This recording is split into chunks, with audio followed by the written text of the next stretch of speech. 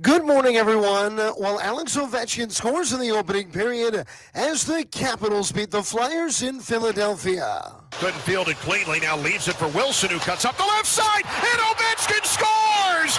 As he cut back through the right circle, the pass comes from the far side. It's goals in 4 straight for Alex Ovechkin.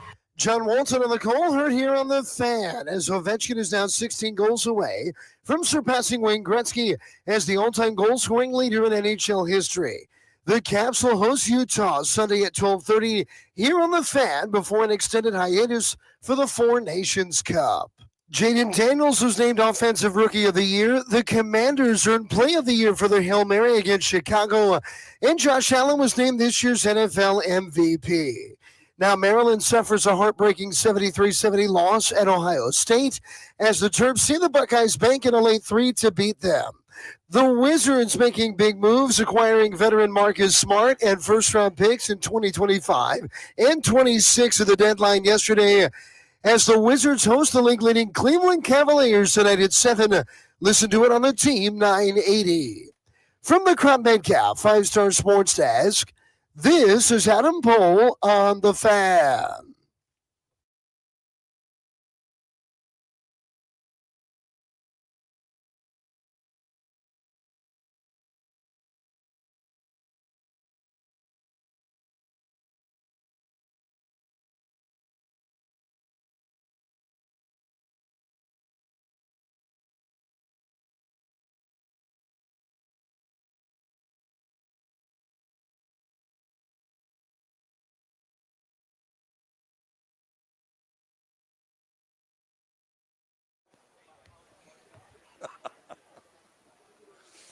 What up, everybody? It's 10 a.m. in the District of Columbia. It's 9 a.m. in New Orleans, Louisiana. B-Mitch, I got a simple question to start things off. What you got? Do I sound better today than I did yesterday? No. And you kind of look a little ragged. After you finish working, did you go I had have a a little fun? I had a few. So your party, what day is today? Friday? Yeah. So Wednesday night got away from me faster because I was able to go to dinner and I had one martini, just one. Yeah, but multiple others. But go ahead. But last night I had to work till 11 o'clock. So I was working too. I didn't get as much volume. However, I did. I stayed out later, if that makes sense. I stayed out less last night. How was your party last night? It was good. The Jaworski thing or PA party was good, and the Jaworski thing, it was at the same spot, but the way it was set up was a little different than it was when we went to Arizona. Dude, you realize in New Orleans and these kind of setups, I don't know the official title, so I don't want to offend anyone. Uh-huh. But like these like party planners, for lack of a better word, these people that like literally like put these things together, yeah, they are talented, man.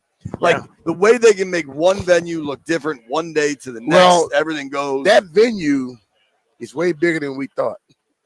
Because you know where the bar was? Yeah. Where we were sitting close to that. When you went past the bar on the other side, it was like a to wall. the left? Yeah, it was a wall.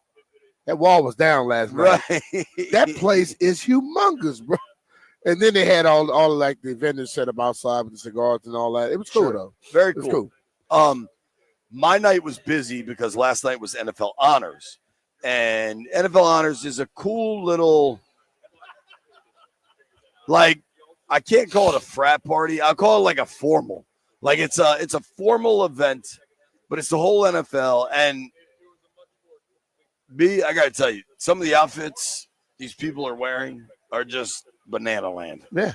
Like the way dresses can be cut that are still technically dresses. However, like you're starting to sound like your grandpa, dog. Stop. I'm not against it. And I like the way dresses can be cut. You remember the one that J-Lo wore? Sure. I love Minnesota. Dude, I was talking to my boy about that cut. Minnesota performance the other night. What was dope is I wanna start by shouting out my guy Charlie Muley. The Commanders have been incredibly gracious with Jaden Daniels' time. And then specific to Jaden, dude, he talked to me before he goes in on the red carpet. Then we go in, we do the event. The event, that Sanger Theater is really cool. I got a ticket, kind of snuck in. I was in there for a while, and I was I'm not gonna say every NFL owner was there, but I'd say half the league was there. Mm-hmm. They closed the bar.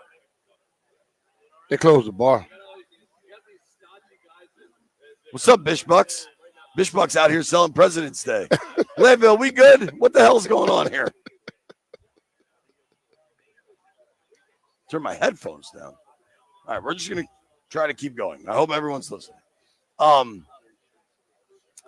So I don't know, definitely not all 32 owners, but I'd say I saw, on the top of my head, at least 10-ish owners. Okay.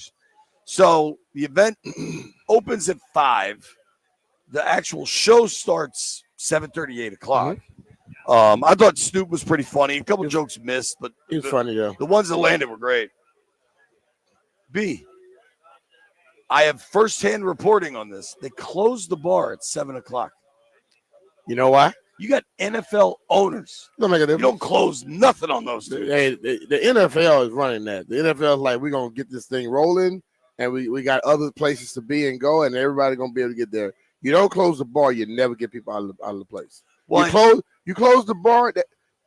If you want to get people out of a building, don't set off a fire alarm. Just close the damn bar. People are not going to stay around all day. This was to start the event, though, not to finish it. I know. They got to get you to the table, get you to where you got to be, the seats. So that's how they get you cleared out. I'm going to take everybody behind the curtain, because I'm guessing if you're listening to our radio station, I'm not going to be able to work through President's Day weekend golf to me. I got to be honest. I know you want me to keep going. I can't keep going. So there we go.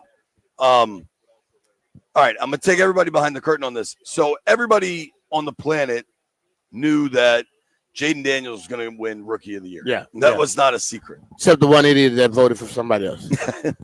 But, dude, legit, nobody knew that there was another award. Like, nobody on the planet knew that the moment of the year. They've done that every year. We're in the media center, which is out back of the theater, right? Waiting for Jaden to come in.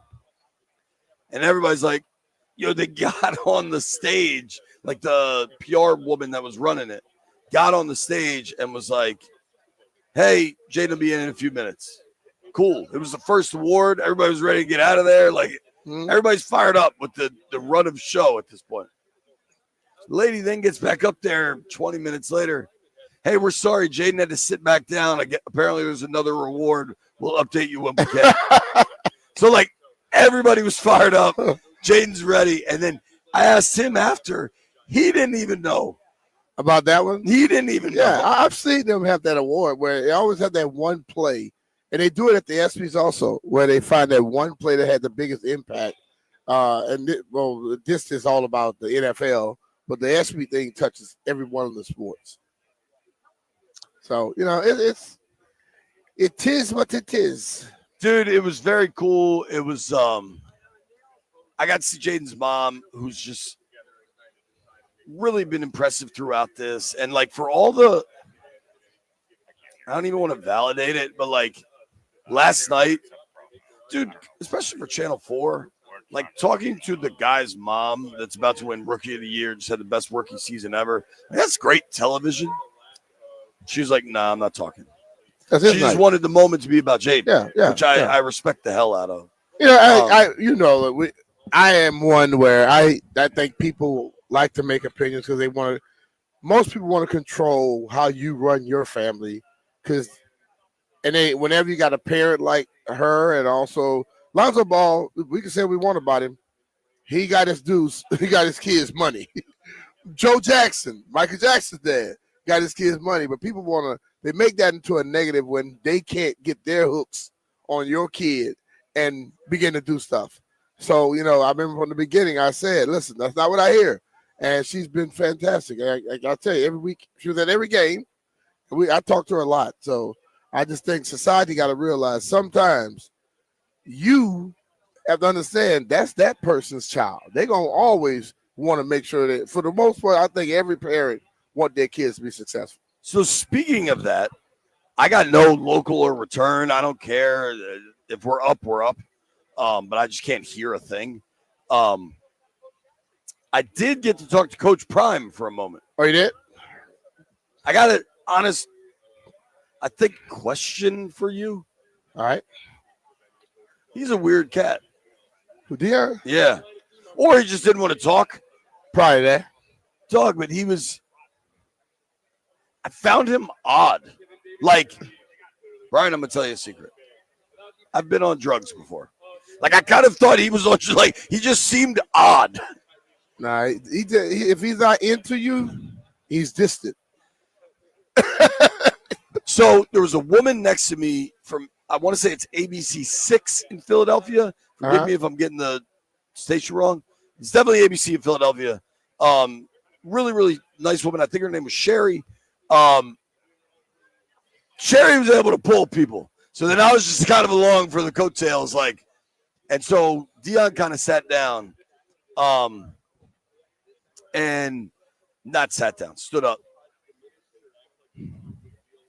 If I may, Brian, you know Dion in some capacity. Yeah.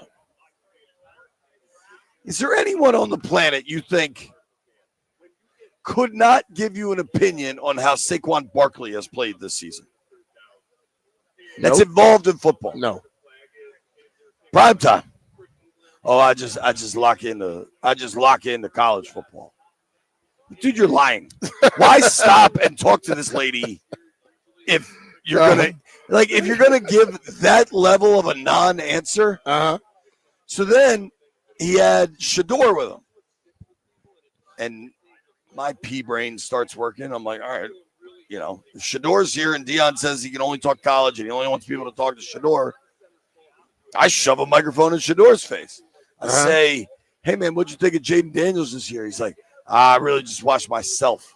I'm like, what are you, Christian Bale in American Psycho? Hey, man, listen, that is a narrative that they presented, and they went with it. If Shador's not watching Jaden, that's a problem. Nah, but I think they're watching. You have to be watching. If you're in football, you're watching. You're looking at the guy that just went to the draft the year before you. You're looking at the guy that won the Heisman. If you're not looking at it, I'm with you. I think there is a lie, but that's the narrative they went with, because you know what it does? You get people to go and say, man, they say they don't watch football. Nobody asks a lot of questions.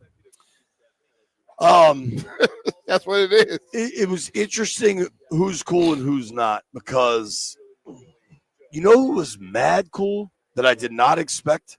Who's that? I kind of want to choose my words carefully here because I don't want to be insulting. Arthur Blank, owner of the Atlanta Falcons. But that's his reputation, being a real cool dude. Totally. When's the last time you saw Arthur Blank? I haven't seen him in person in a while. Has he changed his look? Visually, kind of looks like he's losing his fastball a little. This is not a political statement. It has a little bit of Joe Biden vibes visually. When you see him, it's like he's moving slow. He's like 80 years old. That Totally. happens. And so he's walking by, and I'm like, and the red carpet physical setup, the actual geography of it. So they get dropped off on Canal Street. This is Sanger Theater. So they got to walk.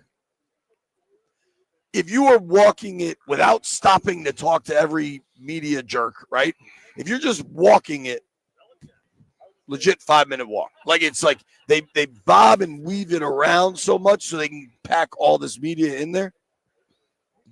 So I see Arthur Blank. And dude, my brain is so Redskins content driven, for lack of a better word. There's not a person that can't walk by that I can't come up with something to ask him. You know what I mean? I got Malik Neighbors when I was live on air, just asked about Jaden. Brian Thomas, the Jags receiver. I have learned since we met Kodak Black, Grant's friend, how much a grill costs. Brian Thomas's grill, I wouldn't be shocked if he's got $1 million worth of diamonds in his mouth. It was unbelievable. But so I see Arthur Blank, and probably double where Jerry Rice is. You know what I'm saying? Moving slow. Like moving. But dude, I don't know why you shocked when a person is in their late 70s, 80s. I bet he's in his 80s. That's not the shocking part. But he was with my guy from the NFL, and I was like, yo, can I get one? And he's like, he goes to blank had like, I don't know if it was a PR or security guy or whatever. And he's like, Arthur, you got time? And I see him like, who is that? And the guy's like, I don't know. He's from DC. He's like, yeah, all right. like there wasn't a whole, like none of us had thought this through. And he comes over sharp as a tack. Like whatever physical he's aging, dude is all the way there. Yeah. And I talked to Jaden, Harris, Kurt Warner, Malik Neighbors, Brian. Like I talked to a million people. My conversation with Arthur Blank might have been the highlight of my night. And he was so locked in. And what stood out to me. That old saying, don't judge a book by its cover. Yo, exactly. I'm just saying. But B, clearly, you don't build businesses like that and not be some type of brainiac superpower, right? He probably had taken some ginkgo biloba. But B, the way he talked about football being back in DC, like hit me in my heart. Like you and I know our world, our roles in this, and I try to maintain some journalistic integrity. And like when you work on the beat long enough, it kind of changes how things impact you. But the best part about this season, Brian, is just feeling like football is back in our hometown. Well, I think that is. And listen, man, not just feeling like it's back, but actually watching the guys out there perform. For me, watching them week in and week out come out there with a certain drive and having hope. See, when I got here in 90, when we went on the field, it wasn't like a thought of whether we going to compete. But hell, we feel we're going to win almost every game, especially that 91 season. And then football got to a point where we were wondering when it was going to be over for us. You know what I mean? Like, when are we going to be blown out to where nobody's going to pay attention? And now, I think when you go into most games, you know there is that possibility you're going to win it. And especially late in the game, they proved that. So that, to me, is that one little thing, having hope. And a lot of times we don't have that in many situations. We didn't have that for years. Up with hope, down with dope. We have all that for years with Witchcom, but now it feels like that. And then you are close just like I am, and you can watch what they put into it. And when you see it on the field, you're not shocked because you watch them actively do the things that are necessary to become successful. Prior, I heard all of these promises and comments about what they were going to do. And then I watched them, and they did nothing that would get you where you said you were going to go. Totally. So that was a problem. It was too much talking about it and not being about it. Now they being about it. Yo, don't talk about it, be about it. It was a really cool event, and it was a really cool night for Jaden. And I got catch up with him after. I can't say enough about the young man that, dog, he's been doing media since Wednesday, right? Yeah. And I guess it was Wednesday night we all caught up with him at the Faith in Action event. Last night was honors. B, you and I are tired of doing this. You know what I mean? Like, he's got to be gassed. And he's probably not because he's a younger dude that's in good shape. But like I think what one thing I pick up from him, and if you watch most quarterbacks, most of them, I don't care how they act or whatever, most of the quarterbacks give that time because they also know this league is promoted by them. Yeah. And the way I took it on when I was playing was that if me talking to them gets me out there and gives me more opportunity to cash in on it, sure, I'm doing it. And I think a lot of guys, even innately, has that ability, especially if you've been a quarterback at a high level in college at a certain conference, SEC, Then you win the Heisman. This is nothing new to him. Just like you said about the stadium. You said he played at LSU over 100,000 people. He's not going to be overwhelmed by no stadium. Yeah, everybody's like, oh, my God, he's going to Detroit. So imagine going to Bama when you're 19. Think this. When he comes here, yes, this is huge. But I don't know many things that put more focus on an individual than the Heisman Trophy. You know what I mean? That NFL honors last night. Yeah, but I'm saying it put focus on you. But Heisman Trophy is a thing where it is huge. Sure. And so I don't think he's overwhelmed by none of this crap. Last night I got to go see Chris Stapleton play at the Fillmore in the Caesars. Shout out to Jamie Gillespie. I ran into Jamie. Yeah, he said he saw you. Yeah. Was that he came to your hotel to get his credentials or something? That's a hotel that he picked him up from. Okay. He showed me a few pictures of you, man. You were interesting back in the day. Oh, dog. Were those by that Mardi Gras trip? One of them was you making out with an 85-year-old lady. I was like 19. 85-year-old lady. I don't care. Brian, I went through a period of my life where it was just I don't care what you say. It was just funny to have a story. Well, you so should say you were 19. That made it worse. 85. Great grandma. She was pretty good looking for 85, though. Yeah. Okay. She was 85. I'm not joking.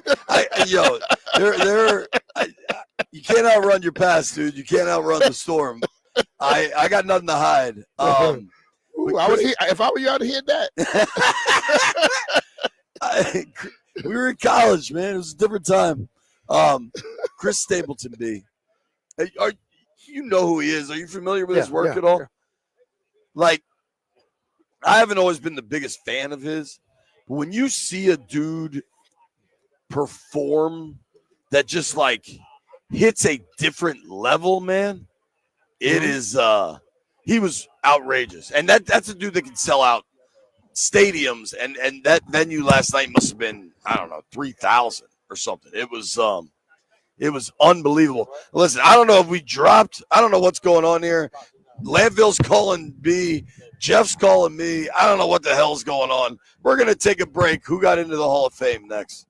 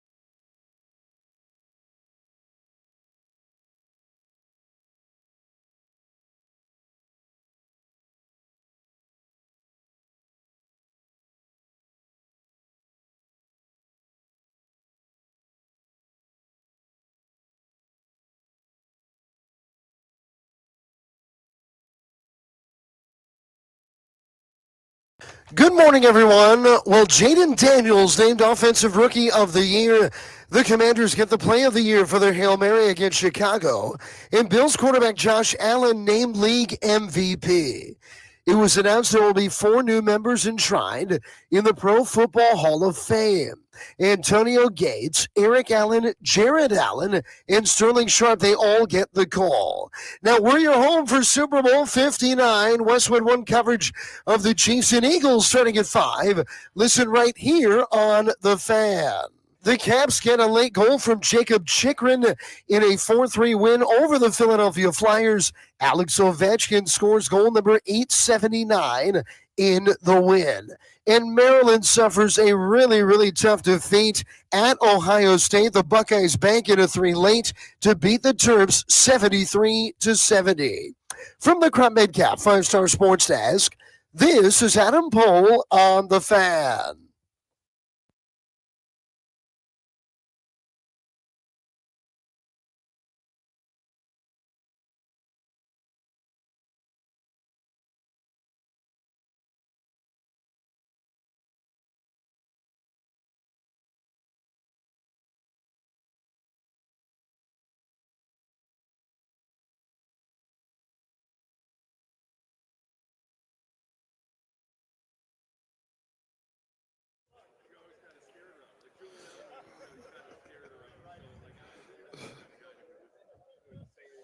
B-Mitch and Finley, 1067 The Fan. DD, let me get return local way up. Check. There we go. Now we're in business. Well, Brian Mitchell, I don't know. I don't know how I feel about Shannon Sharp. Mm-hmm. I think he was an undeniably great player. I think of a lot of like the hot take artists, I think he's the most genuine. Like I think what he says he means. He's not just trying to get reaction. Mm-hmm. But one thing I remember, and I was young, my boy Jed Seifert was the biggest Brett Favre fan on the planet.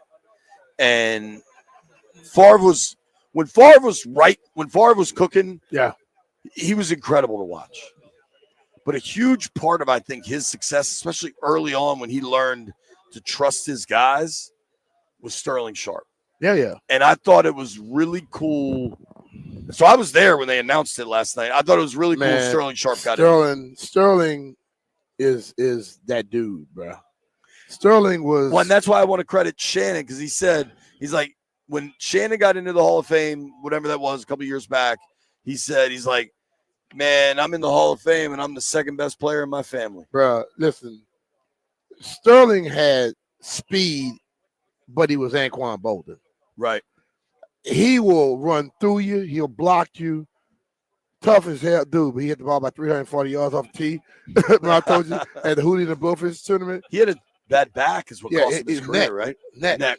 So he played from the back tees with the pro. I forgot the little young dude name.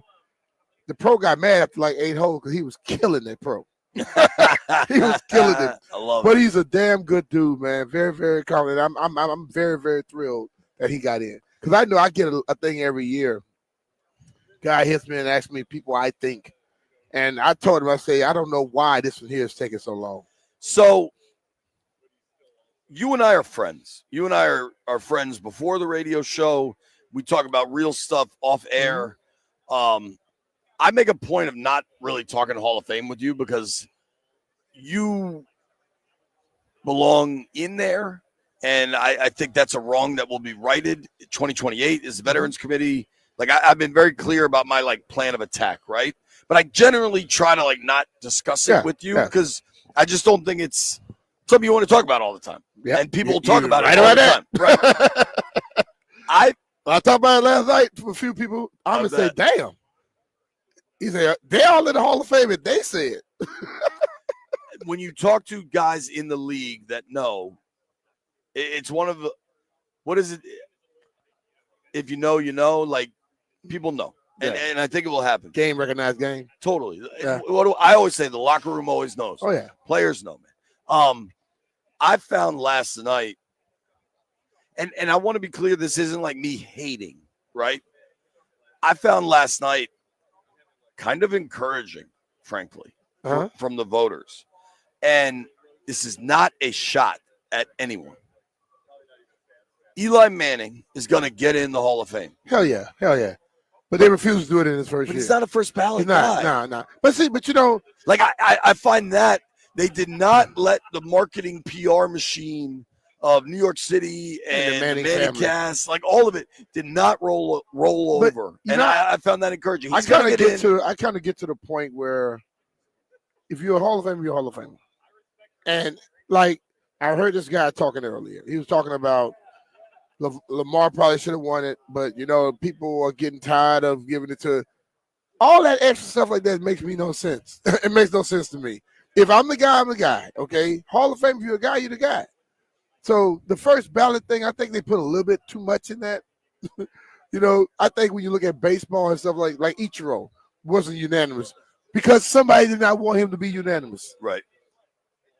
If you watch Ichiro play, he was a damn unanimous guy to go in. Undoubtedly. You know, so like last night, I know the guy might like Brock Bowers, but he is not the rookie of the year.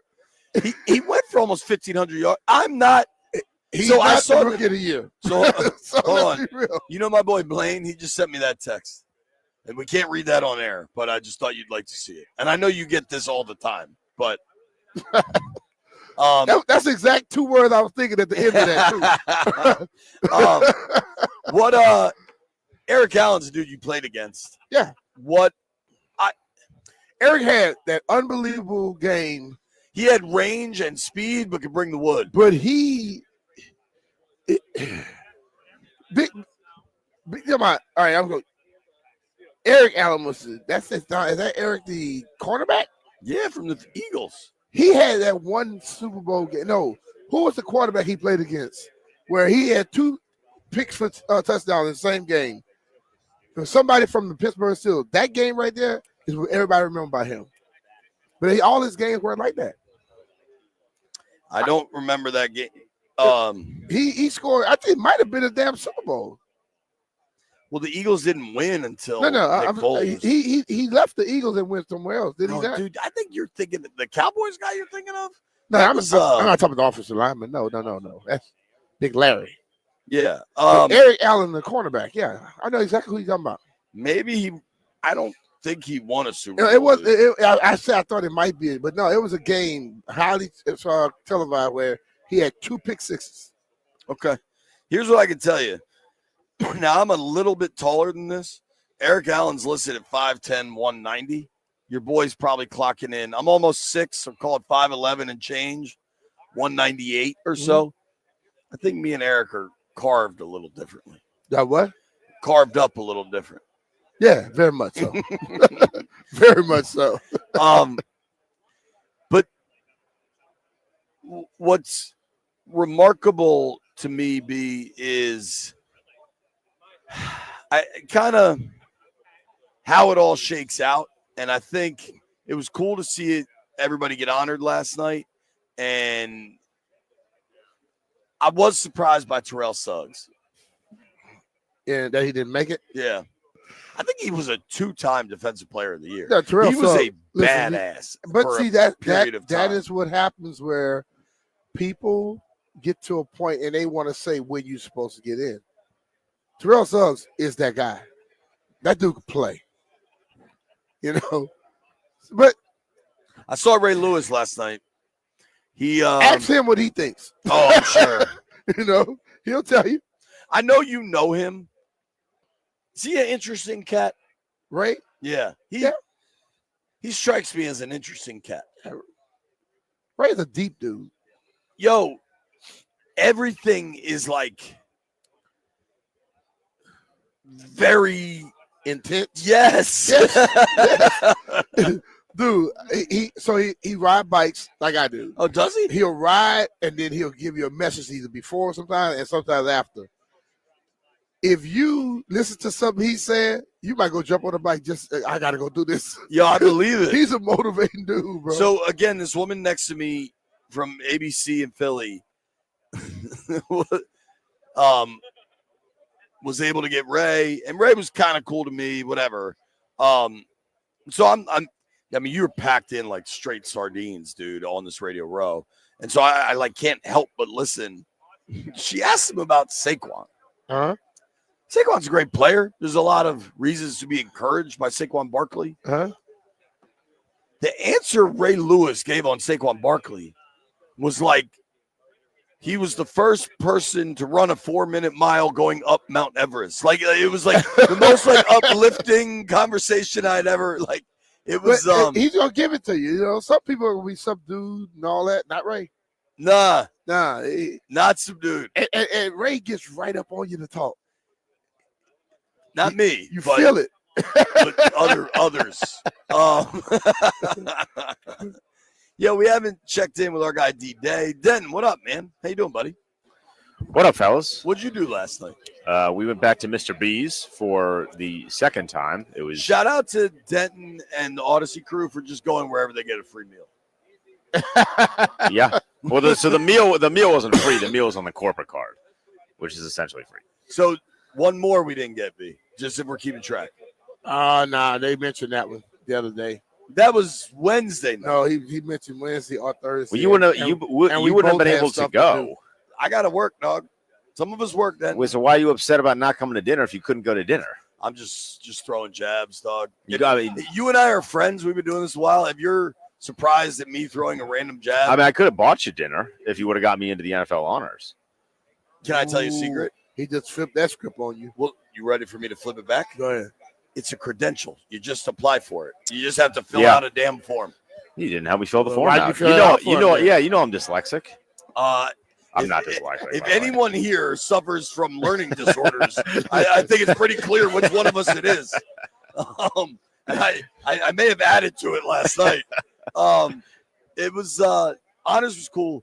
So you know, for futures, is it your first Super Bowl? Yeah, so all of this is like stimulation overload. Okay, so you know, for all the potential employees we may work with, honors is a separate credential you have to apply for. Yes, I saw that yesterday. And once you're in the system for your Super Bowl week of, you can get honors pretty easily. You just got to go through the process. Right. Trust the process. We barely even had credentials for the event that we saw you at, where we got our 47 seconds with Jaden Daniels. Charlie put us on the list. We get there, they're like, "You're not on the list." We're like, "Well, he put us on the list," and like, "You guys look professional enough. We'll just let you in." And that's what happened. That was an interesting event. It meant a lot to a lot of people. Did I see you? Did I tell you I saw Daryl Green at that thing? Yeah, I talked to him I'm last surprised night. you were. I bet you were invited to that. To what? The Faith in Action Awards. I don't go to a lot of award banquets. I don't blame you. That was that. It was really hot. It was That's so all I can hot. say about that. We're Outside, y'all said? No, because it was inside. The red carpet was like inside this tent, but the tent did not have any sort of like air conditioning, so we were just sweating our rear end off in that thing. Den's out here sweating his Y'all can rear have end that. off. Here's what I can tell you. We are in New Orleans, Louisiana. The big game has arrived, and fans are excited to see who will be hoisting the trophy in New Orleans. You can get in on all the action at ESPN Bet Sportsbook. Listen, man, there's 100 different bets. You want to get rich this weekend. I'm telling you, Mahomes over rush yards. I also like an Xavier Worthy anytime touchdown. I have gotten the Super Bowl right for a lot of years. I got it wrong last year. I'm going back to KC, man. Philly is loaded, but Kansas City has the best quarterback possibly we've ever seen. Whatever it is you're looking for, player props, over-unders, just betting the spread, whatever it is, check them out at ESPN Bet Sportsbook. Plus, ESPN Bet's big game giveaway promo is offering a chance at $1 million in prizes. 25 winners will walk away with $10K in cash, and 7,500 winners will get $100 in bonus bets. No deposit or bet required. Download the app and opt in today. Odds and lines are subject to change. You must be 21 plus. Gambling problem? Call 1-800-GAMBLER. Terms and conditions apply. See the app for details.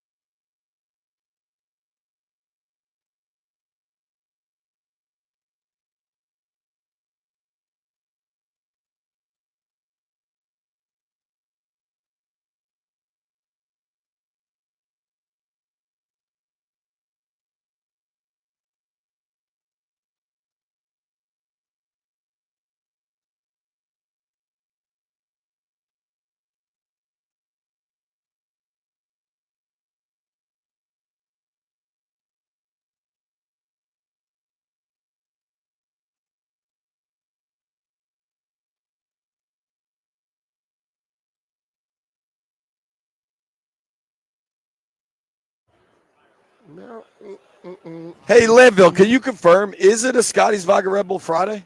It is. Bang. Brian, here's what I can tell you. Today is. You put some skies out your bag? No.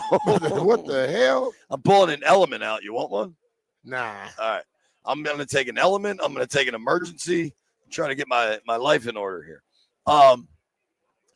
Today is the first day I have no obligations following the radio program. Uh-huh. And shout out to United. Shout out to my guy, Rick. I was on a terrible flight home. What flight? I was on a flight at 3:45 to Houston. And then Like 7. you got a straight flight. I landed at Dulles at like 11. Boy, that would have been hell. Your boy's now on a 4 o'clock straight home, baby. Yeah. I'm fired up about that. First of all, I'm going to ask you this question. This is my thing with you. Ask me anything, B. Why did you book that other flight? There wasn't a direct after the radio show. The latest direct was So like they just threw a new one in 12:45. there? I think so. 'Cause- I mean, they constantly are like evolving. But when I looked the other day, that was straight flights going back to DC. We had the radio till 1. Imagine but the I'm cluster saying- buster. I'm I was like, yo, I got to saying leave. it I was got a flight. After 1, and like, I mean, I know how you are. You try to be frugal with it. Man, This was not a frugality I issue. flew out here with Mitch and Abernathy. They both were in first class. Yeah, dude, they are. So I think you I'm going to choose my words carefully on that one. I will. Yo, where's Boomer? Yo, Boomer. Let's work on that. Buster. Landini, you got this Myles Garrett audio? He was on Radio Row last night. I did not get to talk to him. He was fairly judicious in his time. But Myles Garrett is going to be the hottest commodity this offseason. And Myles Garrett talked, maybe it was Sports Illustrated. I want to get the outlet right that he talked to, but I don't know it. But talked about joining the Commanders. Would you like to go to the Commanders? Thought about it. Have you thought about the squads that you want to play for? I think they need a pass rusher. I think that's something that they dearly miss down there in the playoffs and some of the big games. And I feel like I can fill that role, but that's a role that multiple teams need. And I feel like not only a pass rusher, but I think I'm the best defensive player in the game, and I feel like that's invaluable in itself. So, a few things here. I think the aggregating websites between social media, Twitter, Instagram, whatever you're looking at, did far too much with that clip to be like, oh, he wants to go to DC.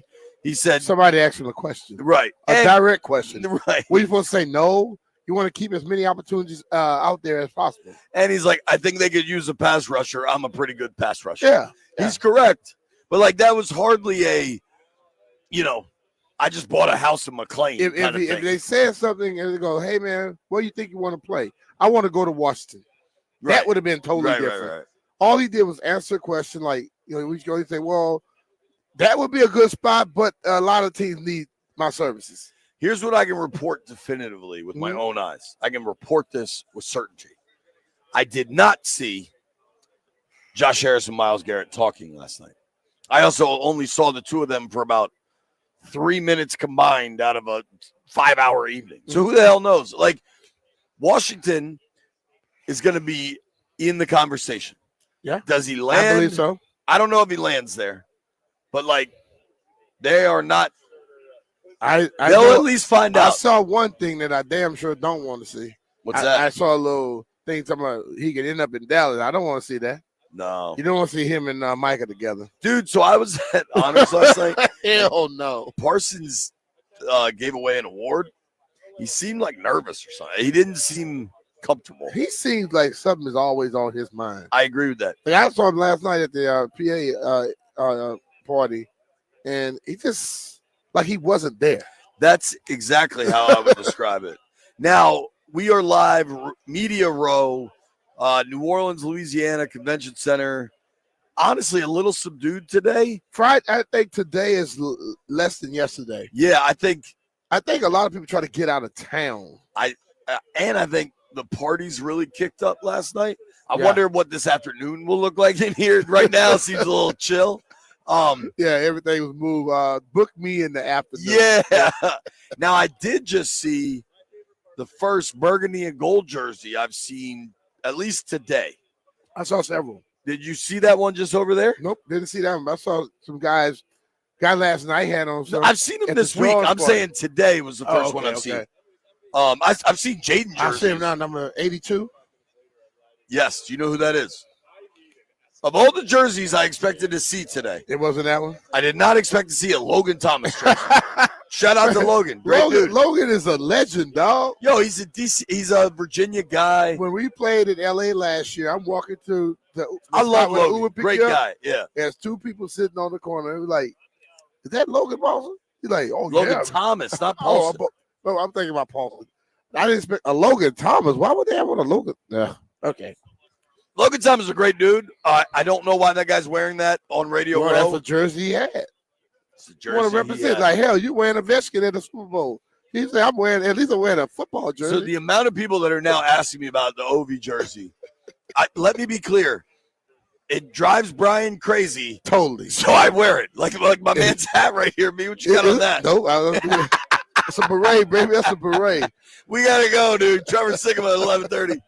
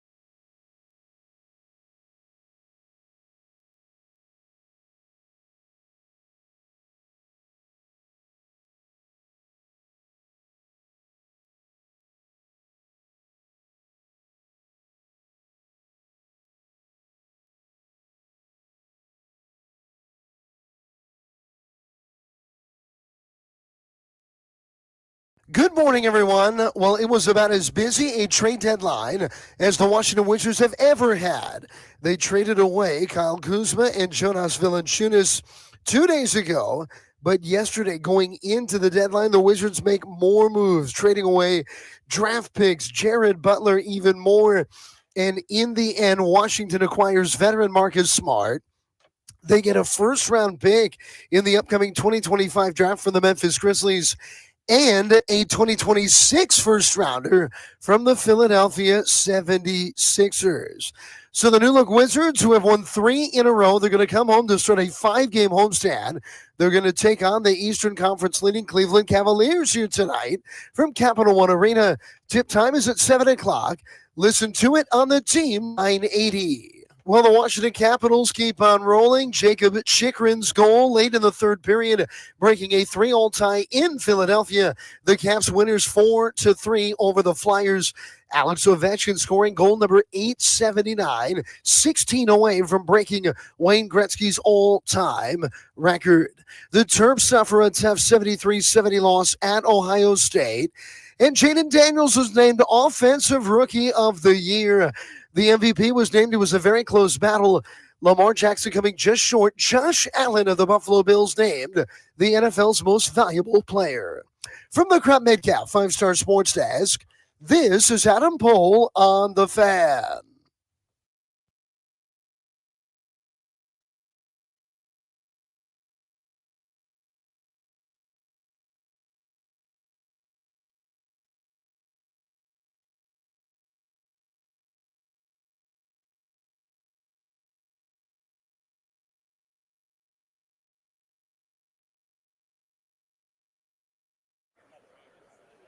When I walk in the club.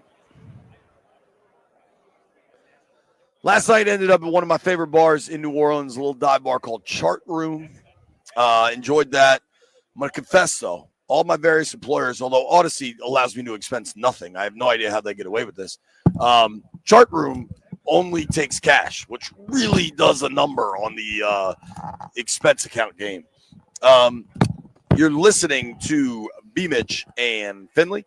We are live, Media Row, New Orleans, Louisiana, in advance of Eagles, Chiefs. A lot to be excited about this weekend.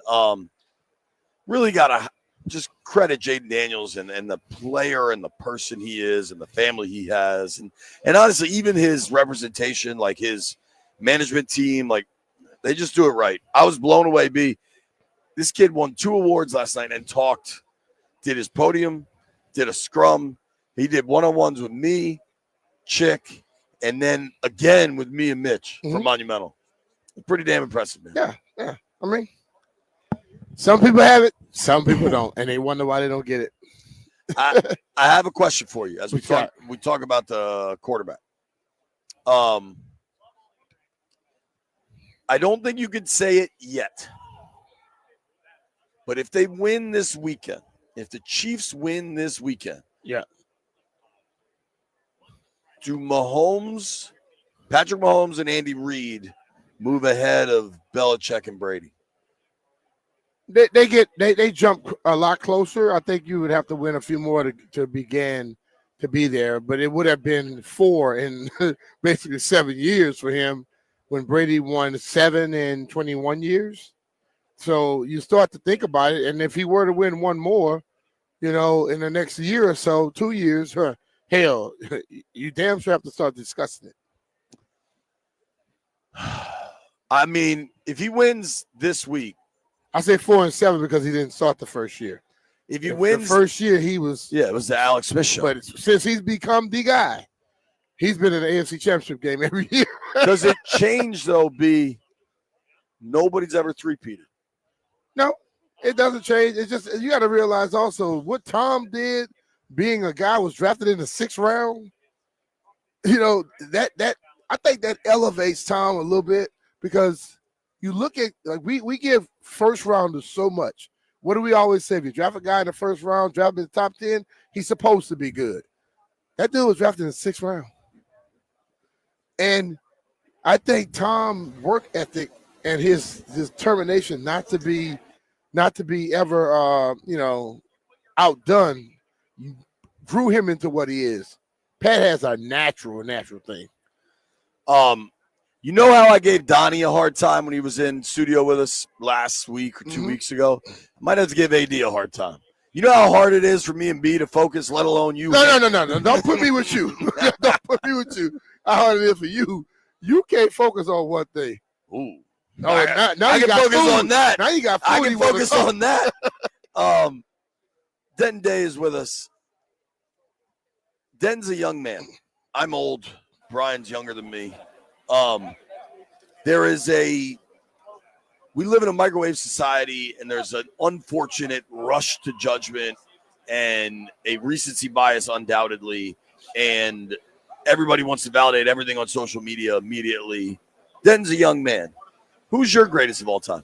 It's still Tom Brady. My question for you guys was going to be, if you're having that conversation, do you think he's already surpassed? If you're talking Rita Mahomes, that they've surpassed Montana and Walsh. So I think three-peating for them definitively puts those two ahead of Montana and Walsh. Because right now it's Brady. I think you never saw Montana and Walsh. Like for you to say that matter of fact. See, he's looking at, I don't think you ever saw Montana. But I think what Denton is doing, like most people this day, the number. So see, I look at the you number. put him above Brady and Belichick before Montana and Walsh? I'm not putting anybody anywhere yet. Because that to me that's what felt like the question was. So because I have Brady 1, Montana 2, Mahomes 3 in like the all time. Okay. I have him above Peyton Manning. I just think if you win 4, I love Peyton. He's definitely ahead. If you win 4 and you would have been in 5 in 7 years, that's better than winning in 7 in 21 years. I think the three-peat, you know what I'm saying? That's never happened. Some old dude last night was yelling at me about the Packers pre-Super Bowl era. Shout out to the Packers pre-Super Bowl era. I'm sure that was that doesn't even feel like a real thing. I think there were 8 teams in the league. Like I just don't know. That said, I wonder if we and this is a unique spot for you. I wonder if we don't give Andy Reid enough credit. Oh no, I give him credit all the time. I know you do. Yeah. I'm saying the royal we. But what it is, what people, like I always say, people come to see the players, not the coaches or the damn or the owners. But it's somebody behind the scene cooking up all this stuff.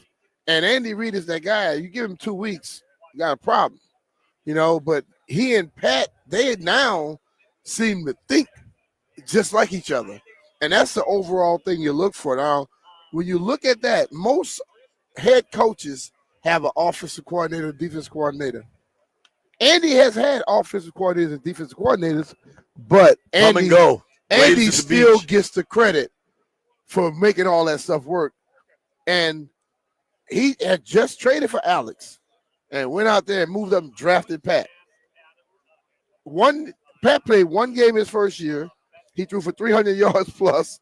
The next year, Pat was the starter, and Alex was gone. It is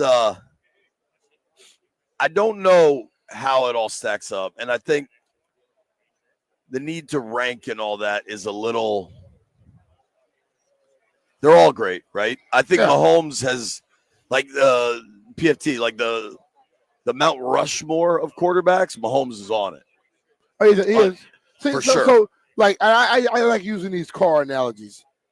So if I go out there and I buy a Ferrari, you're the only one that can use that's this Pat analogy. Mahomes. But all of a sudden you got this Volkswagen come up, Tom Brady.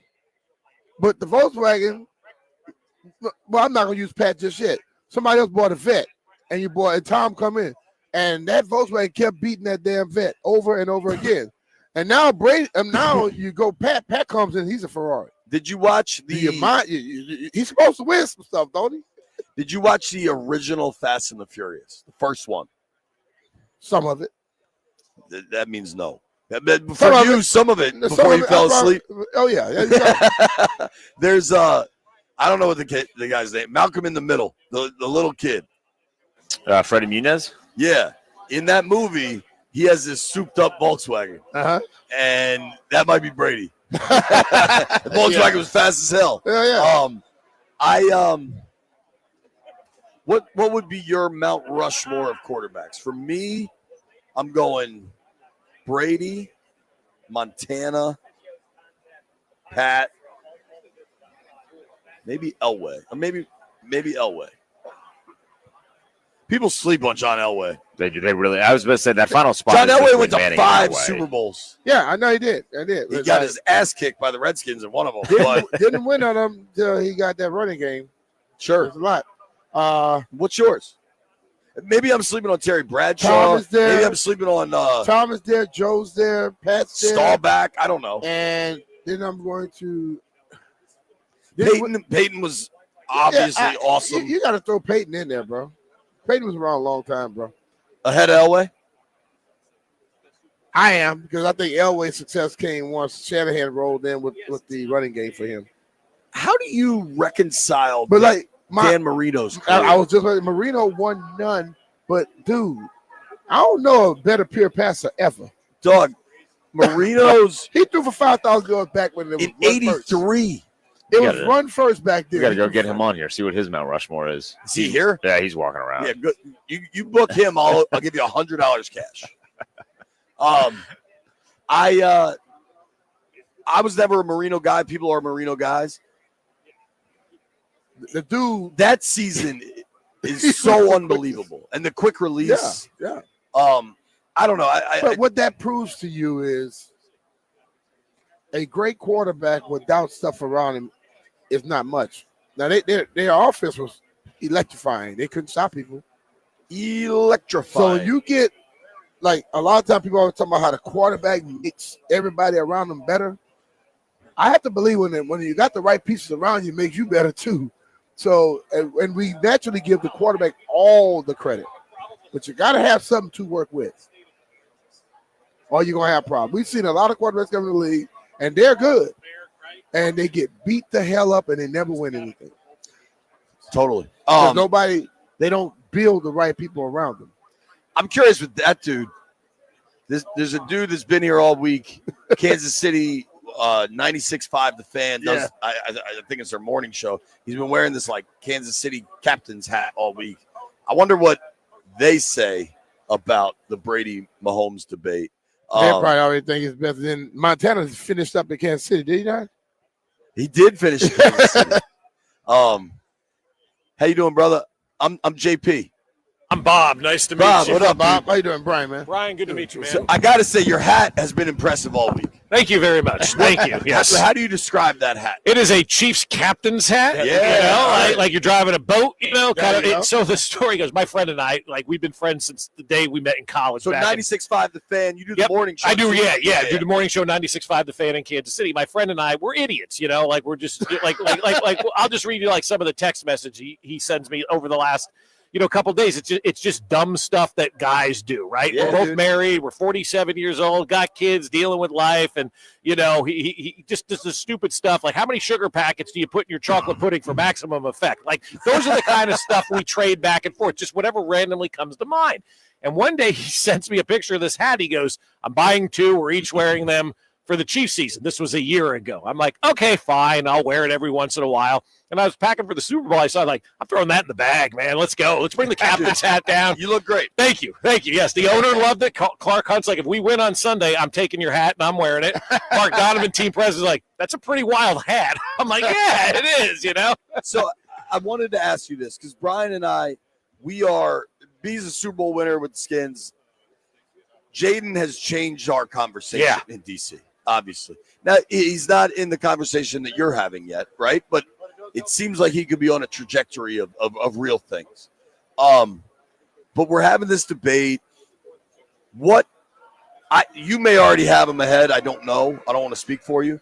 But, like, if they win this weekend, if they first ever Super Bowl era team to three-peat, where do you have Pat in the all-time conversation? Well, I do have a captain's hat on with a Chiefs logo. And that may be why we wanted to talk to you. But here's the thing on this one. And I've said this all week, and I get pushback from just about everybody.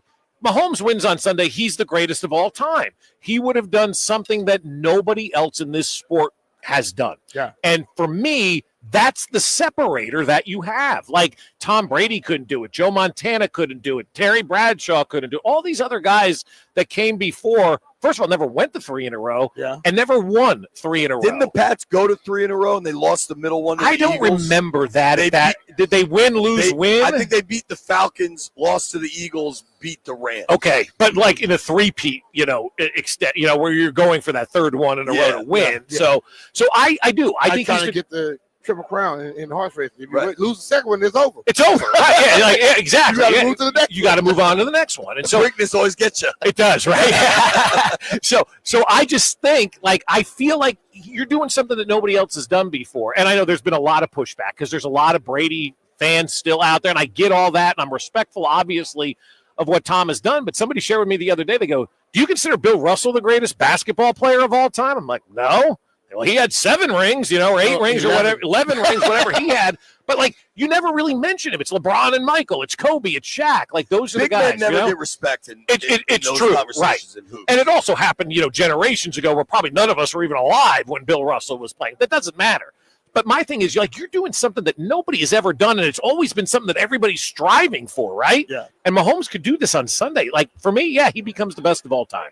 So he might, man. What do you guys think? Am I an idiot? I know I got the hat on. Listen, I'm trying to explain where He played for Andy. if he Yeah, wins, so he has a if he different. were to win, you won 4, 3 in a row. You've been to 5 in 7 years as a starter. Yeah.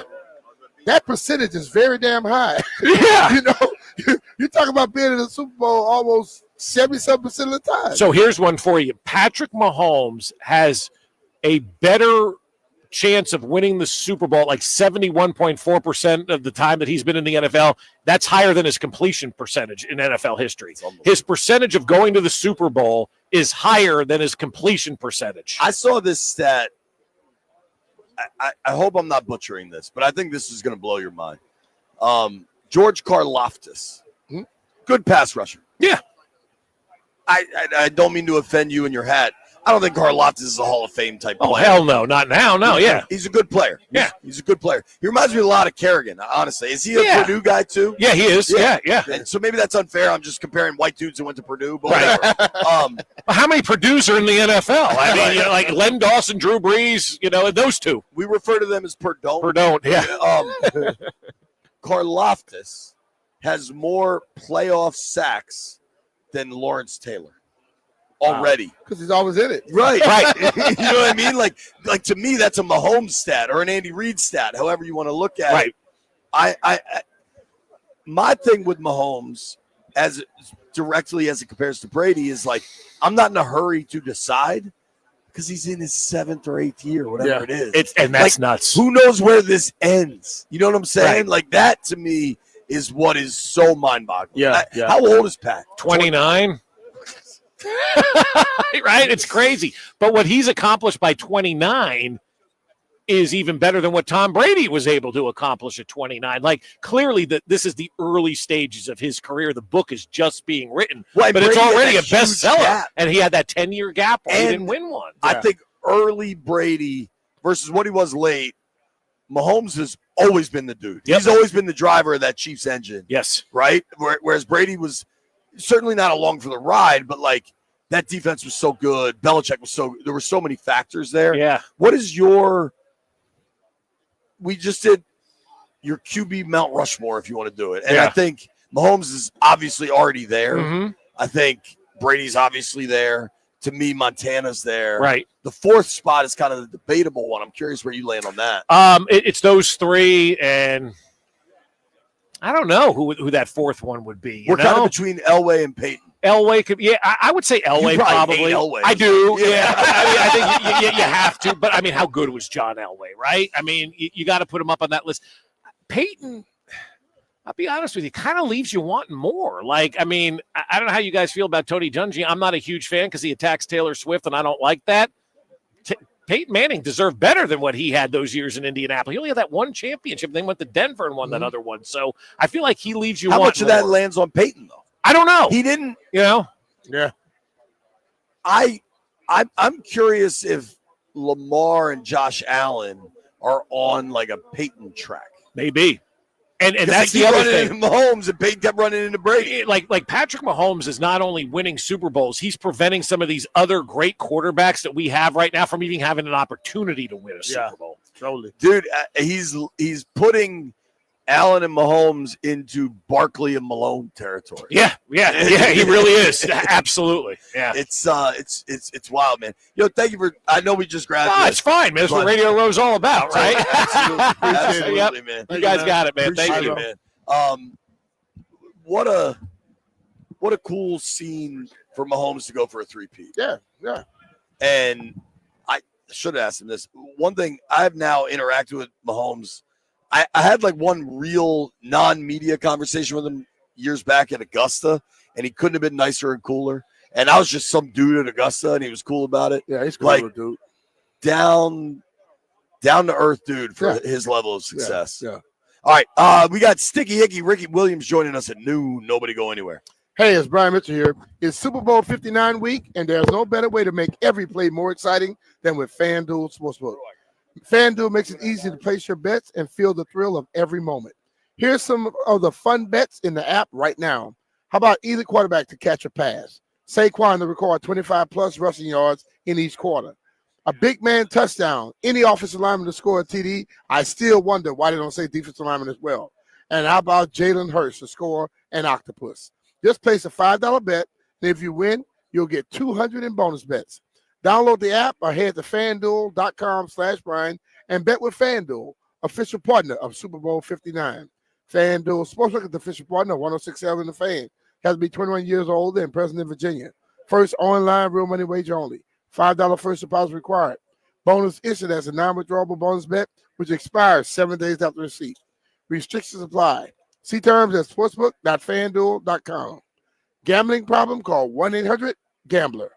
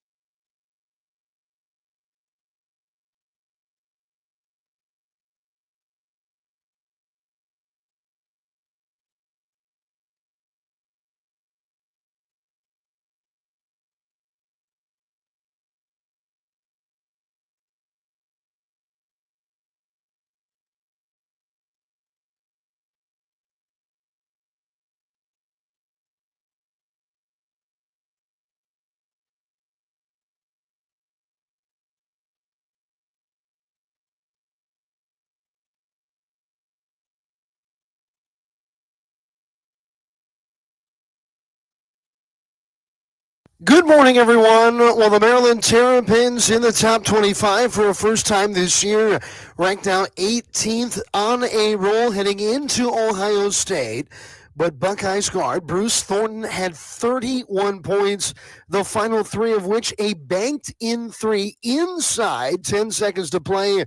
The Terps suffer a very tough defeat on the road to Ohio State, 73-70.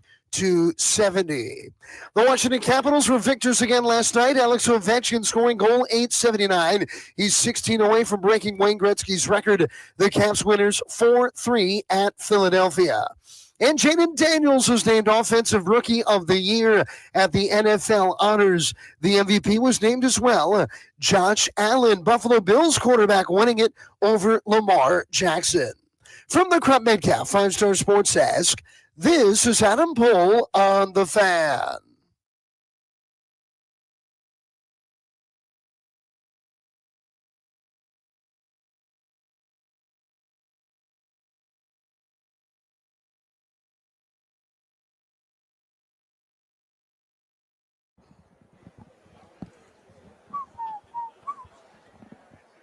When I walk on by. B. Mitchell Finley live, Media Row, New Orleans, Louisiana. Fired up, man. One of our favorite guests, good dude in this crazy industry we're in, Trevor Sycamore, joining us now, sitting at the table.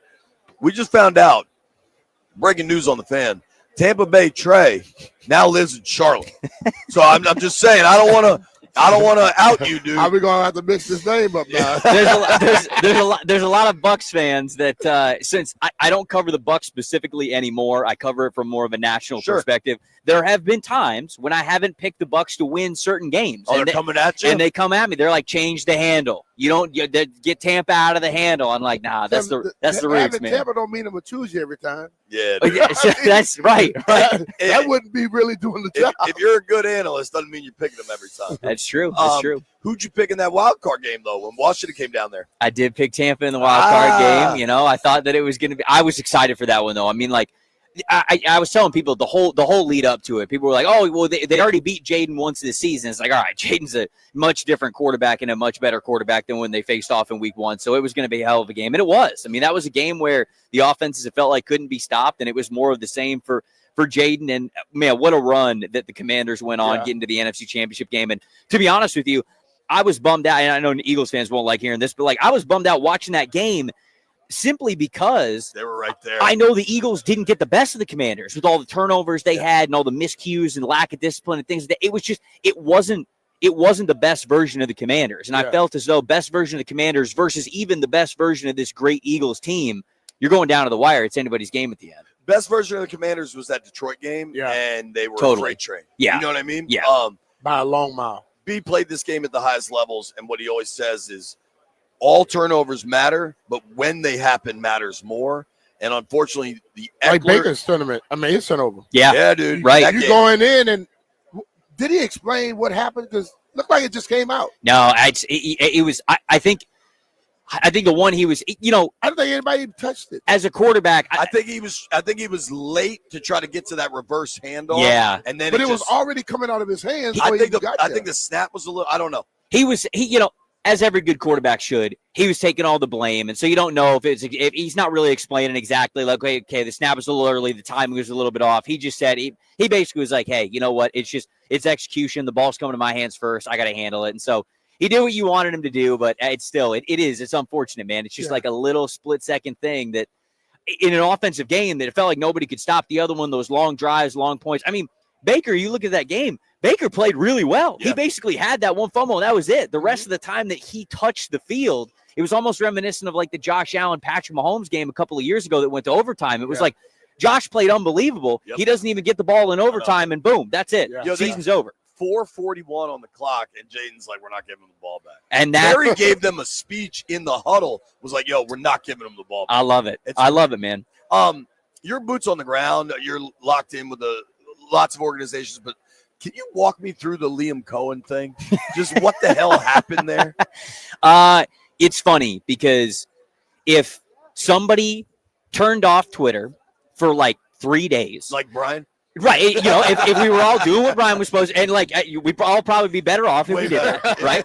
So if you would have done that and somebody came back and then went, hey, Liam Cohen went to the Jags as a head coach. You didn't know anything about how it happened. You go, oh, yeah, makes sense. Of course. Like, great years as an offensive coordinator, up-and-coming guy, great offensive mind, goes to the Jags. Trevor Lawrence makes total sense. So the end result is actually kind of what we all thought was going to happen in the end anyways. And I think it was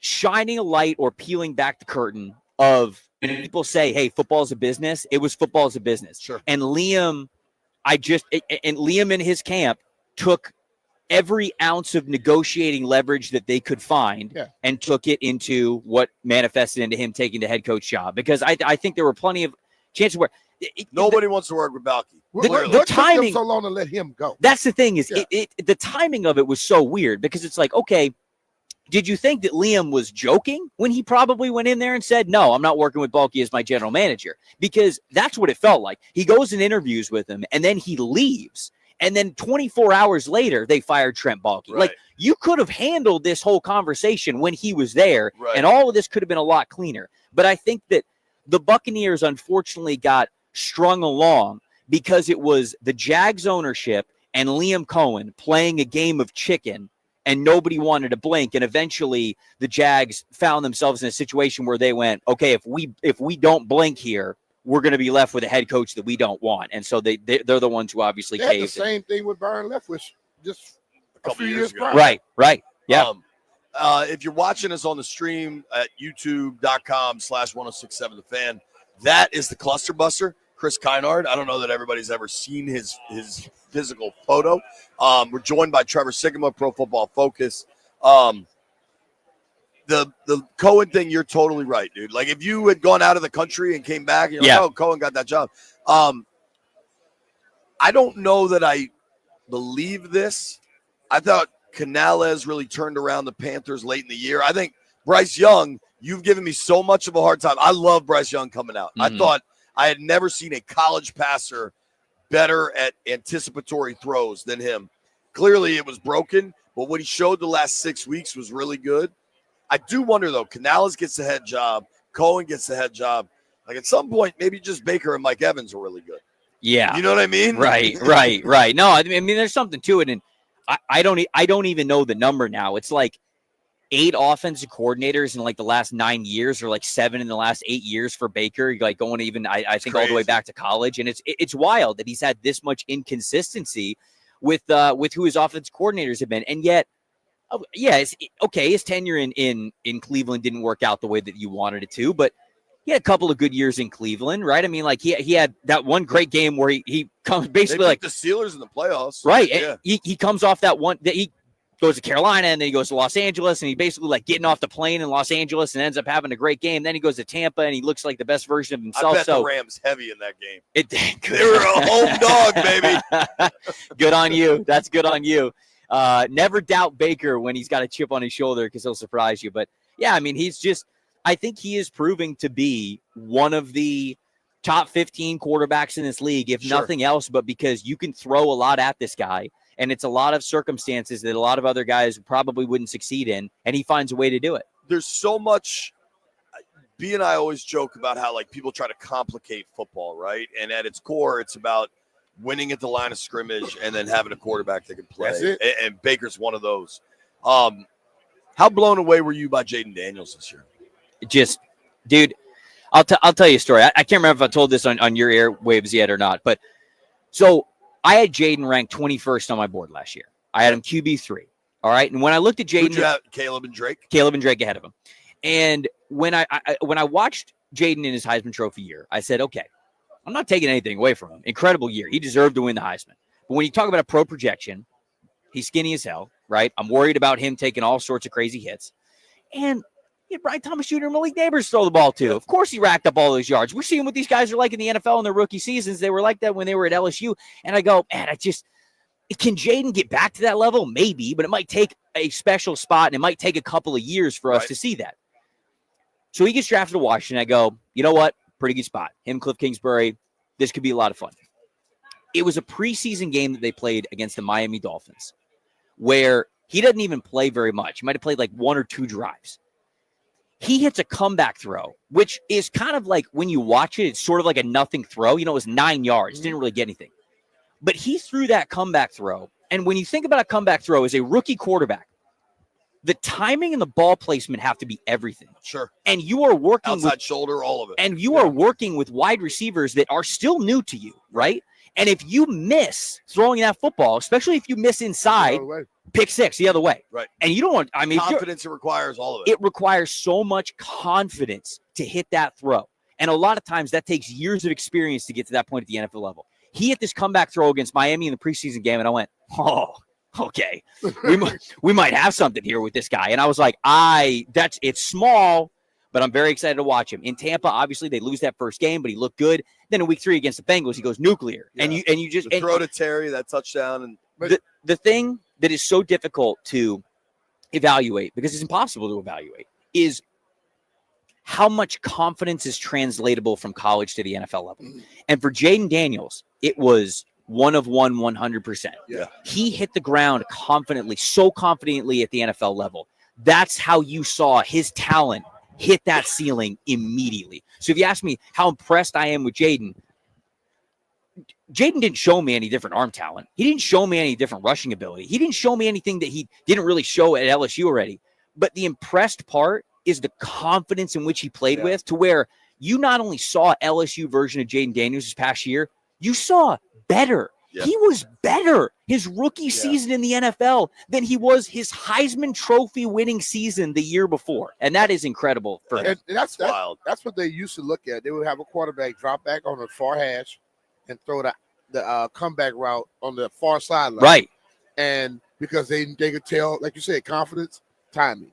If that play is late, it goes the other direction. Well, 6. What's wild about that is I think a lot of fans are so misguided in their understanding of arm strength. They think it's about the deep ball. Everybody that makes it to pro football can throw the deep ball. Mm-hmm. It's about the speed with which you can get it to the edge. Yeah. And I love Taylor Heineke as a human, awesome dude. That's where Heineke can never separate. Like if you think about all the 4th downs, they had to run those boots because he couldn't get you. It's 4th and 2. You're going to run a 5-yard out, and he just couldn't do it. Like Joe Montana. Joe Montana arm wasn't the strongest. Right. He just threw the ball way before anybody else would. Right. He made his decision, let it go. Yep. You got to the mindset that requires. You do a million things for Pro Football Focus. One of the things you do great is draft stuff.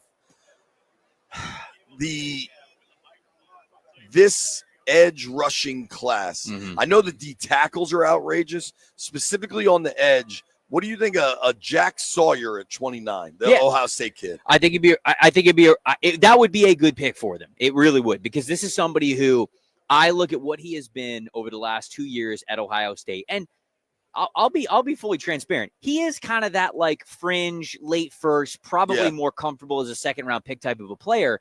But the dog in him though might get him into the first. And you love the way he's built. Right, you're never going to question, okay, does this guy have the size, the strength, the durability to play at the NFL level? You're going to get that from him.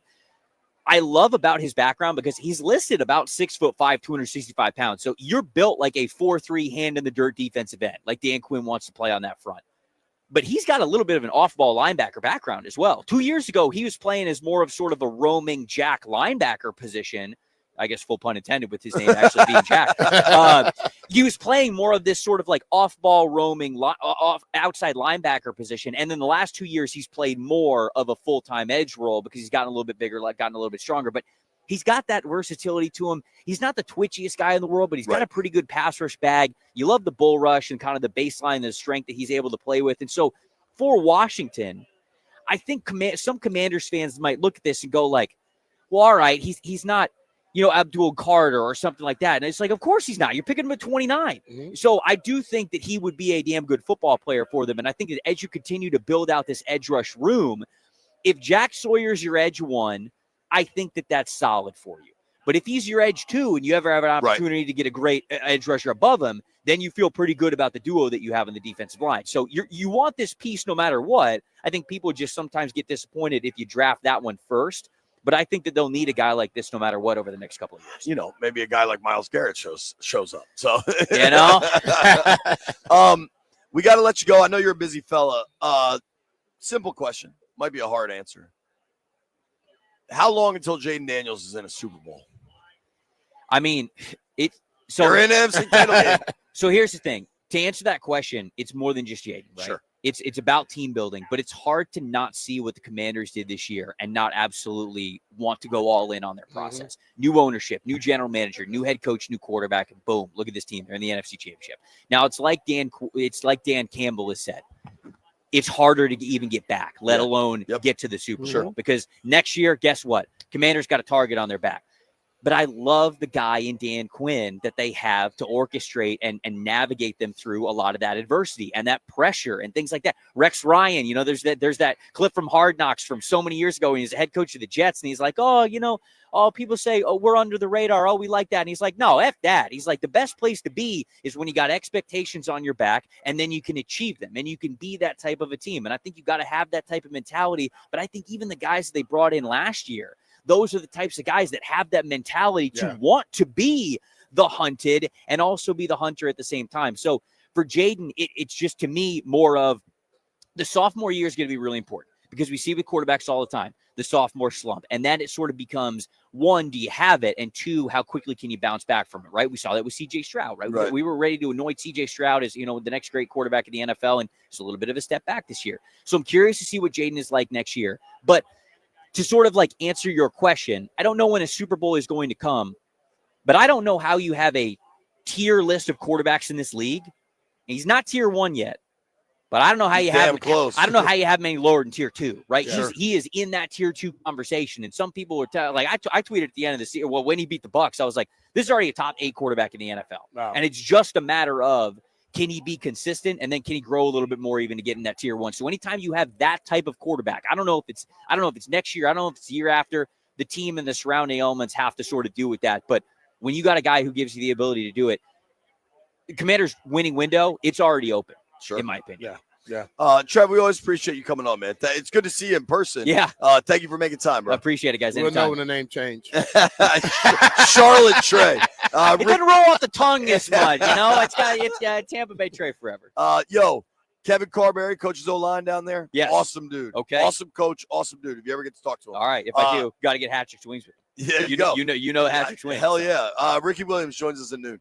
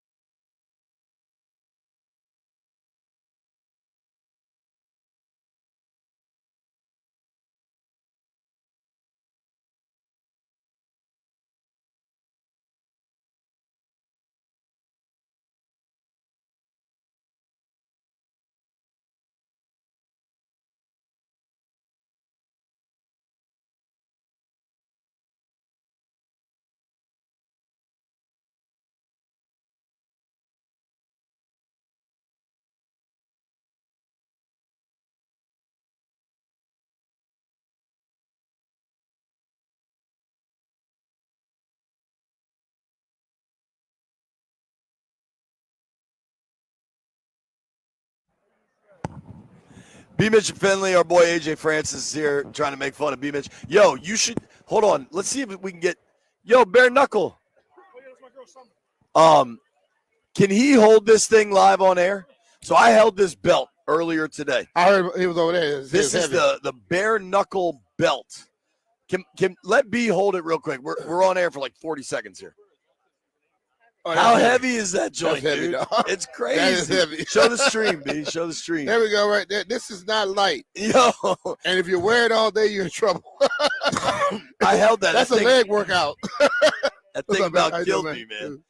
We are very excited. In just moments, we will be joined by Ricky Williams, Heisman Trophy winner, University of Texas, Miami Dolphins, the whole 9 yards. Ricky Williams, Saints on the program next.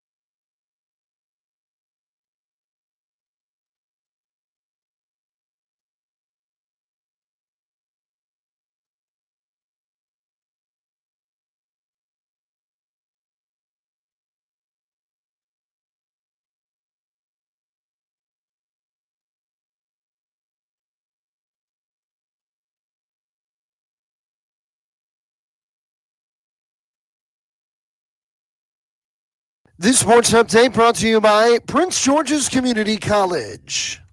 Well, in a largely forgettable Washington Wizards season, what a ride the last week or so has been.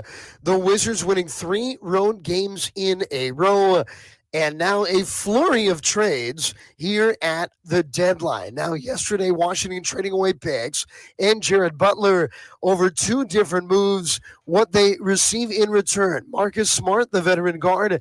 They also get a 2025 first-round pick from Memphis and a 2026 first-round pick from the 76ers. The Wizards are at home taking on the Eastern Conference leading Cleveland Cavaliers tonight at 7. Listen to it on the Team 980. Now, Jaden Daniels was honored as the Offensive Rookie of the Year in the NFL last night. Josh Allen was named MVP. We are your home for Super Bowl 59 Sunday night. The Westwood One coverage starting at 5 o'clock for the Eagles and Chiefs right here on The Fan. Power up your future. Enroll tuition-free in the Sustainable Energy Program at PGCC. Start your career in renewable energy today. Visit www.pgcc.edu to get started. From the Crump Metcalf 5-Star Sports Desk, this is Adam Pohl on The Fan.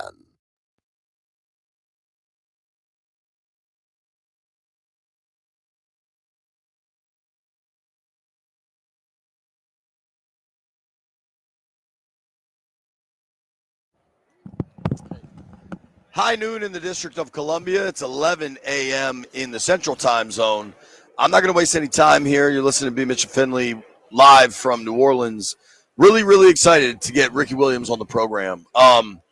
University of Texas has an incredible football history. Yes. But there's few people that have a resume like yours, man. The Heisman, 2-time unanimous All-American, Doak Walker, like all of the things.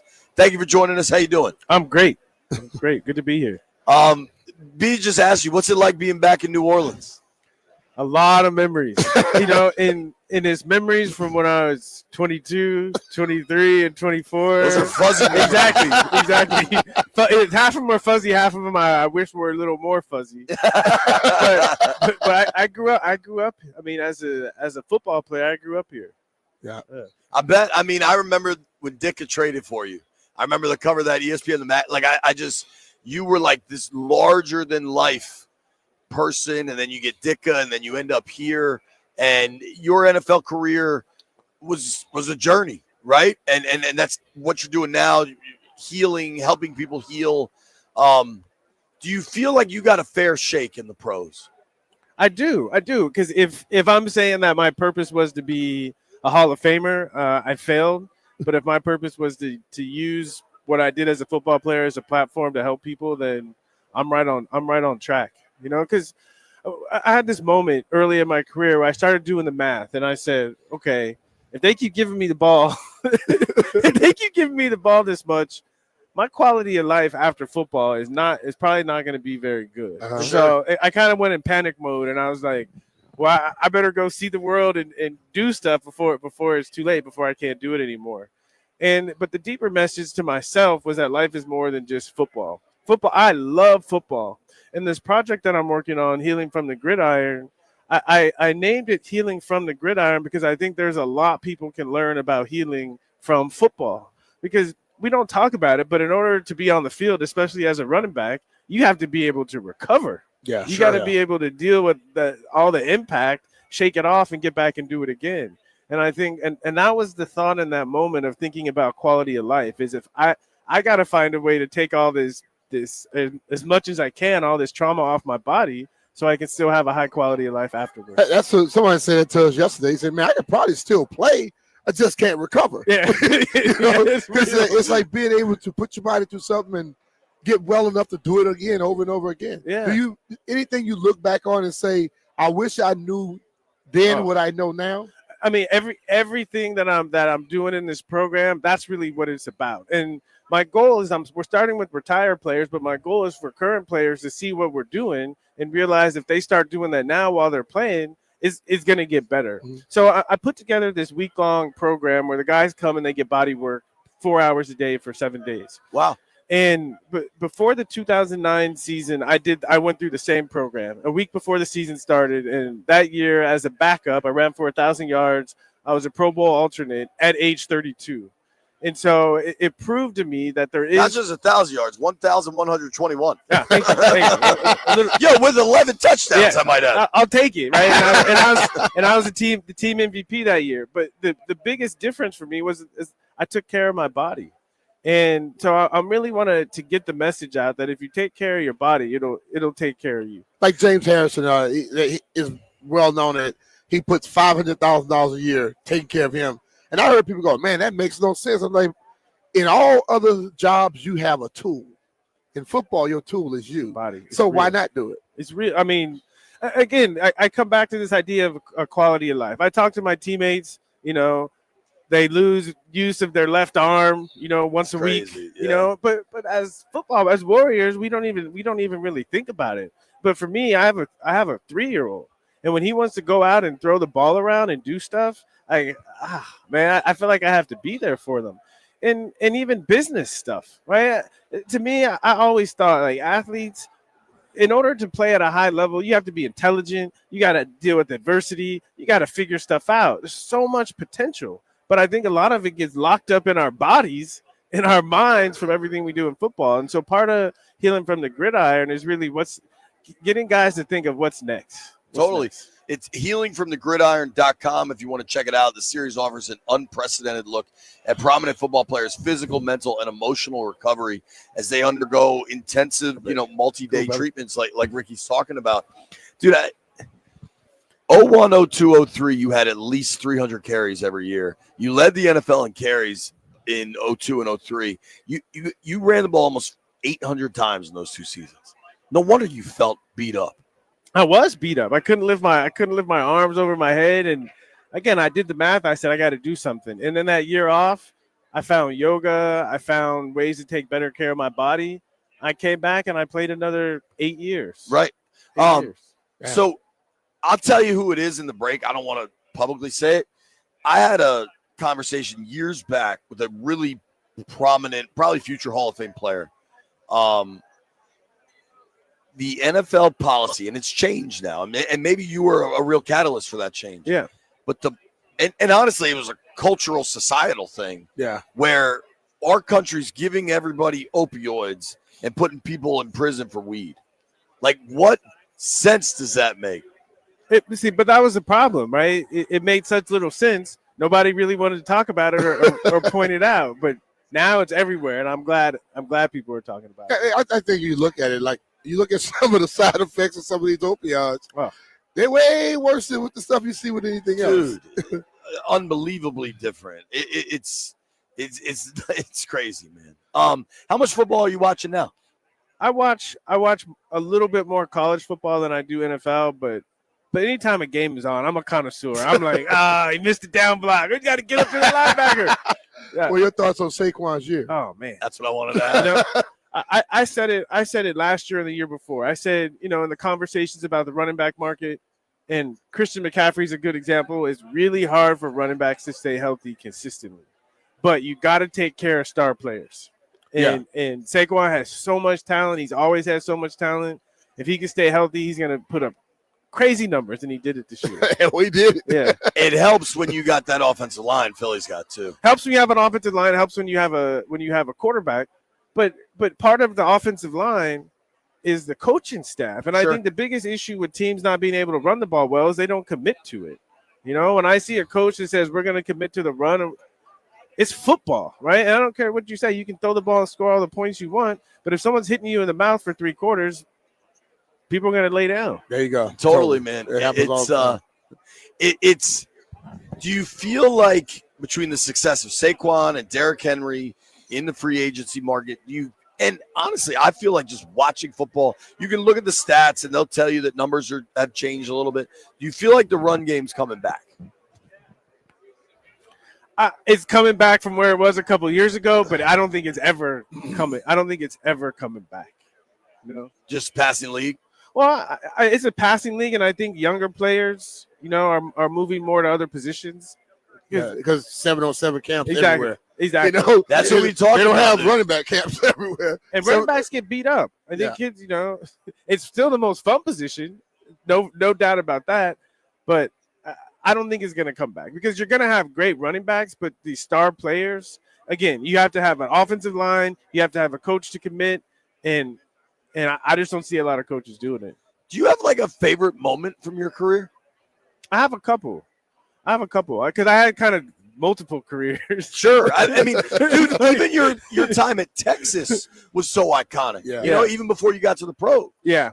So I'd say in the NFL, as a Saint here, when I came to New Orleans, Saints had never won a playoff game.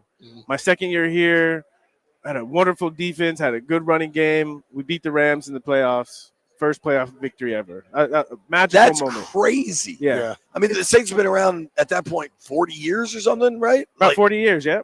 Wow. Yeah. Yeah. I grew up in Louisiana. I know. Yeah. and then I got traded to Miami in that first year. I think the key moment, went to Buffalo. I had 230, something like that. Next week I had 216 against the Bears. So back-to-back 200-yard games in the NFL. It kind of felt like, okay, I can do it here, and then end up leading the NFL in rushing that Went year. for 1,800 that year. Yeah. That's Yeah, pretty good. It was fun to do. That was fun. That was fun. And then my last memory was I mentioned 2009. Had 1,121. 1121, yes, sir.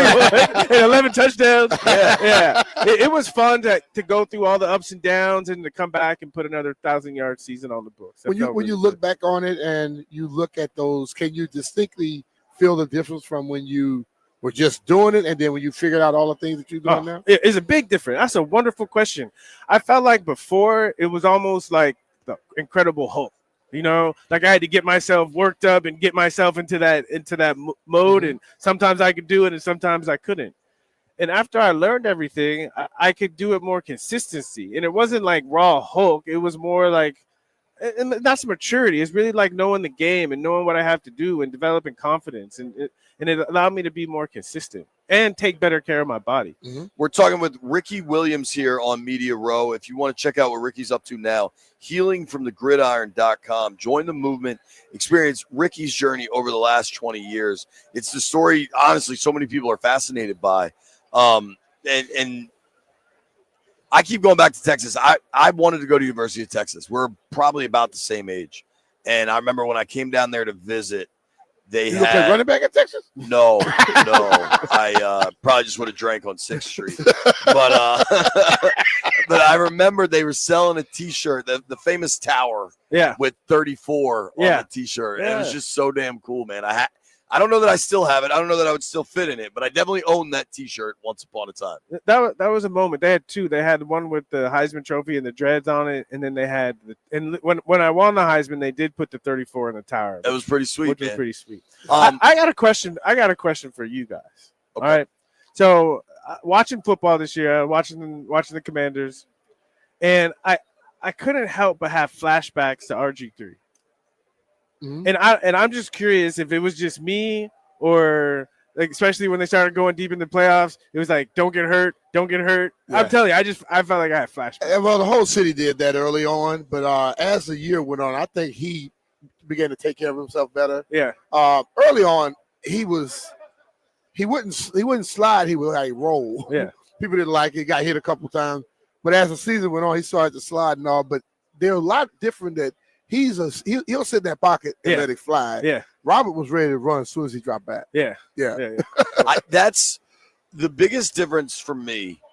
And I never played the game at all on your guys' level, right? For Roberts, that rookie season, gimmick is an unfair word. I wish I could think of a better word off the top of my head, but they came up with an offense that the league really hadn't seen. Yeah. Jaden's a pocket passer. Yeah. He can beat you with his legs, but he wins from the pocket. And I think traditionally over the course of time in the NFL, that's how you win. Yeah. And that's why I viewed it differently. Yeah. I don't know. Even from the beginning, you recognize it. It was, so there were multiple moments, right? They did joint practices in Miami in August. Yeah. And it was hot as hell. And he shredded the Dolphins. And after the practices, you know, media guys are going to talk to everybody. The Dolphins players were like, oh, my God, who is that dude? They were blown away by this rookie quarterback. And then for me, it was week 3. I don't know if you watched the game, Monday Night Football in Cincinnati, when he beat Burrow and he hit that long TD pass to Terry Getting hit in McLaurin. the face. Getting rocked. And that was like, okay, this dude's different. Yeah. The legs obviously are a huge part of it too. But what do you think the ceiling is for a player like Jaden Daniels? I mean, I don't want to be negative, but if he stays healthy, it's sky's the limit, right? Because for a young mobile quarterback to understand the value of staying in the pocket, that's priceless. Yeah, it's priceless. The thing I see in him, you know, you around the league where you see a guy and you like they're still lost, they're searching. Yeah. And they'll get it by year 5, 6. Yeah. He walked in there with the mindset that the 5th, 6th year guy has. Yeah. Because his whole thing is about, like, they always ask him, do you get nervous? He say, I'm prepared. I'm not nervous. I've already been through it, and I know what I have to deal with. And I don't know many young guys that watch as much film as he does. Yeah. I know I didn't watch no film when I was young. I didn't either. I just get on the field. Yeah. You know? He's a Southern California guy, too. He's into it. You know him at all? I got a chance to meet him at the Heisman ceremony. Got a chance to spend some time with it's funny. His dad played against me at Ohio when he was at Iowa State. That's amazing. Yeah, I was trading stories with his dad about trying to tackle me. That's funny, man. We'd be crazy not to ask you about the game this weekend. Yeah. Eagles Chiefs. Yeah. I'm curious how you think it's going to go. So, I'm a Chiefs fan. I mean, Patrick Mahomes is my favorite player. But I think the Eagles got too much. I think the Eagles. They're loaded. I think the Eagles got them. They better blow them out. Yeah. Because the pack closed late. It's a problem. It's a problem. Yeah. Yes. Yeah. Where are you at on the if Pat wins this weekend, the Mahomes-Brady discussion? Brady has 7. Yep. I did that. Never got 4 in a row. 7 years, though. But 7 is more of longevity, Sure. you know, and you know, hand grenades and horseshoes. You know, the Patriots were really close that undefeated year. You know, they ran into the Giants a couple times, but Tom's got a 7, and I think Mahomes can get there because he has Andy Reid, but he still got to do it. You're a worldly person. Everybody should check out Ricky Williams' work at Healing from TV the series as Gridiron. well. Healingfromthegridiron.com. This is a non-football question. What's your favorite city in the world? In the world? Yeah. Ooh. Not where you played, none of that. Just what a question. Where would you like to go? Probably already been. Sure. I would like to go. I'd like to go to sub-Saharan Africa. I'd like to go to South Africa, Johannesburg. I that's where I'd like to go. I haven't been. Favorite city I've been to. It's a town. There's a town on the east coast of Australia called Byron Bay. It's special. You know, it's kind of got a hippie vibe. It's right on the water. You can see whales and sharks. It's cool. And it was special for me because when I retired in 2004, that's where I ended up. And it just was a magic moment for me. So when that happened, did you file your paperwork and everything? Like, were you done and then came back? Or did you kind of leave the door open then? Well, I ran into my old agent, Lee Steinberg, today. He was begging me to leave a crack in the door, don't burn any bridges. But my attitude at the time was, I wasn't sure I was coming back to America. Let alone football. Exactly. But it's a funny story if you guys have a minute. So we got all the time in the world. Yeah. So I was in Australia and I met it's a crazy story. I met this guy who lived in a swamp. Literally, he just pitched a tent in the middle of a swamp. And he's like a mentor figure, like taught me about all the plants and stuff. And he had been to India and I'd always wanted to go to India. So he's like, I'll take you to India. So I was like, okay. So we got on a plane and we were flying to India. We stopped in Bangkok for a little bit. And we stopped in Bangkok for like 2 days. And I was at my hostel, and it was like Tuesday morning. And this little guy put on the television in this little hostel in Bangkok, and an NFL game was on. And so I took it as a sign, and I called my wife. I said, give me the next flight back to the U.S., and I came back. Because again, if I would have gone to India, I would not be here right now. I would have been gone. But something about that, the perfect timing of an NFL football game. It was Monday night game, the Raiders against the Bucks. That's wild, dude. That's crazy. Man.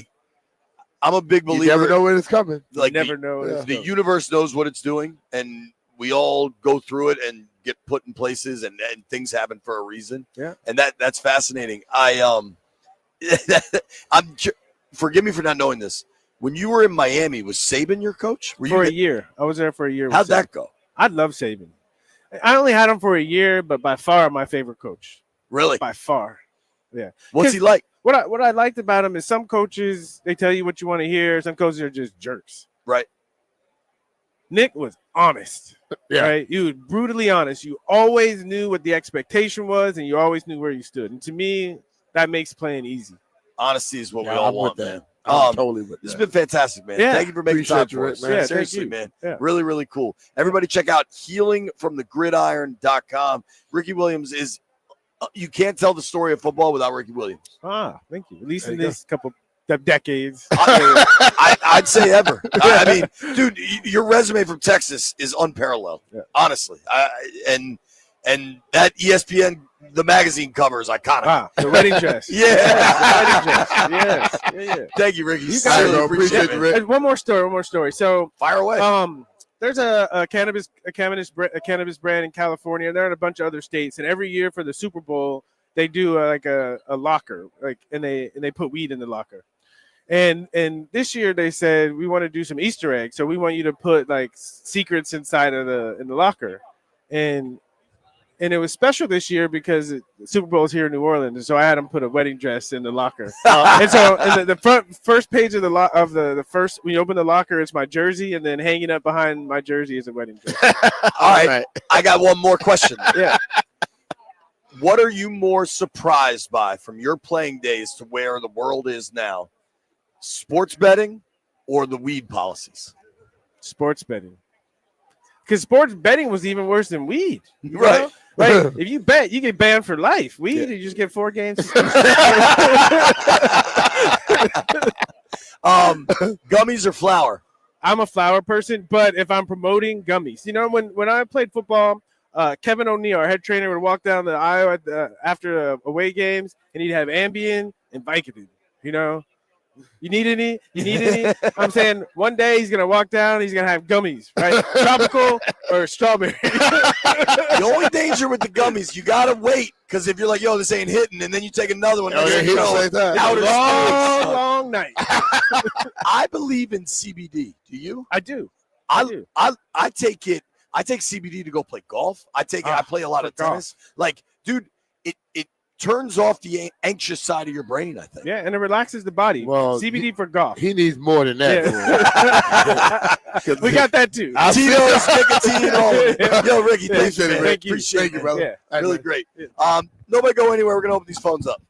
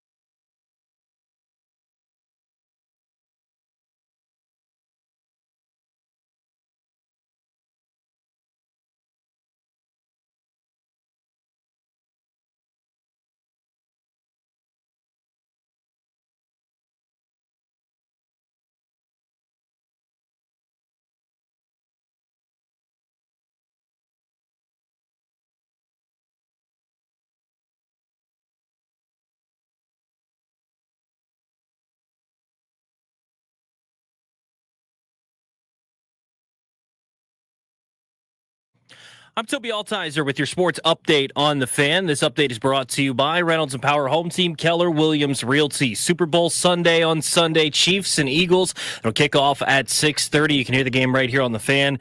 Pre-game coverage beginning at 5 o'clock. Last night, the NFL honors Jaden Daniels was named the Offensive Rookie of the Year. Some of the other awards, Josh Allen wins MVP over Lamar Jackson. Saquon named the Offensive Player of the Year. Pat Surtain was named Defensive Player of the Year. Jared Verse named Defensive Rookie of the Year. And Kevin O'Connell named Coach of the Year. Dan Quinn finishing in 5th. In the NBA tonight, the Wizards taking on the Cavaliers, looking to stay undefeated in the month of February, looking for their 4th straight win.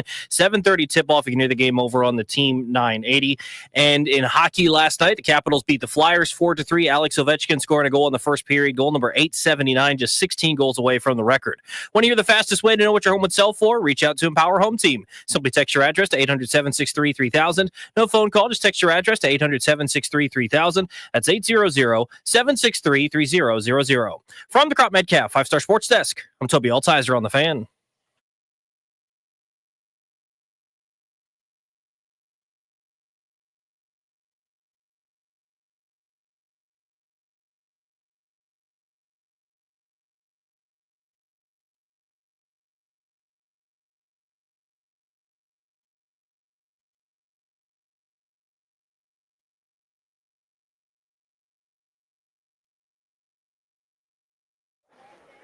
"90 minutes till I get some sleep." It is 11:32 in New Orleans, Louisiana. You're not going to sleep. You got to get to the airport, dog. I'm going to sleep eventually.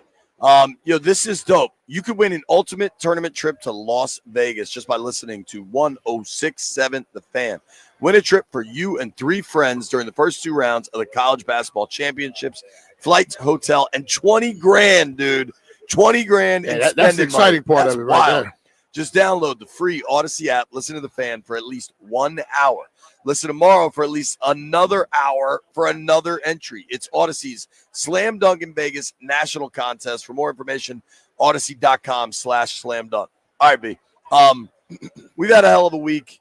We've had some incredible guests. Getting to talk to Joe Gidd. There's a million things that have been awesome. That Ricky Williams interview was fantastic. Yeah. I loved him in college, and I really found him fascinating and very, very intelligent. I interacted with Ricky several times prior, and because you saw when we dapped up, and he was very, very quiet back then. Didn't say much or nothing. Yeah. But the dude is absolutely very intelligent and well spoken.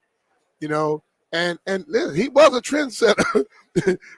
Everything the league is basically doing now. He was like, well, hell, we should be doing this. He kind of led the way in it. So this is, I think you'll laugh at this.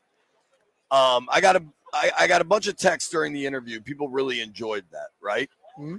2 texts from 2 friends of the program. Do you want to guess who they are and what they said? Legit friends of ours, people we hang out with. Bees, one of them. Yep. And I'm trying to see Pete. Nah, Greg. Greg want to hang out with him, I know. Greg said, I want to burn one with him one day. I can imagine that. Yo, but Bees' comment's even better. And I want to say this to him when he walks by. Bees said, tell Ricky I said hi. I know him from Cheetah.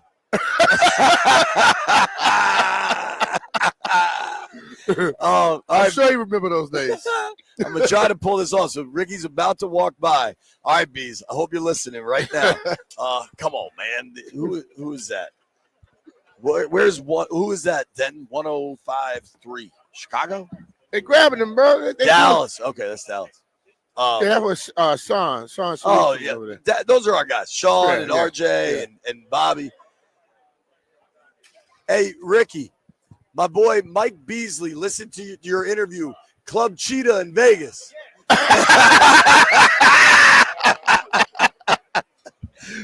He remembered you. Bees, he remembered you. I imagine there's a lot of other things he remembers, but he definitely Ricky wanted to talk more about that, but that's why you got to go. Yo, the PR lady was like, get out of here. Oh man, that's hilarious. All right, B. You and I haven't talked about this. I'm very excited. We're going to talk to Big Lucas here. Cornelius Lucas is going to join us in person in a little bit. He's a Louisiana native. And then Akbar Bajamila is going to join us, which should be really cool. Josh Allen won MVP last night. Yeah. What'd you think?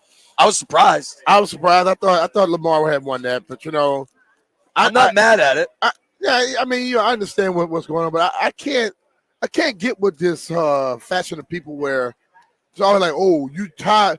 I'm tired of voting for the same person. Well, the other person played much better to him. Yeah, but still, that doesn't make it right. So if that is your excuse that you didn't want to vote for the same person again, then you should not have a damn vote. The Associated Press controls who gets votes. I frankly think I should have one. I don't. There's a lot of people that don't. I think it's who would you have voted for? Me this year, Lamar. Yeah, it's a regular season award. His regular season was outrageous. All about, but I'm not passing. mad at Allen. I get it, but it's become all about the passing aspect. Do that 41 touchdown pass and 4 interceptions. Now there is an argument Allen did more with less. Honestly, what makes you think that? Derrick Henry. Derrick Henry came in when he had Diggs and everybody else. Still, Lamar was doing his thing. So Lamar finally got. But you got to look at Henry. it in a vacuum. It's this year. It's not. Diggs is irrelevant. Still, 41 touchdowns and 41 touchdowns. Give him the guy the ball every time he gets out the 5-yard line to stack up his quarterback on a rushing aspect doesn't really tell me much either. My point that I was going to make, I'm not mad at Allen. I think you can make the case for Lamar. I kind of don't care. I think Jaden should have been way more involved in that conversation. Frankly, I think what Washington was able to do. I had a clue Josh Allen was going to win last night. You know why? Because Lamar wasn't there, and I saw Josh Allen walking based around. Off of Snoop's comment last night that the NFL had to let Washington know that this was an event this weekend. Right. This dude, if you want to talk about most valuable player, okay, that's what I'm saying. Josh Allen was already good last year with the Buffalo Bills. Lamar was already good with the Ravens. Nobody thought about Washington, and all of a sudden they're in the top of every conversation this year. Right. So was he more valuable than either one of those guys? That's what I'm saying. That's a question you could ask. I think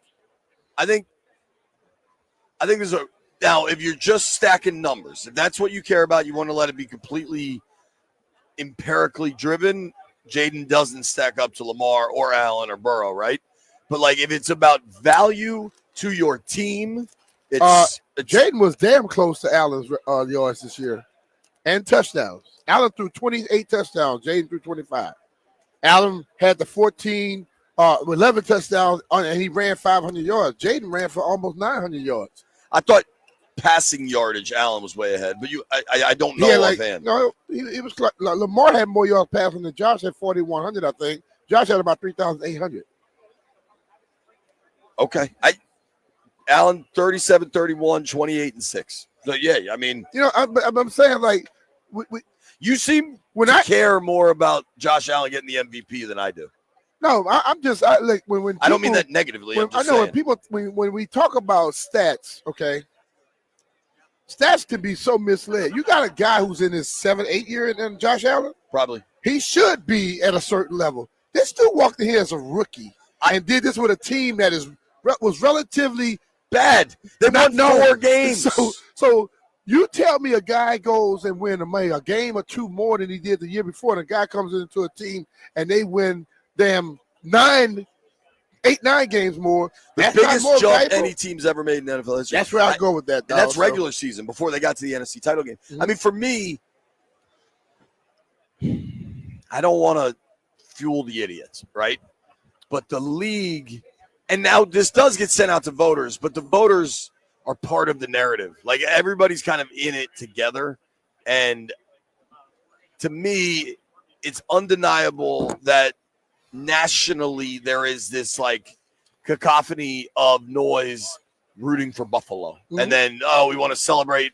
It snows all the time and everybody's fat. Whatever it is, you're into Buffalo, right? Like people want to celebrate Allen. And Allen's a great player. I'm not taking anything away from him. But then the Minnesota thing with Kevin O'Connell. I know KOC. I've known him a long time, right? Like I text with that. Like I know that guy. He had a great year. They were really good last year. They had a really good defense. Exactly. He Like, didn't do how more is than it not DQ? He didn't do more than Dan.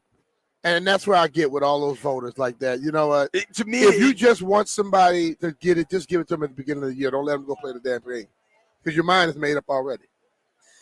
Yo, shout out to Scarence Terrence. Just sent me a text or sent me a tweet. Ricky Williams definitely in my dream blunt rotation. Now, it was many years ago at a Super Bowl with Brian Mitchell where I unlocked the highest blunt rotation code when I got to get stoned with Snoop. That was that's a bucket list item right there, man. It was wild watching Snoop last night. I got to go into honors for a little bit and think about Snoop's career. I remember as a kid, so Chronic came out, then Doggy Style, then he had another album. I think it was I'm blanking on the name of it. I remember the video for it, but he was like under arrest, mate. Like they were trying to arrest him. And now he's at the Olympics and hosting NFL honors. Yeah, I watched Straight Outta Compton yesterday.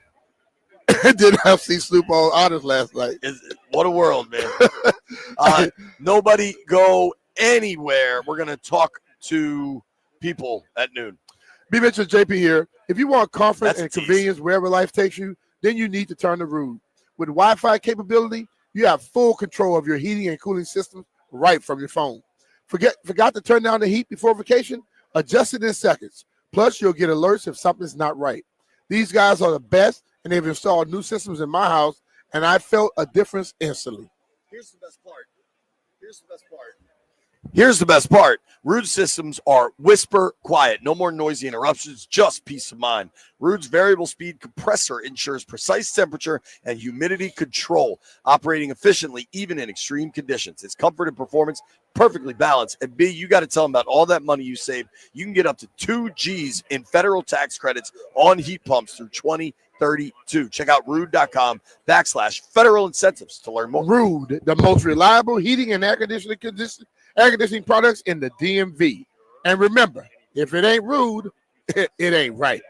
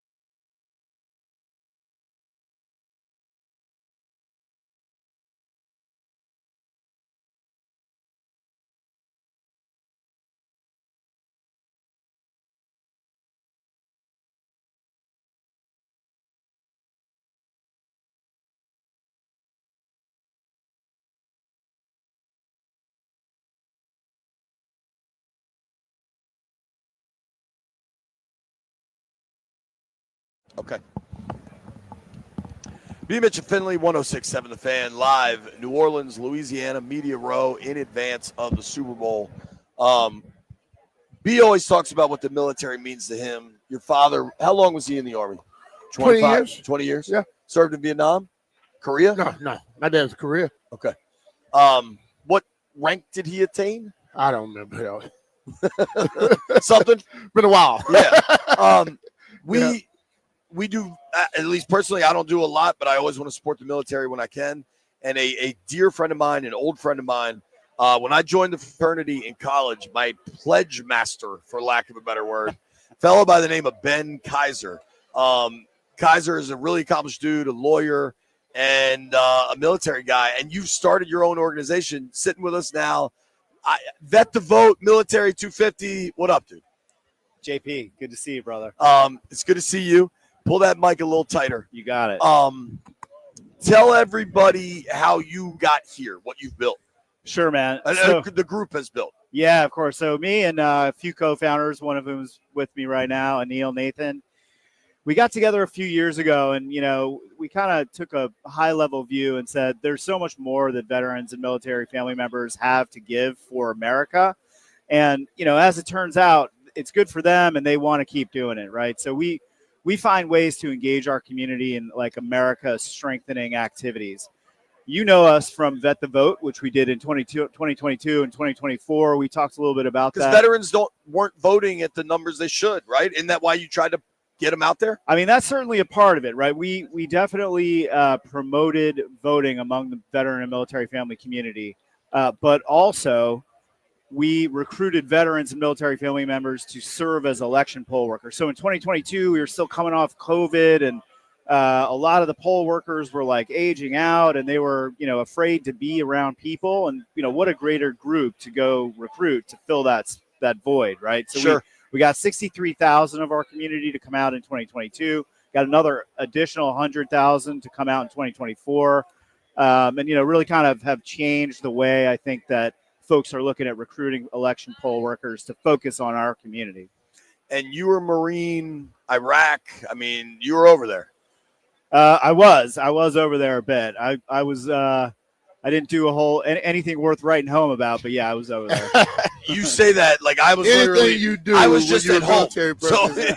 Something to write home about. And Anil, you're obviously here tasked with like taking this thing to the next level. What are you guys trying to accomplish this week? Yeah, well, so the kickoff of our campaign for 2025 is called Military 250, and we're doing that here on Radio Row. But little known fact, although probably in our area in the DMV, right, a lot of people know, but out, rest of the country, this year is actually the 250th birthday of Army, Navy, and Marine Corps, and so we are using that kind of fact and that celebration, honoring the service of men and women, be much like your dad, Ben, myself, my dad, every men and women for generations, essentially, to inspire all Americans to find new ways to serve. So we're using the platform of the 250th birthday to tell Americans about 250 actions that they can take in their big and small, right, in your local community, all the way up to larger things that you can do with nonprofits or signing up to volunteer with certain organizations. And so we're highlighting that as part of this campaign. And the NFL has been an incredible partner for Vet the Vote over the past few years, and they're helping us kind of take that to the next level for this year. And you're an Air Force veteran. You talk about some of the big and small things. What are some of the small things? Like just regular people like me. Yeah. What can you do? Yeah, I mean, it can be even as small as, just volunteering at a local soup kitchen, right? I mean, these don't have to be military-related things. What we want to do is show that service, especially as Ben was mentioning, for the veteran and military community, doesn't have to stop when you take off the uniform, right? And it also doesn't have to be the entirety of your life that obviously it's very important for people to serve in the military, but you don't have to serve in the military to serve your communities. There are things like that. Yeah. There's supporting local nonprofit organizations that are doing incredible work all across this country. So there's things like that. And then there's things like, yeah, Ben, go ahead. Well, JP, there's the Salute to Service program that the NFL runs, right? And they've got 5 amazing partners between the USO, Wounded Warrior Project, TAPS, that's the Survivor Assistance Organization, and the Pat Tillman Foundation.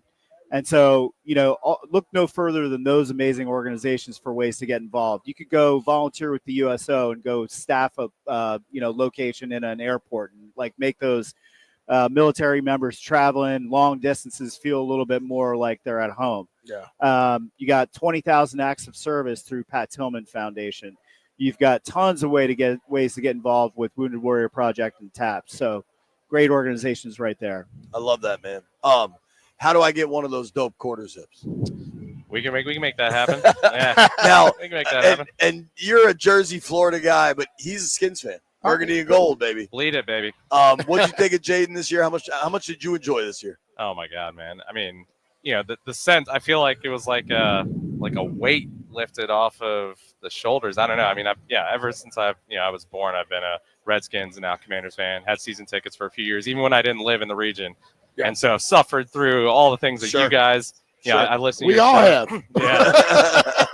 But no, it was it's such an incredible year. It was such an incredible feeling. I mean, and just knowing that the people at the top are, know what they're doing, right, and competent and also just have the right intent about it all. Like, all of that together. I mean, just so much hope for what's coming next. But yeah, I mean, Jaden, man, holy crap. What's the best website to find you guys get involved? You can go to either getvetted.org or mill250.org, 250-250. Do you remember when I perhaps misbehaved and my punishment was you made me go to happy hour with McGuire, and it was literally maybe the drunkest I've ever been in my life? I was 19 at Bentley's at 2 p.m. We don't support hazing. Stop doing bad things. Thank you, guys. Check it out. Military 250, vet the vote, getvetted.com, right? .org. Getvetted.org. Appreciate you, boys. Thank you. Appreciate it, Gentlemen, guys. Thank thanks you for having us. When we come back, Big Luke joins the program.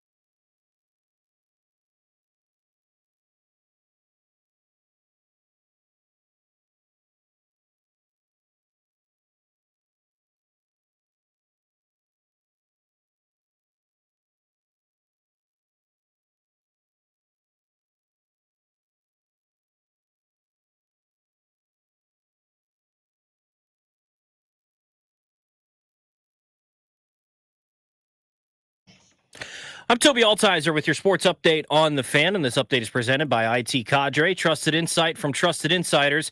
ITCadre.com. In the NFL, Super Bowl 59 on Sunday, Chiefs and Eagles. It'll kick off at 6:30. You can hear the game right here on the Fan. Pre-game coverage beginning at 5 o'clock. Last night, the NFL honors. Jaden Daniels was named Offensive Rookie of the Year. Josh Allen was named MVP. Kevin O'Connell wins Coach of the Year. Dan Quinn finishing in 5th. Last night on the ice, the Capitals beat the Flyers 4-3. Alex Ovechkin scoring once again at the end of the first period. Leaves it for Wilson, who cuts up the left side, and Ovechkin scores as he cut back through the right circle. The pass comes from the far side. It's goals in 4 straight for Alex Ovechkin. His 26th of the year and 879. A step closer to 99. We're tied at 1 here in Philadelphia. John Walton on the call on the Capitals radio network. The Caps back in action on Sunday against the Utah Hockey Club. In the NBA, the Wizards looking for their 4th straight win and staying undefeated in the month of February. They're at home tonight to take on the Cavaliers at 7 o'clock. You can hear that game on the Team 980.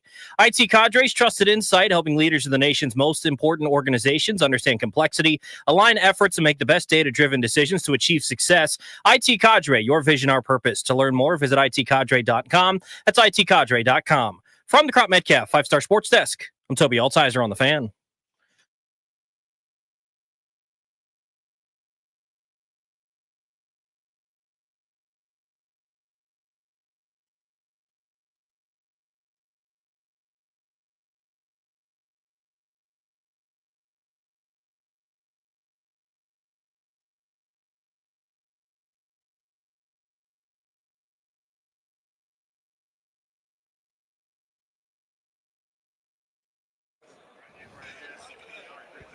B. Mitch and Finley, 106.7 The Fan, live, New Orleans, Louisiana, Media Row in advance of Eagles Chiefs Super Bowl 59. I'm fired up. If you listen to our radio show regularly, you know that my favorite people to talk to in NFL locker rooms are offensive linemen. And they're the smartest. They have the best perspective on the game. And one of my favorites. They make the game go. They do. For a number of years now is Big Luke, Cornelius Lucas, New Orleans native, joining us live here at Media Row. Big Luke, what up, man? Yo, how y'all doing today, man? Look good, man. I got to start here. Okay. There's no way you know that. I'm guessing you don't know this. We do the show every day, me and B. We start our show with a Ward Tour by Tribe. Okay. And you're wearing a Tribe Called Quest t-shirt. Right. I am curious, is that just like a cool throwback t-shirt for you, or are you a Tribe guy? Actually, funny story. My O-line coach, Bobby Johnson, gave me this t-shirt. OG! Johnson gave me this shirt, man. Now, I bet OG is an actual Tribe fan. Yeah. That's awesome, man. I got to talk to him about that. How you doing? So, pull back the curtain here. Okay. Big Luke, moments ago, when we were just getting at the end of that break before the sports update there, Big Luke just looked at me. He's like, man, we were so close. Yeah. Yeah. Do you look at this season now, damn, we accomplished so much, or we were so close to the Super Bowl? I still look at it as we accomplished unimaginable amount of stuff, man. Like, no one predicted us to do anything this year. And for us to take it as far as we took it, it's still bittersweet falling so short, so close. But at the end of the day, to go from 4-13, yeah, to what was I in the record? 12-5 regular season, 12-5, 14-6, I guess. Night and day 6, difference, yeah. man. This year, I had the most fun I've ever had playing football, and going in year 12. You know what I'm saying? You've been doing this a long time. I've been doing it man. a long time, and this year was the most fun ever. Does this being here and seeing all the festivity motivate you even more? Yeah, and it's a little bittersweet because I'm at home. Yeah, and I wish it was that burgundy and gold strapped on the walls. Instead of this damn green. Yeah, man. I keep getting reporters with green shirts on. Like, man, you got the wrong shirt on, got the wrong color on. You grew up, you said, like a 15-minute walk from here, right? Well, my house is 15-minute walk from here, but I grew up on the West Bank. I grew up in the 8th Ward. All those are 15 minutes away in the car ride. That's crazy. Yeah, man. What does it mean to you to be in New Orleans for a Super Bowl? as a pro football? I mean, because the last Super Bowl here, you weren't in the pros yet. I was in college. 2012. Yeah, I was in college. What, like, wow, I was here. What's it mean for you, dude? Like, this is hometown. Yeah, it's a weird feel, man. I'm at home. I'm fellowshipping with my people. I feel like I'm at home, but I also feel like I'm doing something special. Something special is going on right now. I don't really know how to put it in perspective. Like I say, I wish I was gearing up to play a football game on Sunday, but I wish I was gearing up to play a football game on Sunday, but just being in the fellowship, being in the festivities, this is my first time actually going to the Super Bowl, seeing all the events and stuff like that. I'm just taking it all in. Talking with Cornelius Lucas here, tackle, offensive lineman for the Washington Commanders. Jaden Daniels last night got some awards, got some well-deserved hardware, Rookie of the Year, and then the surprise that I don't think anybody really knew about was the moment of the year. With the Hail Mary? Yeah. Okay. Yeah. Where were you and what was going through your mind for the Hail Mary? Okay, so I had just rolled my ankle maybe 15 plays before. You would come out, right? I was out, yeah. I was on the sideline hobbling, and it wasn't looking too good, but they pranced out there, and I saw the ball go in the air, and I couldn't move. I just melted on the sideline. Once the ball came down, he scored. Yeah, I just rolled on the sideline. I couldn't walk. I just kept rolling and rolling and rolling. I hope someone finds the footage of that. That's amazing. It's going to be hilarious. You're just rolling on the ground like just a rolling log? on the ground, like doing snow angels. Because I was just elated. One of the underrated parts of that play, and I'm guessing you will have noticed this too. I want to say it was Alec Reddy. I can't remember who it was. So Jaden takes the snap, rolls right, goes right, then comes all the way back left. And one of the linemen, you had a D lineman trying to chase Jaden down, and he was able to just get a clean clock cleaning block on one of the Bears D linemen coming the other way. Have you seen that? I did not see that. I was more focused on the left When he tackle. comes back left. Okay, I'm gonna have to watch it again. 13 seconds it took for that play for him to get rid of that ball. Yeah, for him to get down the field. That's a long time. A long time. A long 4 seconds is a long What time. was so great about the play, though, they call illegal man downfield for everything. You know, and normally if you're blocking that long, you know, people, Somebody all will kinds be of things downfield. happen. But 13 seconds, no holds, no penalties. That was. Yeah. You all did a damn good job with that one. Hey, the football guys, they called, they answered. What was your favorite moment this season? Oh, Hail Mary's got to be up there, but there were a lot of moments. The Hail Mary's up there. I think winning that Philly game on the last drive. Sure. That was up there on the touchdown. For me personally. What else? Atlanta was the last drive. Atlanta was a good one. Dallas, Mariota. I had a lot of moments this year, bro. There's so many, man. I don't know where to start. Like, you've been in Washington 5 seasons. yes, now. sir. They should bring you back. I know you're a pending free agent. I feel like they will bring you back. Yes, sir. What's it been like this season, even before like the game started? Just how different was the vibe with AP and DQ running the show? Everything had a purpose. I'll just start there. With the past regime, I felt like we were just out there not hanging out, but you know what I'm saying? Like when DQ got here, when AP got here, everything, the schedule, the things we did, everything married together and had a purpose. Like starting in off season, we had 3 weeks on, 1 week off. So by the time we got to camp, we wasn't burnt out. Versus in the past years, all of OTAs were hitting it. I felt like DQ and AP kept us fresh. That was the biggest thing. Like I felt like camp never started.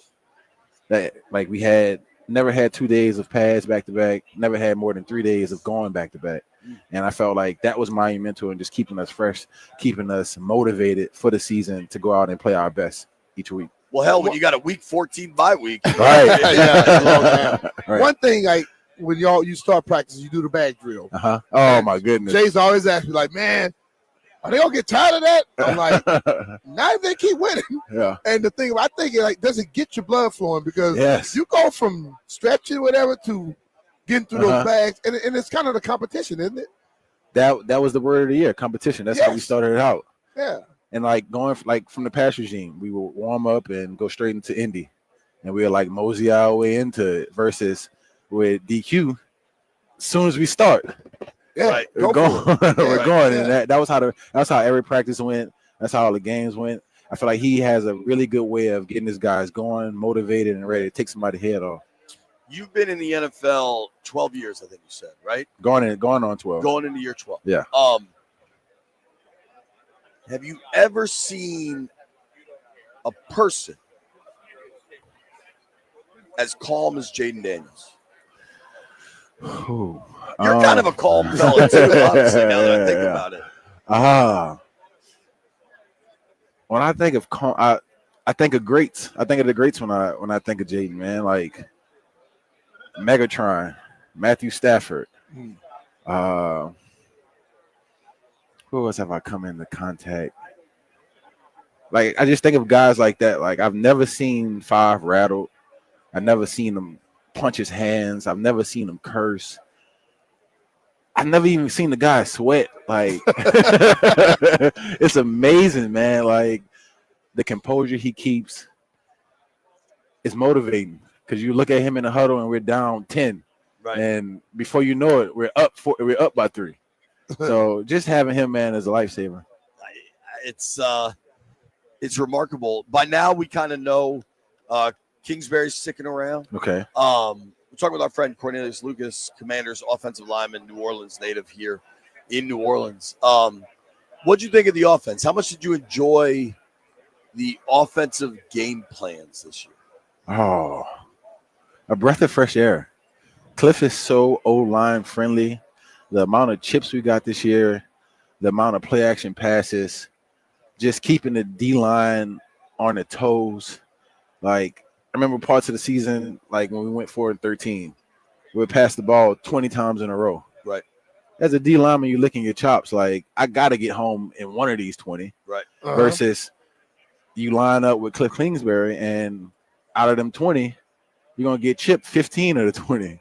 And then you're gonna have a play action for the other 2. You really only need to get 3 real good shots at getting a one-on-one rush at the quarterback. See what I'm saying? That's the difference in Cliff and the other guys that have been around.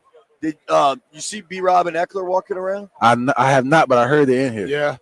They might. They have them. It might be them Bonnie, winging that. Those Bonnie's church the football over there. Oh yeah, I just sunk that, by the way, too. How'd you do? I look like an old lineman. I definitely look like an old lineman for sure. I love that. Let's hope everything goes right. Okay. Do you want to be back in Washington? I would love to be back in Washington, man. I want to retire in Washington. Do you? Yeah. Do you love the area? I do. It's grown on me. I've been there for so long. Got to go. 5 years now, right? 5 seasons. Yes. What do you think of Commanders fans? Like, what are your interactions like? Commanders fans. I feel like I got a different set of Commanders fans this year versus the other years I've had. And I got a lot more new Commander fans this year. But their excitement, yeah, when they're winning in that town, you can see the excitement level. The love is overwhelming when we're winning. That's the question. On the road, I know during me and Santana and them doing the shows, do y'all feel and hear how loud they were on the road this year? Man, my first time experiencing it for real was in Arizona. Yes. I think when the Indian Reserve population came out and they decked out the stadium, I feel like it was more Washington fans than it was Arizona Cardinal fans there. And every score, they just lit it up for us, man. That was cool. Yeah, all year. What did it mean for you? Because Brian and I talked about this as something we kind of found to be a catalyst maybe for your season. So you go Monday night in Cincinnati, win that. Then everybody flies out to AZ to stay there for the game. What was that week like in Arizona? Oh, lots of walkthroughs. I don't think we really hit the gas too much in practice. We maybe had one full speed day. I think the momentum of that Monday night game had us turned up. And the sky was the limit after that, just knowing what we could do, how we can do it. And Arizona was just the next chip that had to fall. A lot of guys said that week being out there together kind of brought y'all closer together. It was like another week of camp. And I I kind of felt like the same thing. Like training camp, we used to go away. I thought that would bring people together. And I think that was kind of a training camp week where you had to depend on each other. We're in a hotel in the middle of the desert doing walkthroughs in this hot ass parking garage. Man, shout out to Cliff, man. We got so many walkthrough reps this year, man. That's where you really make your money at in walkthroughs. Yeah. And Cliff understands that. Like we probably got like 3 or 4 walkthroughs a day, man. Like just going over the players, going over. But all that helps. Yes, it does. All right, New Orleans native. What's your go-to restaurant here? Oh, brother, that's hard. If I had to pick, I got to pick one. You can give us a couple. It's your world. Couple. If I'm feeling boiled seafood, I might go to Clessy's because you can get a little bit of everything there. You can get fried shrimp, you can get boiled shrimp, boiled crawfish.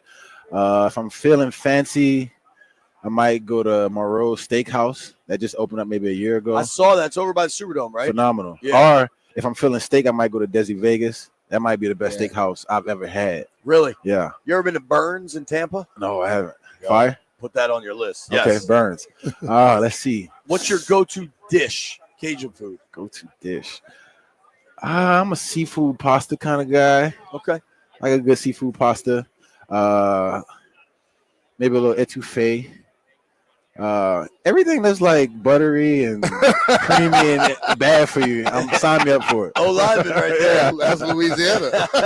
Hot wings, all that, man. What's your favorite restaurant in D.C.? Ooh, that's even harder. Or man. Ashburn? Prime, I'm guessing. My favorite restaurant? Oh.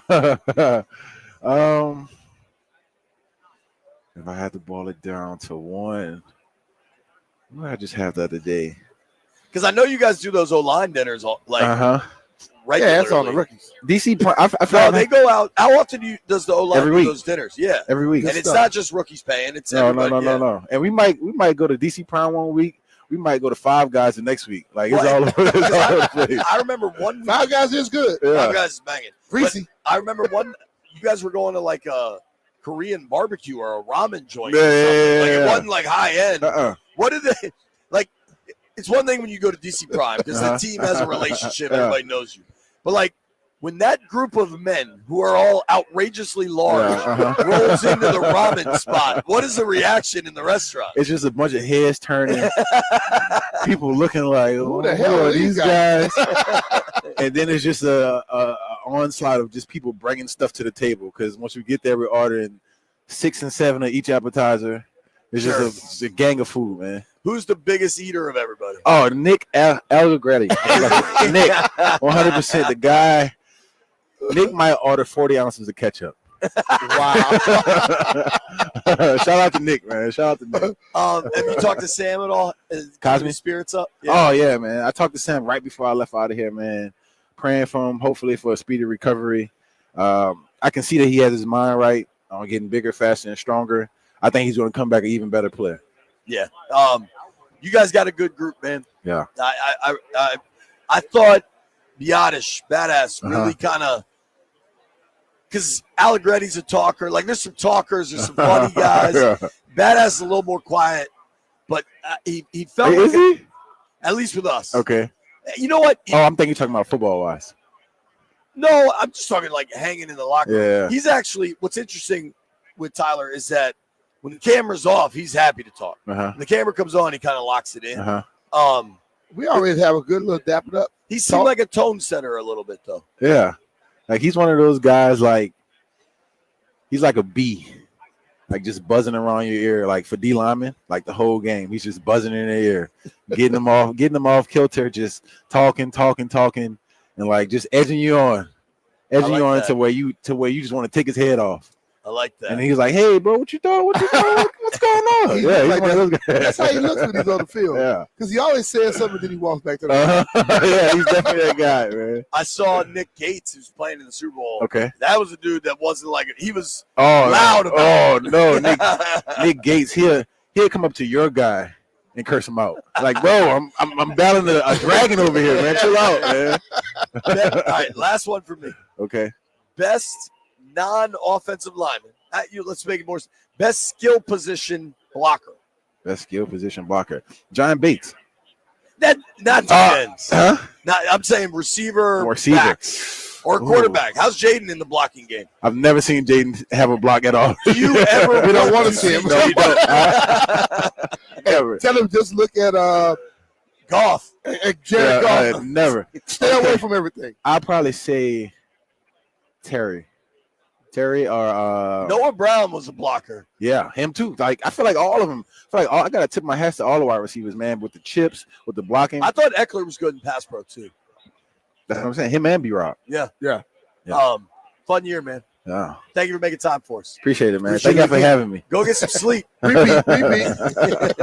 Let's get people in Ashburn listen to the program. Resign Big Luke. Please, no faking and booty shaking. No faking and booty shaking. All right, man. The best COVID pressers the whole time. When Big Luke got on a Zoom during COVID, we were going to have fun. All right, man. Thank you, brother. Appreciate it. All right, bro. Take care, man. Cornelius Lucas, one of the good ones, man. Great dude. Another great dude is our guy, Paul Henry. Paul Henry's window installation. If you need to get your home redone, you need new doors, new windows, get that nice warm air staying in these cold winter months, you got to hit up Paul Henry. Call right now. $100 off each window with a 5-window minimum and 10% off doors. Yep, Paul does a great job. JP always talks about it, how Paul saved him money. Well, he saved me a lot of money as well, and he did every window in my house and my detached garage. Came back and did all the doors. He did my garage doors. He did everything absolutely right. Haven't had to really see Paul come back over to fix things because they get it right the first time. And they don't try to oversell you when they come in. They're basically going to come in, tell you what you need. And when you start telling, they may tell you, hey, you don't need to spend that much money. What other business will tell you don't need to spend money? They try to take all your money. Paul doesn't do that. So reach out and call Paul right now to get $100 off each window with the 5-window minimum and get 10% off doors. Contact Paul Henry Window Installation today and tell him B. Mitch and Finley sent you. PaulHenrysWindows.com, your clear home improvement choice.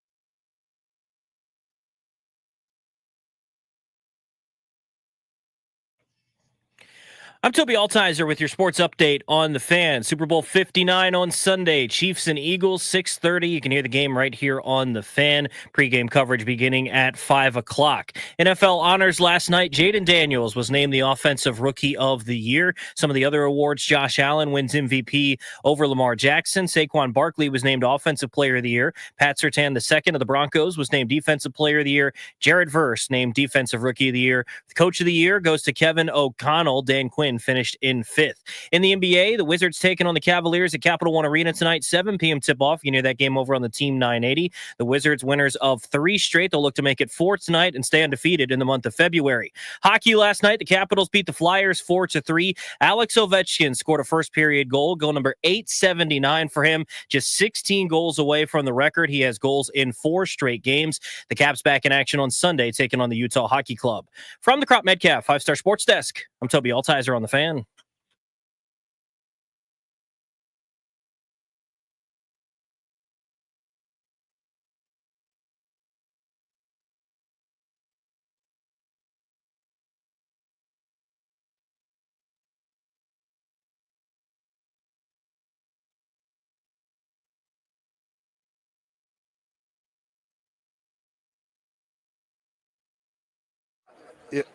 It's a 3-1, huh? B. Mitch and Finley, 1067 The Fan. Media Row live in New Orleans, Louisiana, in advance of Eagles Chiefs this weekend. I am fired up from the NFL Network and the host of American Ninja Warrior, our guy, Akbar Baja Bilamila. Yay! You got nervous. You added a little L in there, but it was cool because you got to a certain point and you're going, I'm going to mess this up. You're like, no, just go for it. And you trusted your instinct. You know what that's like? It's like actually playing football. Sometimes things happen, like the coach says this is going to happen just like this.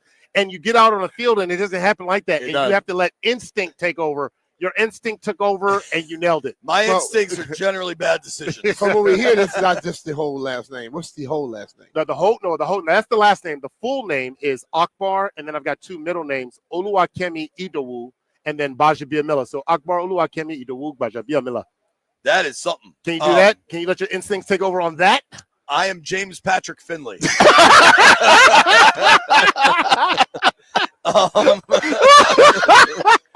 goes, I'm out of here.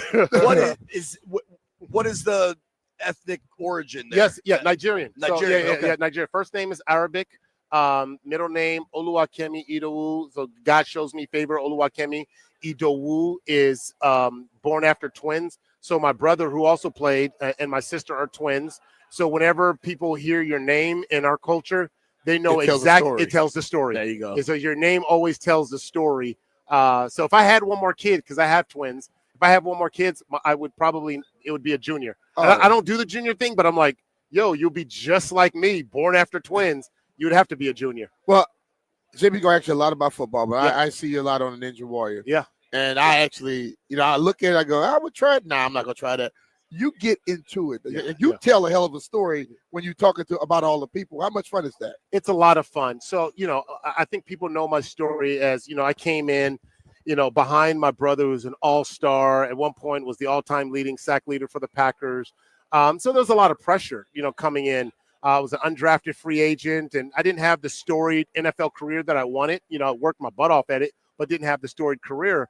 But also, too, when I did work my butt off and I did make plays, I used to go, gosh, man, I never, the commentators maybe didn't give me the love that I would have loved to had. It's easy to overlook people. So that sat with me with some type of way. And I said, if I ever had that opportunity, I was really going to go and lean in on stories and players and athletes that maybe necessarily didn't get the love. So I love to cheer for people the way I would have wanted people to cheer for me, whether you're an all-star ninja or this is your first year starting ninja.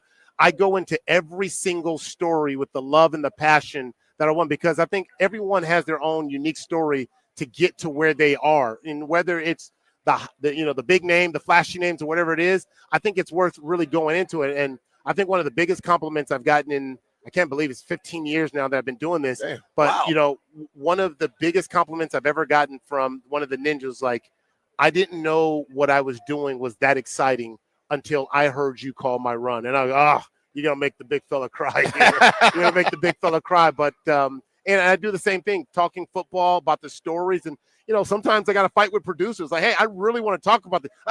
It's not an editorial. From an editorial standpoint, I was like, who cares about editorial? Like, you know, everybody's like trying to get the editorial thing. Sometimes it's really cool because there are 53 guys on the roster and a lot of these unique stories. And sometimes in media, it's very easy to go, this is what everyone else is talking about. Let's figure out a different way to tell the story. But I would challenge the entire media organization, like, go deep into the roster, because the guy clearly has something to make the roster, and being able to tell that, you know, whether it's a punter, whether it's a kicker, whether it's that offensive lineman, you know what I mean? Whoever it is, you know, let's tell the stories, because there's so many cool stories to tell, you know? Yeah. It's really interesting you say that, because Brian and I do all sorts of stuff back in DC, right? Yep. TV and streams and all sorts of stuff. Radio allows you to go deep, and it's a cool function of radio that you can, like, we'll do a segment on the 9th offensive lineman. You know what I mean? Like, you just have more of an opportunity. One of the opportunities you're trying to make sure people are aware of is your work with Experian. Yep. Obviously, credit rating agency, all that kind of stuff, but they're really trying to help folks save money these days. And this is why I love my long partnership with Experian, because it's more than just, you know, I think people hear Experian and they think of the credit agency and they just stop there. They go, what's my credit score? Credit score is cool. First off, they're giving, you know, the customers and the people the opportunity to raise their credit score by Experian Boost. Experian Boost is this amazing thing that I've talked so many years about, where you can report your utility bills, your streaming services that you pay for, like Hulu, Netflix. You report those in, and it allows you to self-report and boost your credit score. Like, we all know, if your credit score is good, it allows you access to be able to do more things financially. Sure. The second part is Better this rates, new feature, better rates, everything. This new feature now allowing folks to get rid of their unwanted subscriptions. Now, I raised my hand up first because I didn't realize this. Life gets so busy. I've got 4 kids. I've got a wife. I've got all these jobs. I'm just going. I'm like everybody else. I guarantee there's nobody on the planet that can do 2 things: walk into a Costco and spend less than $300, and 2, can swipe only 1 page on your phone, on your smartphone, right? Right. We've downloaded so many dang on apps now. I can't keep up, and I get sucker. I'm a sucker. Look, thank you. He's got 7 pages on his, right? He's probably got 2 pages. And I got some double up too. He's got some double up. And so what happened, we've gotten into this thing where we've created so many pages on our phones, and we get sucked in. Like, I need this. Like, I have one right now that I downloaded, and it was a plant thing, right? And I get to, I'm coming in hot. He just came out and said, I'm screaming. All right. So, but I had this thing where I wanted to take pictures of plants and figure out what the plants were. I was like, oh, what's this plant? What's that plant? Forgot about it. After about 4 or 5 days of using it, I can identify all these plants. I'm paying $24 a month for the plant app. For the plant app. I totally forgot about it. I passed by that one. You should. Ricky Williams was just with us. He'll get you set up with some plants. No, I don't do a little that. more than Not those $24. I don't do that. I don't. Not that one. I was talking about trees. And, let me get out of this one. But it's true that you turn around and like on average, the average person is spending about $1,000 a year on unwanted subscriptions. Can you imagine, with all the inflation going on, the expenses? You know how much eggs cost? I will show you right now on my phone. My wife literally just sent me in Los Angeles right now. She just sent me a picture of 5 dozen eggs, 60 eggs for $35.99. Can you imagine? I think I'd go get 2 chickens and get eggs better than that. That's 66 cents an egg. So when we start talking about saving money, it is important. Like, people think saving money is just, okay, here's my paycheck. Let me put some money aside. Experience, like, yo, there's other ways you're being sacked. Just like a team needs a dope left tackle, Experience saying, we're going to be your left tackle and we're going to protect your blind side so you don't get sacked. So many people are getting sacked because they're paying all this money in subscription that they're not using anymore. They have this feature that can go in, they can filter it. Just to watch TV. Just to watch television, right? So, I know your time is tight. Go to Experian.com if you want to get this and get on board and keep up with your New Year's resolution, get your finance in order. Go to Experian.com. I love it. Who you got this weekend? I got the Kansas City Chiefs. I'm not going to even stall you out on it. It's real simple. This is a really, really unique time in life. This is a special time to be alive. With all the stuff going on in the world, with all the stuff from the political climate to the stuff that's going over internationally and global, like we've had some crazy stuff that we've gone through, right? I think it's really cool that we get to see this opportunity to see a three-peat. And I think people are so maybe a little fatigued from the Chiefs being so successful. But just like I will rush outside and go, hey, you got to go see this star that you won't see, or this constellation of stars, or this planet that you'll never see in for 100 years. We're not going to see this in our lifetime again. None of us will be alive the next time a three-peat happens, right? And this is, of course, I'm saying that the Chiefs will win this and get the three-peat. It is magical. I've seen the Lakers, my Los Angeles Lakers, do three-peat. We've seen other teams go out there and three-peat in other sports, but never in the NFL, and that's a lot to do with the way the league is set up, with salary cap, with the way they have, with they're built for draft and everything. It's built for parity, and now there's a team that's kind of snuck through the crack and going, not a repeat, but a three-peat. I love this idea I keep saying three-peat. I hope I don't owe Pat Riley money. To sue you. I'm going to stop. I'm going to get a bill. Hey, yo, Experian. Yeah. I don't want this unwanted lawsuit from Pat Riley. Thank you very much for joining us. So much. I'm going to try it one more time. Akbar Bajabiamila. Oh, Bajabiamila. That was close. Go one more time. Akbar Bajabiamila. Bajabiamila. No, don't quit. Bajabiamila. Bajabiamila. There you go. Bang. Now, no, hold on. I'm not going to let you off the hook. Oh, hell. Akbar. Akbar Oluwakemi. No, I don't have that. Oluwakemi. I do. I'm going to say this. We got a break. All right. I looked it up because I wanted to be sure. Things Fall Apart. Yes. Okonkwo. Yeah. Okonkwo, man. Okonkwo, That's a hell of a book. Yeah, it's a hell of a book. My kids are now starting to read it. Oh, that's cool. Yeah. Very cool. All right. Akbar Bajabiamila. Bang. Yes. Thank you for the time, brother. All right. Did I blow out the mic? When we come back, Maryland Governor Wes Moore has his Super Bowl pick. Hey, it's Brian Mitchell here. The FanDuel Kick of Destiny is back, and this time it's every manning for himself. This Super Bowl, two legends will take the field in a sudden death field goal showdown. Peyton versus Eli, live from New Orleans. One kick to claim ultimate family bragging rights. Who will rise to the moment? Pick your winner now in the FanDuel app, and if you back the right brother, you'll earn a share of $10 million in bonus bets. It's the FanDuel Kick of Destiny 3. Make your free pick, and don't forget to tune in to watch the showdown live during Super Bowl 59 pregame show on Fox at 3 p.m. Eastern. May the best Manning win. Download the app or head to FanDuel.com/Brian and bet with FanDuel, official partner of Super Bowl 59. FanDuel Sportsbook is the official partner of 106.7 The Fan. You have to be 21 years or older and present in Virginia. No purchase necessary. Bonus issued as a non-withdrawable bonus bet that expires 7 days after receipt. Restrictions apply. Void where prohibited. See terms at sportsbook.fanduel.com. Gambling problem? Call 1-800-GAMBLER.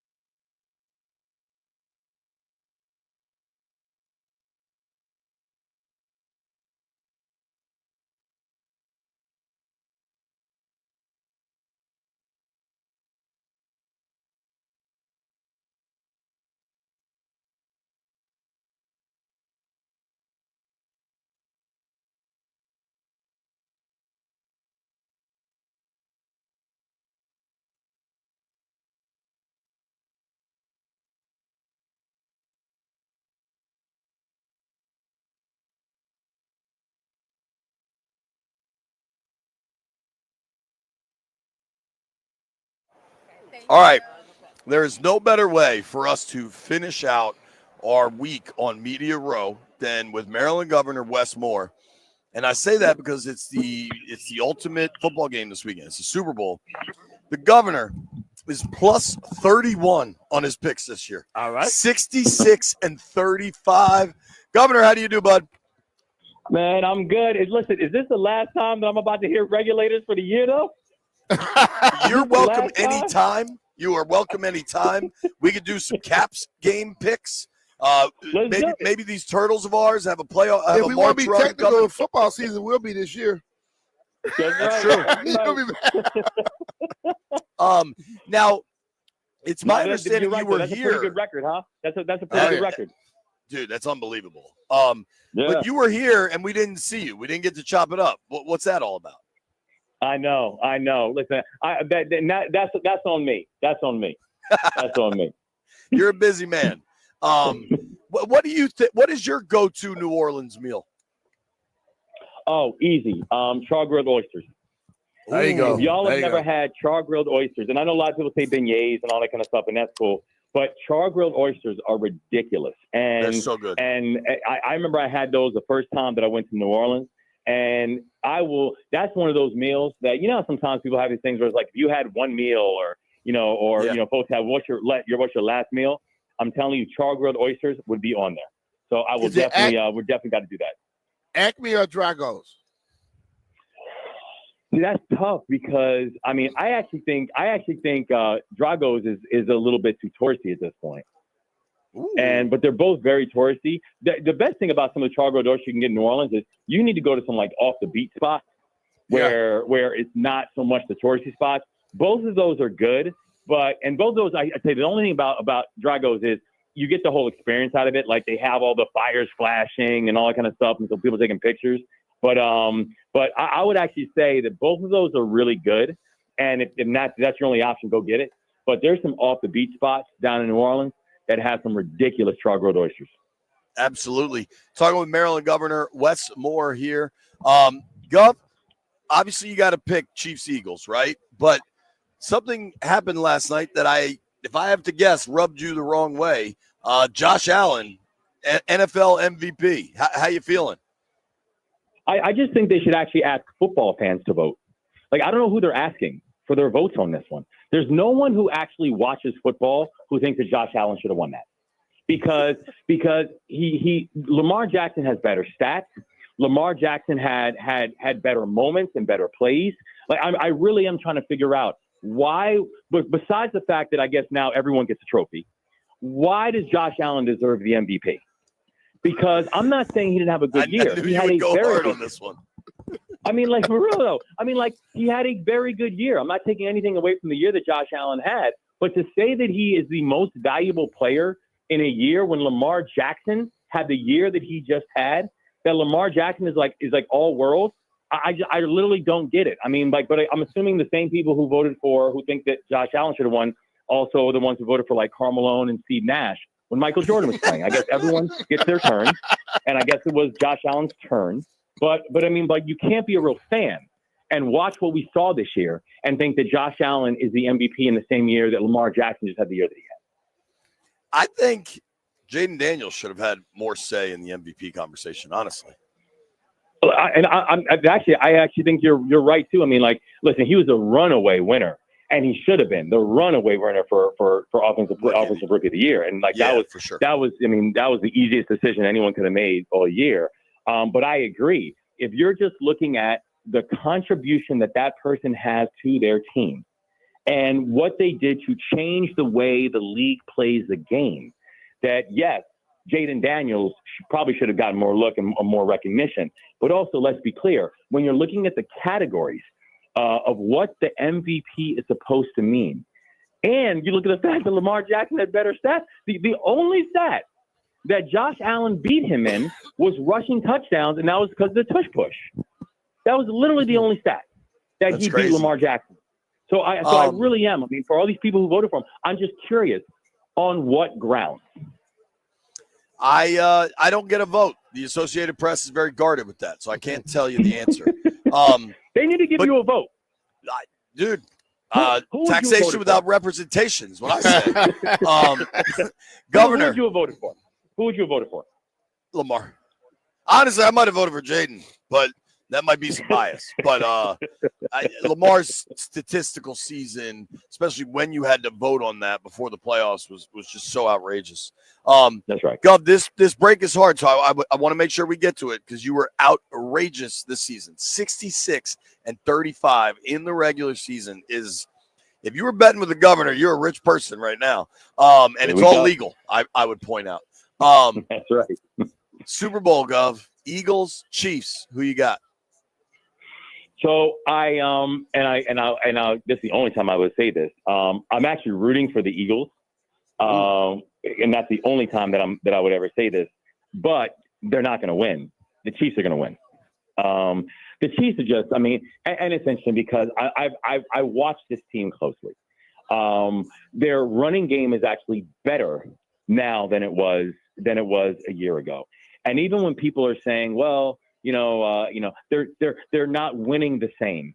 Again, I'm still not even sure what that statement even means, because are you winning or not? I don't, the whole winning the same thing doesn't make any sense to me. They keep on winning. This is a team who they have lost one game in the last calendar year.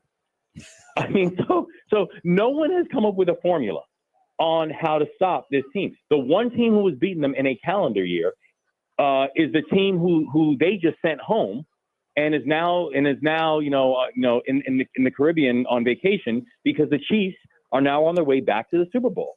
No one has figured out how to deal with Mahomes and Kelsey. And the other thing that I think is really that people underestimate is this defense. This defense has been playing really, really well. And so, the Eagles. Listen, the Eagles have had a great year. This is their second Super Bowl in 3 years. They have a really good young core, and I think they're playing good football. But I think when you're talking about the Super Bowl, it gets down to the details, right? And it gets down to basics like coaching. Who's going to put together the right game plan? And I'm not betting against Andy Reid inside a Super Bowl. I'm not betting against guys who've been there before, the way that Mahomes and them have. And even though I do hope the Eagles win, because I want to see the Chiefs lose, I also know that when the Chiefs win, it's going to be a very difficult argument to keep both Andy Reid and Patrick Mahomes out of the conversation about some of the greatest that ever done it. Absolutely. Governor, we appreciate you, man. Enjoy the Super Bowl. Hey, I appreciate y'all so much, man. Listen, this cannot be the last time we hear regulators. So we got to keep it going. You have my word. Maybe before the Big Ten basketball tournament or something. We'll do it. I promise. I'll text Carter for sure. Thank you, Gov. All right, man. Thanks, guys. Maryland Governor Wes Moore. Awesome dude. We'll go quick. I got the Chiefs. You got the Chiefs? Yep. Denton? I got the Chiefs. Chiefs it is. The boys in the aquarium are getting the Chiefs whether they like it or not. Thanks to everybody that listened all week. Awesome week down here in New Orleans. I'm ready for some sleep. Grant and Danny coming your way next. Made it this far. Ahmed owes you some chicken wings.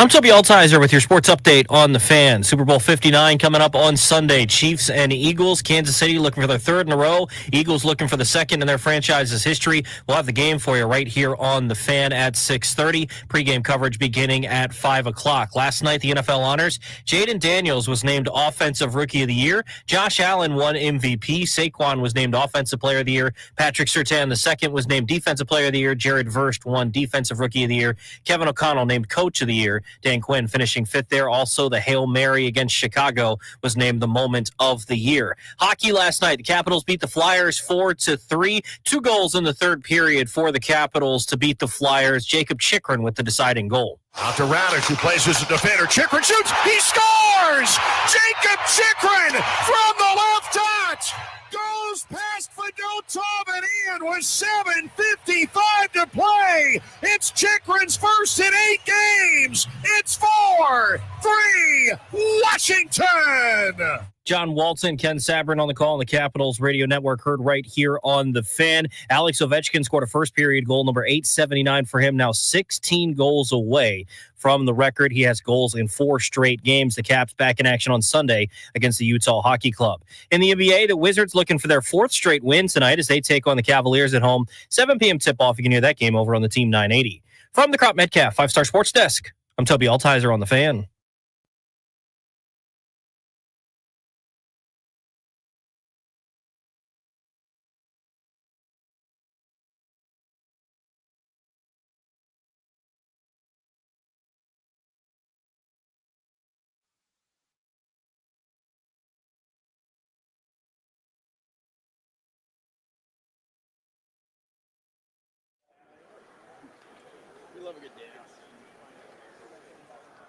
Good Friday afternoon, and welcome into Grant and Danny on 106.7 The Fan, live from Media Row in New Orleans, ahead of Super Bowl 59.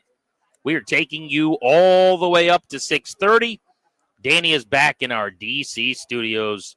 Hello, partner. What's up, buddy? The freezing rain and sleet of yesterday seems a distant memory, just downright pleasant out. It's that little reminder that we're going to get out of this. We'll be fine. Pitchers and catchers next week. It's almost time for the crack of the bat, the smell of the leather, the baseball kind, not like the other kind. I'm very, very excited about that. I like that. I like a little spring to give me some relief here. Welcome to Pleasantville. I've been here the last few days. It's Indeed. a nice place to be. Balmy. Here are people that I've seen just in the last 5 minutes walk past me, just to give you a feel for how wild this scene is out here. These people normally shouldn't be in the same room, okay? Don Lemon from CNN. Oh, wow. Or wherever he's at now. Joey Chestnut, who eats hot dogs. Jason Worth, Nationals great. Jason Worth? Jason Worth. Was he excited to talk to you? I think he's talking about horses. He actually came by. We had a nice, he recognized me not as like, he recognized me as a guy that used to be at Nats Park. You know what I mean? And so we had a nice little exchange and said hello. And I asked him to come on the show, and he said he would. But we haven't seen him since then. Oh, okay. So we'll see. Yeah, he'll be right by at like 7:15, 8 o'clock. No, actually, if I had to bet, I'd say at some point he swings by our setup. But I don't know. There's a good chance he doesn't. Wow. But he's here talking about horses, I think. Rob Gronkowski, a little less surprising. Terry Crews, the hilarious actor and action star. And Kenny Chesney, the musician. And a bunch of SI swimsuit models. So all of those people in the last 5 minutes have been within my view sitting at this table. That's what's going on in my day. That's the Super Bowl, man. That's the whole deal. It brings out everybody. Anybody that's either hawking something or is, representing something. It's like a one-stop shop because the whole world's attention here. This is no longer just the pudgy idiots like you and me talking sports. It's like this is everybody's thing. So more eyeballs are upon you. So you get that. You get the star factor. You get the, oh, there's that guy from that thing factor. That's cool. So let's lay out who you're going to hear from today because we got a bang-up show planned for you. Some great interviews.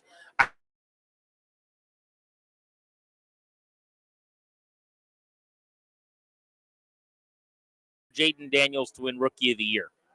49 people did. He did not. We're going to play me asking him why he voted the way he did in just a couple of minutes in this first segment. I actually went up to him And he like kind of saw me coming, knowing I'm from DC, and he was like giving me the side eye. And I'm like, I come in peace, but you got to explain yourself here, buddy.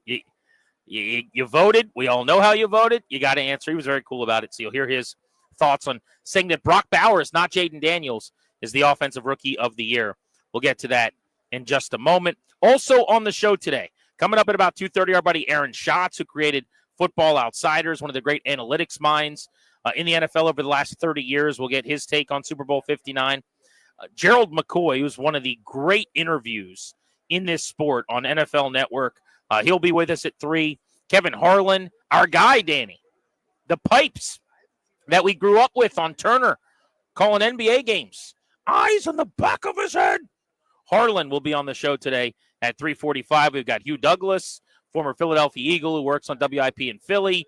Tory Smith, who is a buddy of mine from the Fredericksburg area, who played a long time NFL wide receiver, and former number 2 pick Ryan Leaf on why Jaden Daniels is a number 2 pick, had the career he did, and Ryan Leaf was not able to pull it off. So there's a whole lot brewing on this here radio program. And Leaf, he's been on with us before, a lot of times around the Super Bowl. He is a fantastic interview. I mean, fantastic. He's one of those guys that was able to kind of punch through he's a failed quarterback, a draft bust, whatever, kind of those punchlines and things that everybody used to make fun of, and has not only has owned it, but owned his own demons and his own struggles, and is thoughtful, open, and brilliant to talk to. He is a great interview. He's actually getting an award this week in D.C. for the work he's done for mental health and addiction and getting people to straighten their lives out based on so cool his own journey, his own path. Pull the curtain back a little bit. We're very selective. Like, we turn a lot of interviews down out here. We talked about that yesterday, but we kind of got our rundown established, and I'm like, man, we got a lot of guests. And we're thinking, like, is there one we could trim? Or Ryan Leaf would be the guy that's, like, quote-unquote least relevant to the Super Bowl, but he was so good the last few times we've had him that it's just a no-brainer. I'm like, no, I want to talk to that guy. He's an outstanding interview, conversationalist, and he's got takes, the quarterback position, on Daniels, on Mahomes, on the Chiefs. So very, very excited for him at 6 o'clock today before we make our final Super Bowl predictions going into the weekend. What do you got shaping up back home for the Super Bowl? We're jumping on the plane tomorrow morning. Darius and I are going to go to a DraftKings party tonight at Brennan's. We're going, however we got to get in. Our guy Christian's going to take care of us. We're going to see the Chainsmokers and Nelly. We're going to have a good time. And then we're getting on a plane first thing in the morning. So we'll be back. I'll be watching the Super Bowl at my house with my family. What's Danny Rouye got cooking? So we have not really thought about this because there was a time not too long ago where I may have been going to New Orleans for a couple different reasons, whether it was to do the show or like another opportunity that ended up falling through. So we haven't even really thought about it. And we don't think about much beyond like when our newborn is going to get his diaper changed or eat the next time or when he's asleep. So I actually have no idea what I'm doing for the Super Bowl. And it just as you were talking, it reminded me I should probably make some sort of plan because it is on Sunday after all. I should know. I'm going to scratch off the segment where we're talking about our menus and who's coming over for the Super Bowl at our houses. Since Danny is doing the I don't know what I'm having for lunch thing. Yeah, I'm gonna with the Super Bowl. Well, I'm happy to chime in and criticize or compliment anyone else's selections, but I'm not even kidding you. I have no idea what's going on. That's funny. Let's start though with last night's award show. NFL Honors was held out here in New Orleans, and Jaden Daniels won the Rookie of the Year award to nobody's surprise. Here's how it sounded last evening. 2024 AP Offensive Rookie of the Year is Jaden Daniels!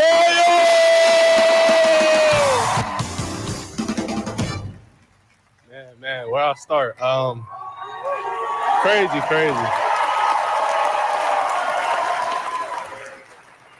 First and foremost, I want to thank God, for allowing me to be in this presence of greatness, being on this stage, man. I want to thank my mom that's in the stands. I want to thank my family back home. Shout out to y'all for helping me get to this point. Washington Commanders, Josh Harris, and all you guys. Thank you guys for changing my life, for drafting me. Everybody back home, the DMV, the Washington fan base. Man, appreciate you guys. Shout out to my boys, Malik and Brian, man. Love y'all. Couldn't be at this point without y'all. I know it's competing each and every week, man, but love y'all and thank you to everybody.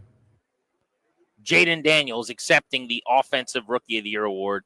in the most Daniels way ever, just heaping praise on a lot of other people. Yep. Not really talking about or acknowledging how great he was this year in any capacity. Starts with thanking God, then his mom. Josh Harris got a shout out, which I kind of loved. But my favorite two things that he did, number one, and I know he was sitting right in front of Malik Neighbors and Brian Thomas Jr., but his two buddies from college who he got up and dapped up in their, they have their special handshakes that they did at LSU. They did them right there in the theater.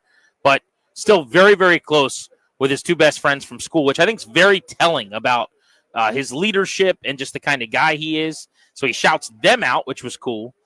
But how about he referenced back home the DMV? This is a California kid born across the country, back home in the DMV. Man, was that music to my ears. Wasn't that sweet? Now, listen, I get it. Deep down, it's like watching wrestling when you're old enough to understand. When you get to be 12, 13, 14, you know what it is. It's scripted entertainment where these guys are doing a live soap opera with incredible athleticism. It's not quote unquote real, right? Like Roddy Piper didn't really hurt Hulk Hogan with the steel chair. You know what I mean? I know deep down he's not from Washington, D.C. I'm very aware of that. But I always like to pretend a little bit, at least, that they care about my local thing, my local community, the same way that I do. You know what I mean? Like, that's not where he's from. I understand that. But like the embracing of the local thing, embracing of Washington, D.C., because you shouldn't be a fan of a team that you don't get to go to their games as a kid. You don't interact with the local fans. Otherwise, you're just a front runner, right? If you're like, I'm a fan of the Dallas Cowboys and I've never been to Dallas, you're a jackass. I'm from D.C., from this area. And the fact that he called where I'm from home, I was sitting there, I got the great pulse and lips filled with smile thing, man. It just makes you so happy. Let's just keep up the illusion. He's hopefully going to be here for his entire career, the way things are trending. And certainly you want that second contract. You want the 10, 12, 14-year stay. I mean, Patrick Mahomes, Kansas City's home, right? Mm-hmm. Peyton Manning, Indianapolis was home. Like, you want your franchise quarterback to feel like the city where they were a hired gun, where they were drafted and had no say on going there, is a place they want to be. And for him to call the DMV home like that, it means he's not just staying in a condo during the football season, which I really, really liked. Love that. But I thought the speech was exactly what you'd anticipate. It was short. It was sweet. He is a man of few words. I think most of us know that at this point. It's part of the charm, I think.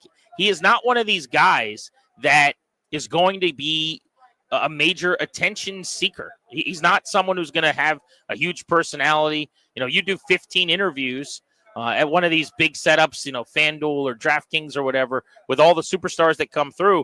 At the end of it, I don't think Jaden Daniels is going to have been the best interview you talk to.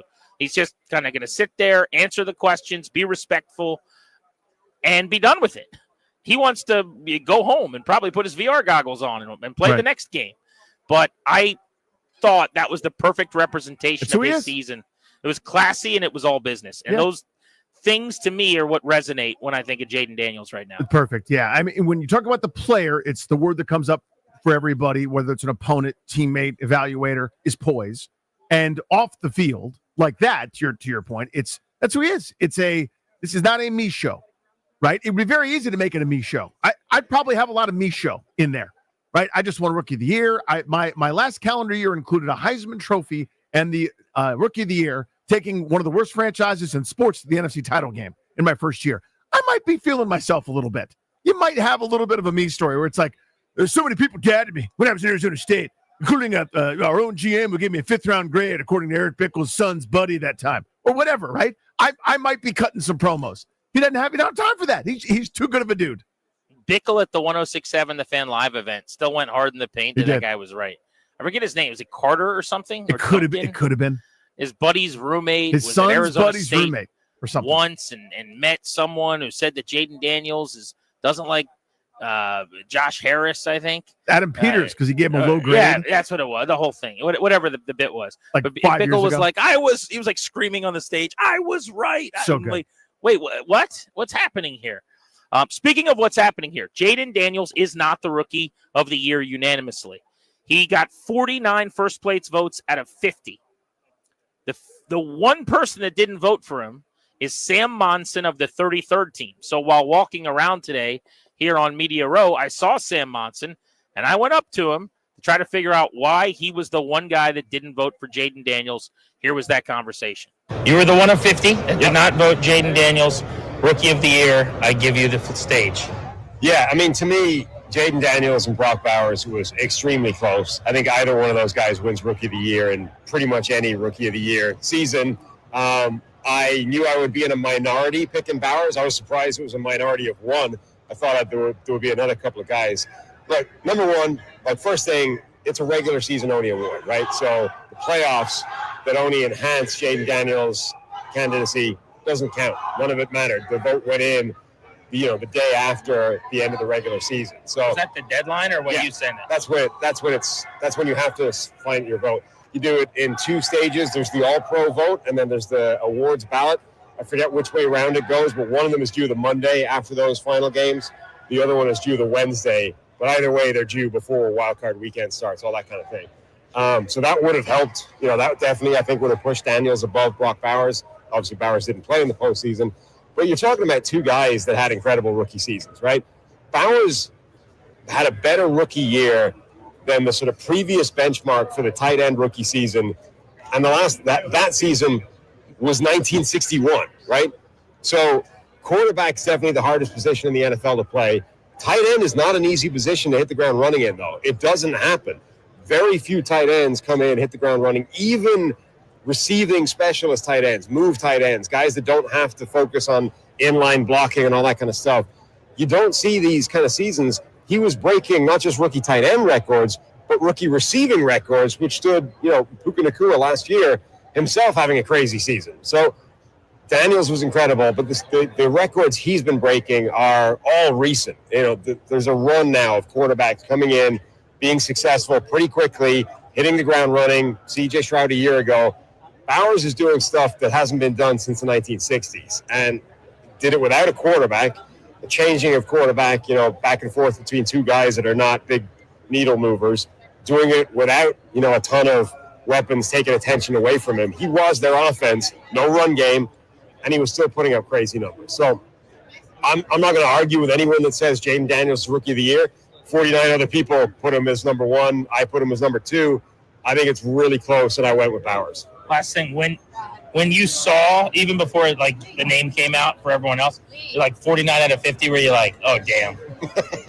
This is going to be, you're going to get some blowback, or did you just not care? I mean, you don't love it. You're like, yeah, I have a pretty good idea what my mentions is going to look like for the next couple of days. But look, we said it in our show before we went with Brock, or I think we definitely debated the Brock Bowers Daniels thing in our show. We knew that was the conversation. We knew people were going to vote Jaden Daniels, overwhelmingly. The other thing is, look, the people complaining about you've robbed him of a unanimous. Name for me one previous unanimous Rookie of the Year. I don't know one. Right, and I would be surprised. I'm sure there have been them, but I don't know. And I would be surprised if anybody else knows that either. I was talking to the guys from the AP, and they don't know if there has been. They don't even track it for Rookie of the Year. So nobody knows whether it was unanimous or not, right? In a year's time, 2 years' time, nobody will know that Jaden Daniels was not a unanimous Rookie of the Year, that he was just Rookie of the Year. And ultimately, that's the point, right? 50 guys with 50 different opinions, 49 of them concurred on this one. One went the other way. I wasn't enough to stop it going to Daniels, so who cares? That's Sam Monson of the 33rd team on why he did not vote Jaden Daniels as the Rookie of the Year. I want to get into, Danny, his logic where he explains it doesn't matter if he's unanimous or not ultimately. No one's going to remember that. So he won. What's the big deal if I'm the only guy who didn't have him as the winner? I want to get your thoughts. I'll give you mine as we continue as well. But we're about to be joined by Aaron Schatz on Radio Row here in New Orleans, one of our favorite analysts and insiders when it comes to the data in the NFL. You're listening to Grant and Danny on The Fan.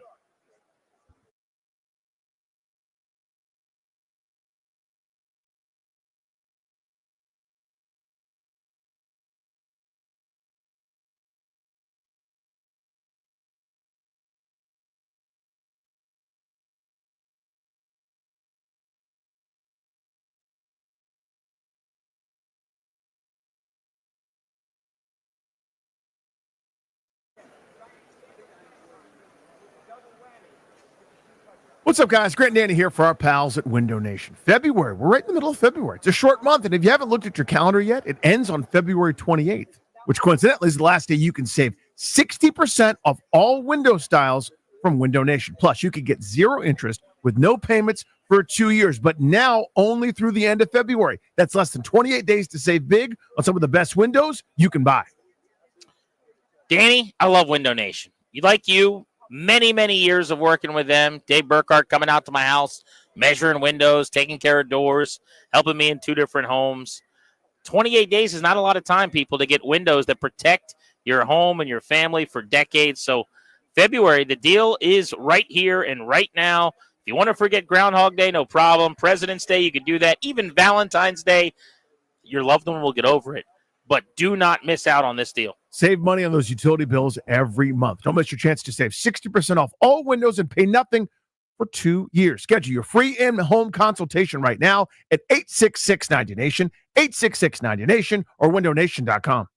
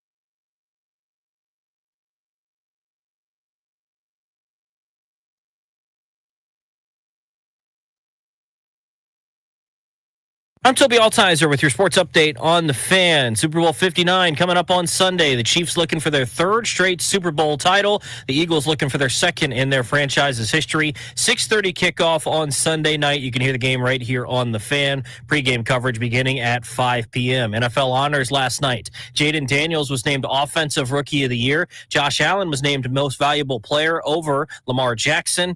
And Kevin O'Connell was named Coach of the Year. Dan Quinn finishing fifth. The Hail Mary against Chicago was named the moment of the year. In the NBA, the Wizards taking on the Cavaliers at Capital One Arena tonight, 7 p.m. tip-off. You can hear that game over on the Team 980. The Wizards looking for their fourth straight win and looking to stay undefeated in the month of February. In hockey, the Capitals beat the Flyers last night 4-3, scoring 2 goals in the third period to win it. Alex Ovechkin scored a goal in the first period. Number 879 for him. He's now 16 goals away. He has goals in 4 straight games. From the Crop Metcalf 5-Star Sports Desk, I'm Toby Altiser on the Fan.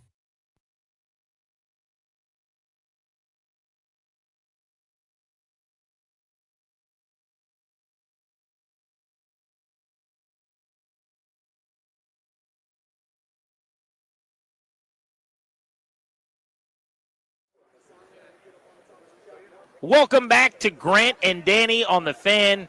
Danny's in D.C. I'm out here in New Orleans on Media Row. And, DR, I found one of our favorite guests, Chief Analytics Officer at FTN Fantasy, of course, the gentleman that created DVOA and was so big behind the scenes at Football Outsiders, one of my favorite sites for many, many years. Aaron Schatz is on the show. So, Danny, I was just talking to Aaron before the segment started. You will not believe this is hilarious. So, he's like, I know how Sam feels because he was the one guy who did not vote for Lamar as MVP last year. He voted for Josh Allen the year that Lamar won it. And then last night, he voted for Lamar as his MVP, or I guess this time around. We found out last night. And Josh Allen won it. So you've been on the opposite side of history. I'm on the losing side. Yeah, 2 straight years. Absolutely. But I understand how Sam feels. You know, first that people need to understand is you don't vote for a guy thinking you're the only one who voted for him, right? Sam did not think he would be the only one who voted for Brock Bowers. And I didn't think last year that I was going to be the only one who voted other than Lamar Jackson. I thought I might be the only Josh Allen, but I figured maybe someone would vote for Dak Prescott or Christian McCaffrey, in 2023. So I understand how Sam feels. He wasn't trying to get anybody. He really believed Bowers was the Offensive Rookie of the Year, and there's a good case for it. Be the idea that Rookie of the Year is how good you are compared to the standard at your position. And what I decided was that being the 6th or 7th best quarterback was more valuable than being the 2nd best tight end. So what's happened in college football is it's just who had the best quarterback season. What's happened for the pro MVP is who had the best quarterback season. Do we need to do something else? Like, do we need to separate that and almost say like best position player, non-quarterback division? Almost, I don't know. I hate to say create another award, but maybe create another award. If you want to have MVP not necessarily be a quarterback, they need to change the description of the award to specify most valuable compared to the average at their position. Because there's no question that in the modern NFL, the most valuable players are quarterbacks. Now, what I do is I use Offensive Player of the Year as my non-quarterback award. I don't believe in what some people do, which is they use that as the 2nd best quarterback award. A dozen people yesterday, to your point, we found out, voted Lamar the Offensive Player of the Year. Presumably 12 people that voted Allen the MVP. Right. So what I do is, to me, Offensive Player of the Year is for a non-quarterback, and then I vote quarterbacks for MVP. But if they wanted to say, compared to the average at his position, then I absolutely would consider player at other positions. You are a big proponent of the transparency. Even before they started releasing who voted for who, all 50, every single award now, you have long written a piece where you said, this is who I voted for and why. We don't have that in baseball. Everyone's still trying to figure out. It's somewhat unfair because it's a wild witch hunt at that point. But, like, who didn't vote Ichiro into the Hall of Fame? And by the way, that person could have had a good reason. If they came out and said, I knew Ichiro would make it, and I felt there were 10 other guys who were also viable, and I wanted them all to get my vote, that would make sense. But whoever this person is has not come out and said that. But you've long written about your votes. Yes. I mean, the transparency to me seems like It should just be a prerequisite. Also, I go through a sort of tortured process. I take this very seriously, and I want everybody to see the process that I go through, that I come up with these votes. So it seems to me, and Aaron Schatz is with us here on Grant and Danny. Yeah, but kind of my informal count. There's some names on the MVP voting that I didn't recognize, to be honest with you, or maybe not as familiar with their work. But it seems to me that every person that I associate with numbers, analytics, and data voted for Lamar Jackson. And then kind of the other side was, did you guys see Josh Allen this year? And both are legitimate cases in my mind. Just give me, is that kind of how you found it? I mean, that's probably not fair to a lot of people, but that's sort of my thought there, my initial impression. There are a lot of advanced stats. EPA expected points added has Jackson and Allen roughly equivalent. There are good statistical reasons to have voted for Allen. My stats just happen to have Jackson far ahead. And, my stats are my thing. Yeah, DYAR, which is the defense-adjusted yards above replacement. Jackson had one of the top 10 quarterback seasons I've ever measured going back to 1978.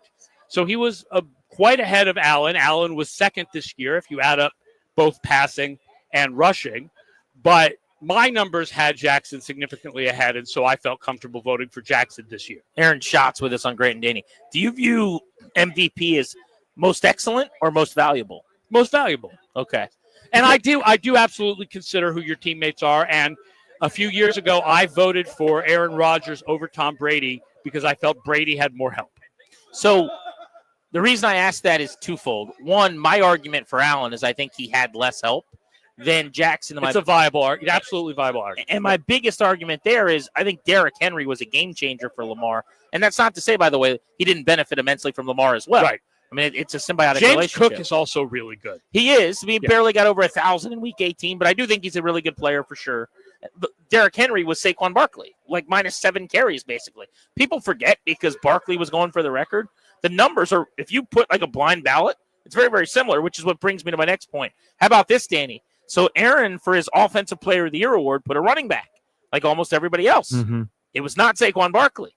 You voted for Derrick Henry over Barkley, and you didn't have Barkley in your top 5 on your MVP. Yes, I voted all quarterbacks for MVP. And on Offensive Player of the Year, I had Henry first, Jamar Chase second, and Barkley third. So I don't want to say you're down on Barkley, but I am. I mean, compared to everybody else, I think he's great. I just want everybody to acknowledge he played a very easy schedule. He played 9 games this year against bottom 10 run defenses. Really? And I believe Henry played 3. I can think of 3 of those games, Aaron. Well, he's not talking about the playoffs, remember? No. Yeah, I'm just talking about the regular season, but that includes Washington twice. Yes, it does. And he went for 146 and 150 in those games. Yeah. By the way. So that's a good argument. I mean, so for you, it was about Henry's playing really good run defenses and having about the same success. Yes. Barkley had a much easier road. Yes. For example, by the NFL Next Gen stats, rushing yards over expected, I believe that Henry had more rushing yards over expected per carry than Barkley did. Barkley just was not touched. There were so many runs where he wasn't touched for the first few yards because that offensive line is so good. That's the other thing. He probably runs behind the best line in football. Yeah, or close to it. Yeah. So 2 of the best lines in football are on display this weekend here in the Super Bowl. This Chiefs offensive line kind of rebuilt on the fly. Didn't have maybe the name pedigree coming into the season as Philadelphia's did, but I think they've played exceptionally well. A stark departure from a few years ago, by the way, when Kansas City lost to Tampa, and that was clearly the main issue, you would say, with that Kansas City Chiefs team. Give me kind of the preview here of the trenches in this matchup, Aaron. You do wonder a little bit about Caliendo. That's the left guard who has taken over for Joe Thuney, with Thuney moving to left tackle. And Juwan Taylor led all of the Chiefs in pressures allowed. That's the right tackle. And he's going up against Nolan Smith, who I quietly think is a very important player in this game. On the other side, here's the thing. The Eagles and their mindset depends so much on those explosive Barkley runs. And the Chiefs' defense was second in the league this year at preventing explosive runs. So they are good at countering what the Eagles want to do with Barkley. Aaron Schatz, love having him on Grant and Danny, live on Media Row from New Orleans here on The Fan. What did you make of Dan Quinn going for nearly 30 fourth downs? And if you count the playoffs, it was actually more. It was a record. Washington In the regular season, I believe, was like 23 of 26 on fourth down. Yeah. I will say that using our aggressiveness index that compares coaches to what the average coach actually does in similar situations, Quinn was a little bit more aggressive than average, but they had more opportunities. This is what I've actually to go for It's it. funny to hear the Fourth data and backs one. this Yeah. up. I thought they just happened to be in fourth and short A lot. in plus territory Yes. all the time, more so than it was like he was just rolling dice. But they also had a lot of success at it, and you've got to give them credit for the fact that they were getting those. And look, when you have a quarterback like Jaden Daniels and what his specific talents are, you should be getting most of your fourth and ones, so you should be going for it all the time on fourth and ones. So credit to Quinn for understanding.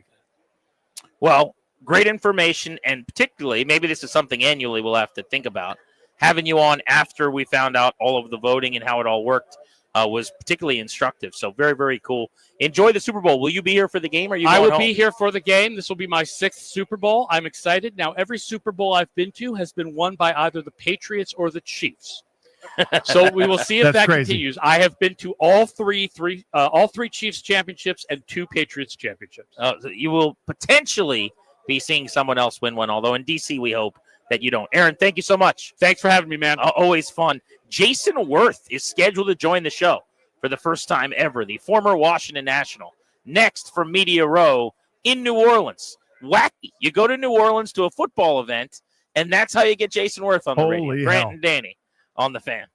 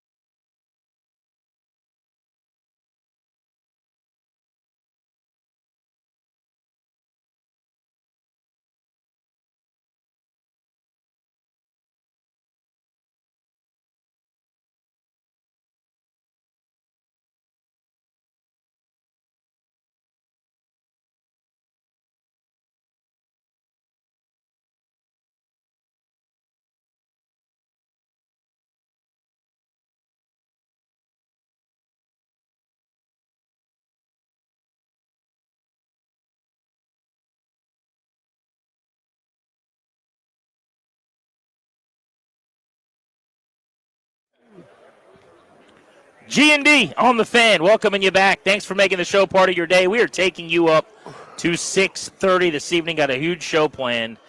We had to come to New Orleans. We had to come to Media Row. And that's where we find Jason Worth. Obviously. And get him on Grant and Danny. Danny comes over.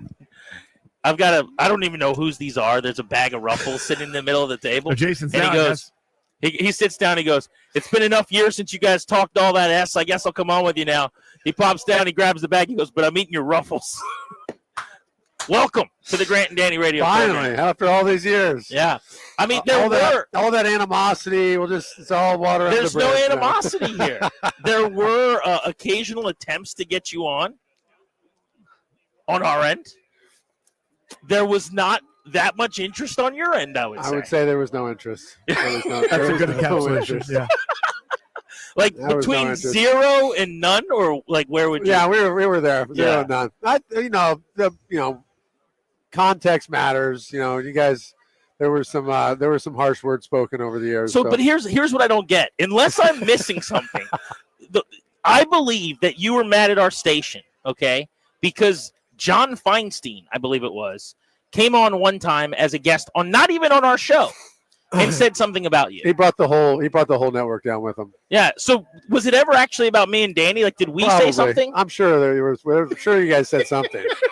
I'm sure. I'm sure over the course of 7 years. Yeah, there were things, ups and downs. I think it was the first year when I did not perform up to my ability, but there was other stuff going on that year. That was a heavy ship to turn. My batting average definitely didn't help the that whole thing. But hey, you know what? Hey, we're here. We're friends. We've moved on. Old pals, old buddies now. Yeah. I walked up to you at spring training one time. I counted in the corner, Jason. I was afraid the whole time. He was petrified. So Danny's back there. So Danny refused to go up to you, but I walked up to you. I'm in you're in the dugout. And this will date this a little bit. It was Vieira still, I think. And I walk up to you, and I go, Jason, you got a minute? You look at me, you go, for who? And I said 106.7 The Fan. You go, wrong bleeping answer. Oh man, that was something back then. Wasn't It was good. No, but it was a good time. I mean, again, I think we're all fine. Like, I don't blame you. You got a horse that just goes and takes over the world. You're doing big things. What a guy. Yeah, what a guy. Changed my life. I mean, it's crazy. I was watching and I'm like, wait a second. That looks like Jason Worth. Yeah, went to the. How did that happen? Took me to the Derby. Took me to the Kentucky Derby. That guy. Great guy. He was like a fixture in our house. I mean, this guy. We got him all. We got pictures, statues. I mean, this dude is like he's not very lovable. You know, I kind of compared him to me a little bit. He's a big bad dude with a bad attitude. But you know, we love him nonetheless. You did have one of the greatest lines of all time, by the way, when you post game with Kolko referred to Papelbon as the DC Strangler. That just happened. Like that was live too. That was not something like you guys used in the clubhouse. No, it was not preemptive. It just I saw him running for me, and it's that crazy look in his eye, and I was like, oh guys, so I kept running, and then he asked me that question. I was like, dude, it's the DC Strangler. Like he literally choked Bryce. Like you know, it was just not that long ago. He about killed Bryce. It's just such a funny term. Like poor Kolko was just like a deer in headlights. They go, who's that?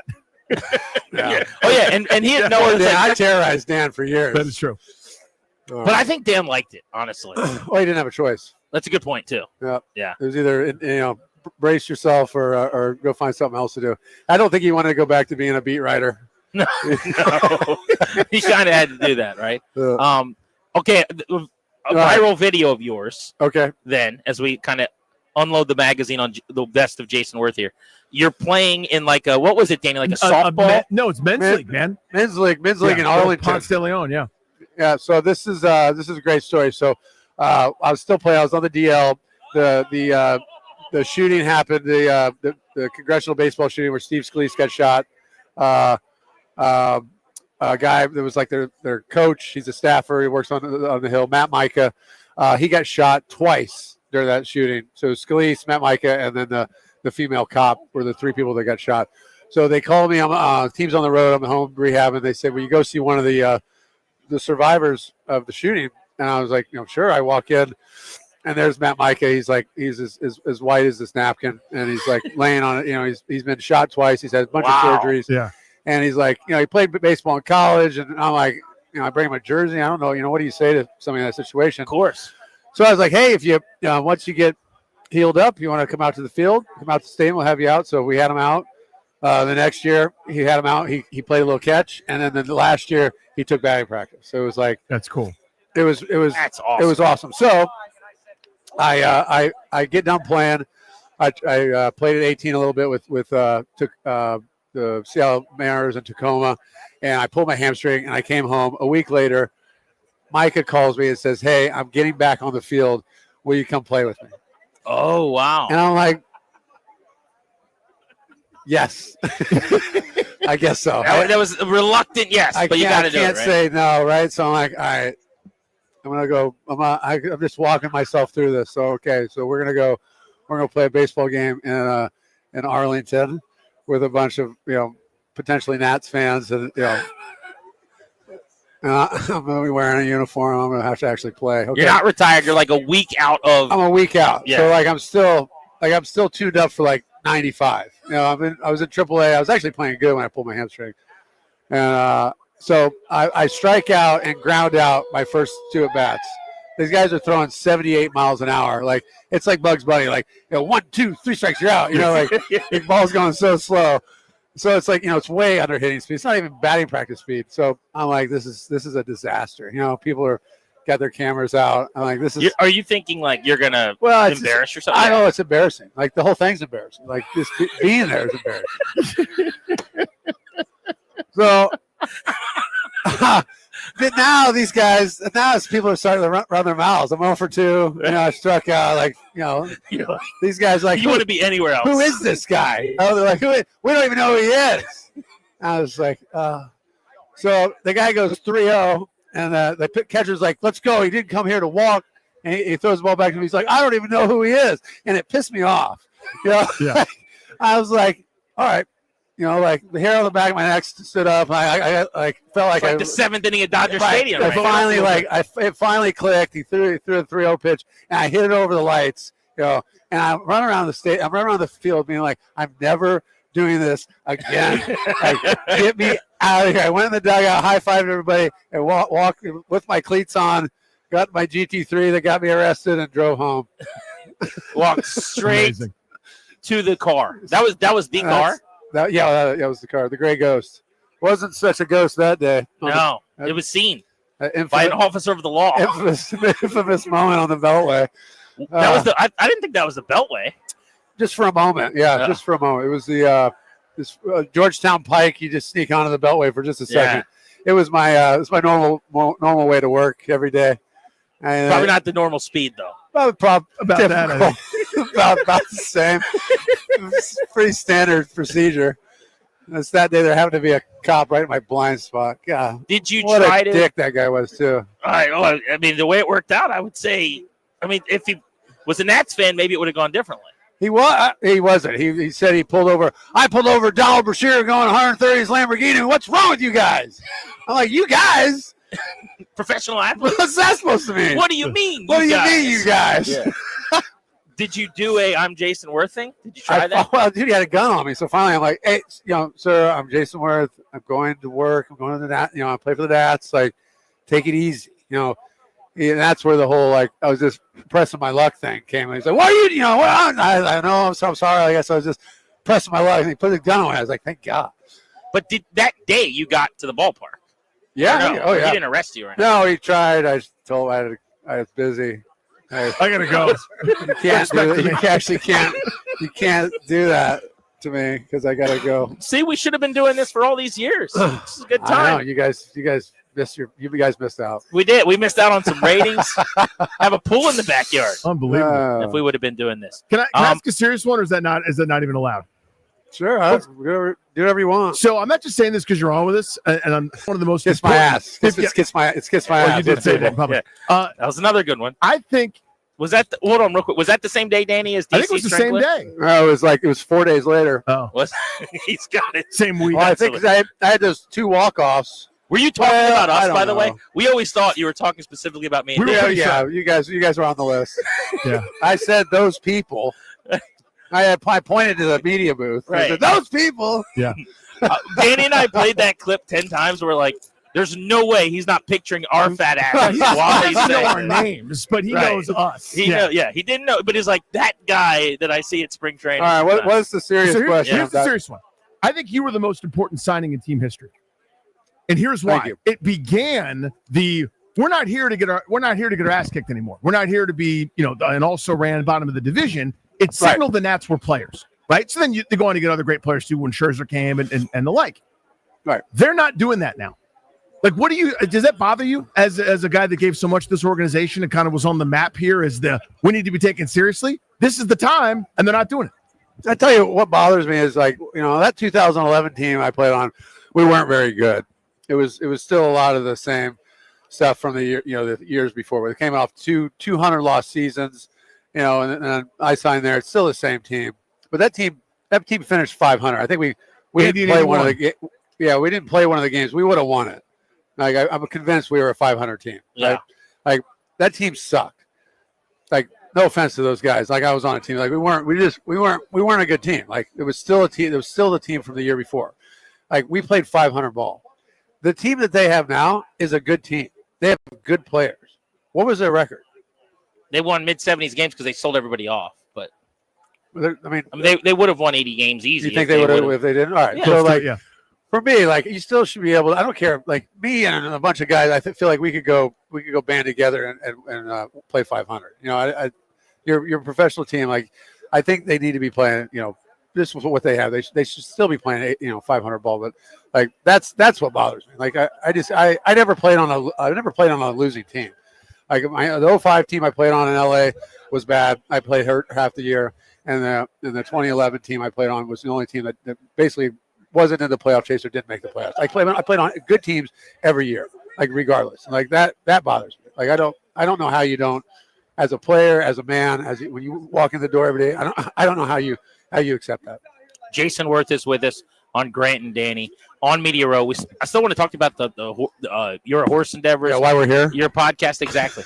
Can you hang with us? Yeah, it's cool. Are you chilling? Yep. All right, because I got a couple other things I still want to ask you. This is about 12 years in the making. A little therapy for both Jason and us. We're all working this thing out together. Bro. Yeah, eat some Ruffles. Eat my Ruffles. Yeah. And Drink we're my going to water. be back with Jason Worth on Grant and Danny here on The Fan. What a day.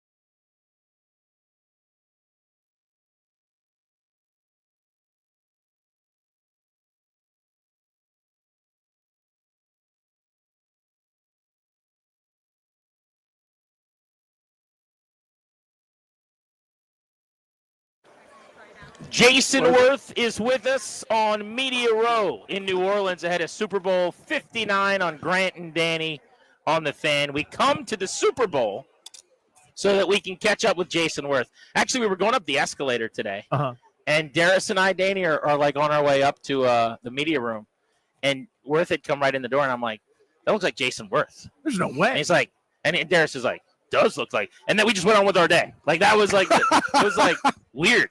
And then we're back here an hour later, and he's walking by. I'm like, definitely Jason Worth. It's him.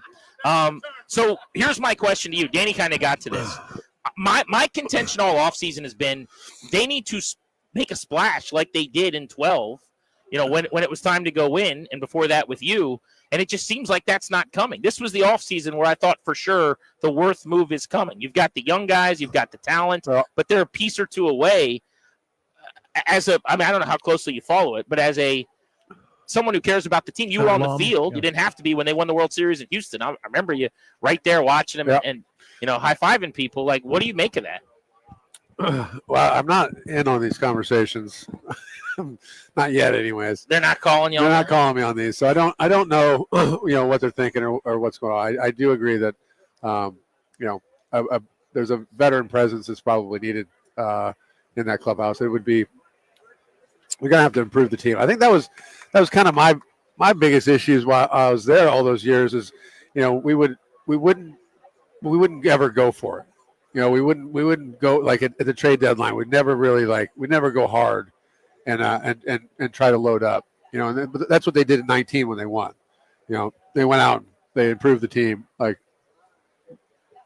back into the bullpen and really went for it, and they won. So we're always right there. The whole thing where we never got over the hump out of the first round, like that whole thing.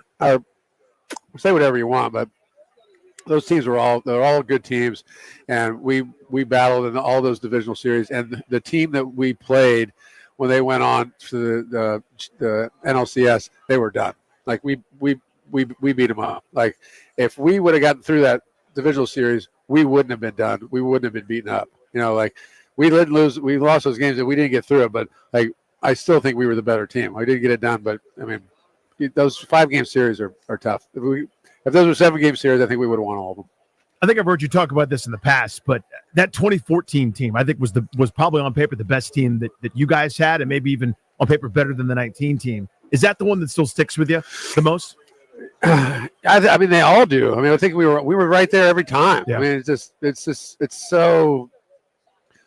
so disheartening to even think about it. Like those are crushing losses. Like those hurt. Those stayed with us for a while. Like I think was it 14? I think it was 14 when I went to my farm for a month and turned my phone off and just didn't talk to anybody. Like it was like really? It was. Is that the Dodgers? No, it's Giants. That was the Giants. Oh, that was Hunter Strickland. Yeah. Bryce took him deep 3 times. That was. I mean, they were all tough. Like the Dodgers one was tough. Even I mean they were all tough. They were all like awful, crushing defeats. And I still feel like it was opportunity lost. But what are you gonna do? Jason Worth is with us here on Grant and Danny. All right, one more next question for me is the story about ripping the sign off the wall. He just spit out his ruffles. Potato chips. I believe the quote was, "When did you lose this team, Matt?" I think we have the use by date is over on that, right? We're past the we can statute talk about of limitations. Yeah, we talked about. Somebody asked me a question earlier about a fight I got in 2000. So I feel like it was time to talk about that one. Yeah, let's unpack this one too. Let's get it out. All right. Yeah. So it is a true story. This is not on my bingo card either today. No, we're doing it, man. We're here. We're all here together. So, all right. There's a game. In spring training. This is when did you lose? When did you lose the team? Yeah. There's a game in spring training. We get into a little dust up with the Marlins. I can't think of the pitcher's name, but it was little testy kind of type of game. I don't know if they hit somebody. So we come in and the next day, and Matt tells everybody that that's not how it's gonna go down, and sets this whole thing up. We're gonna go down there tomorrow, and they can't have it both ways. We're not gonna allow them to push us around. And I think we were all pretty I thought we were all pretty fired up. Like it was awesome. Let's go.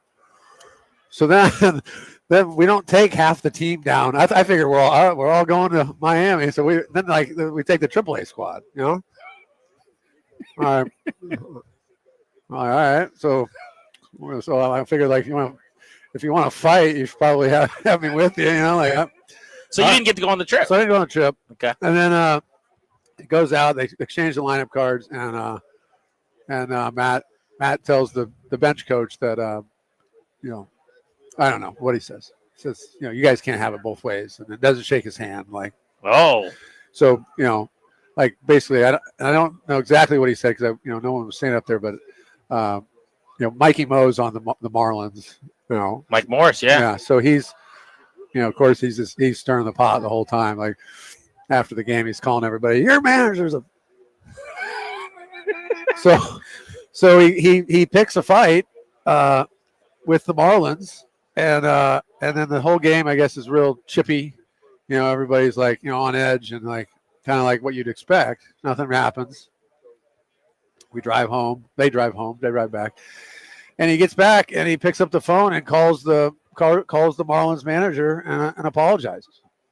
Says sorry, and so then that sent all these shockwaves through the clubhouses and to the team, and what are you doing? What are you saying sorry for? You said we were going to go over there and fight. We're going to kick their ass. Now you're. So everybody's the whole team's what are we doing? What's going on? What's wrong with him? What? So I go in the office next day. I'm like, Matt, what are you doing? What? He's like, well, I just don't want to be known for that. I don't want to be that guy. I was like, okay, but you just had a meeting 2 days ago and told everybody what we were going to do, and now everyone knows that you called and apologized. What are you going to do? I'll handle it. I got it. And he never said a word about it. Never said nothing. So that was when he lost the team.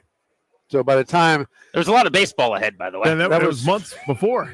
Yeah. Months. This is spring training. We're talking about August, I think, right? Yeah. So Desi calls me. And says, "Hey, do you know you're not playing?" And we came back from Colorado, long trip back. We got in late. I'm a fairly elder player at this point.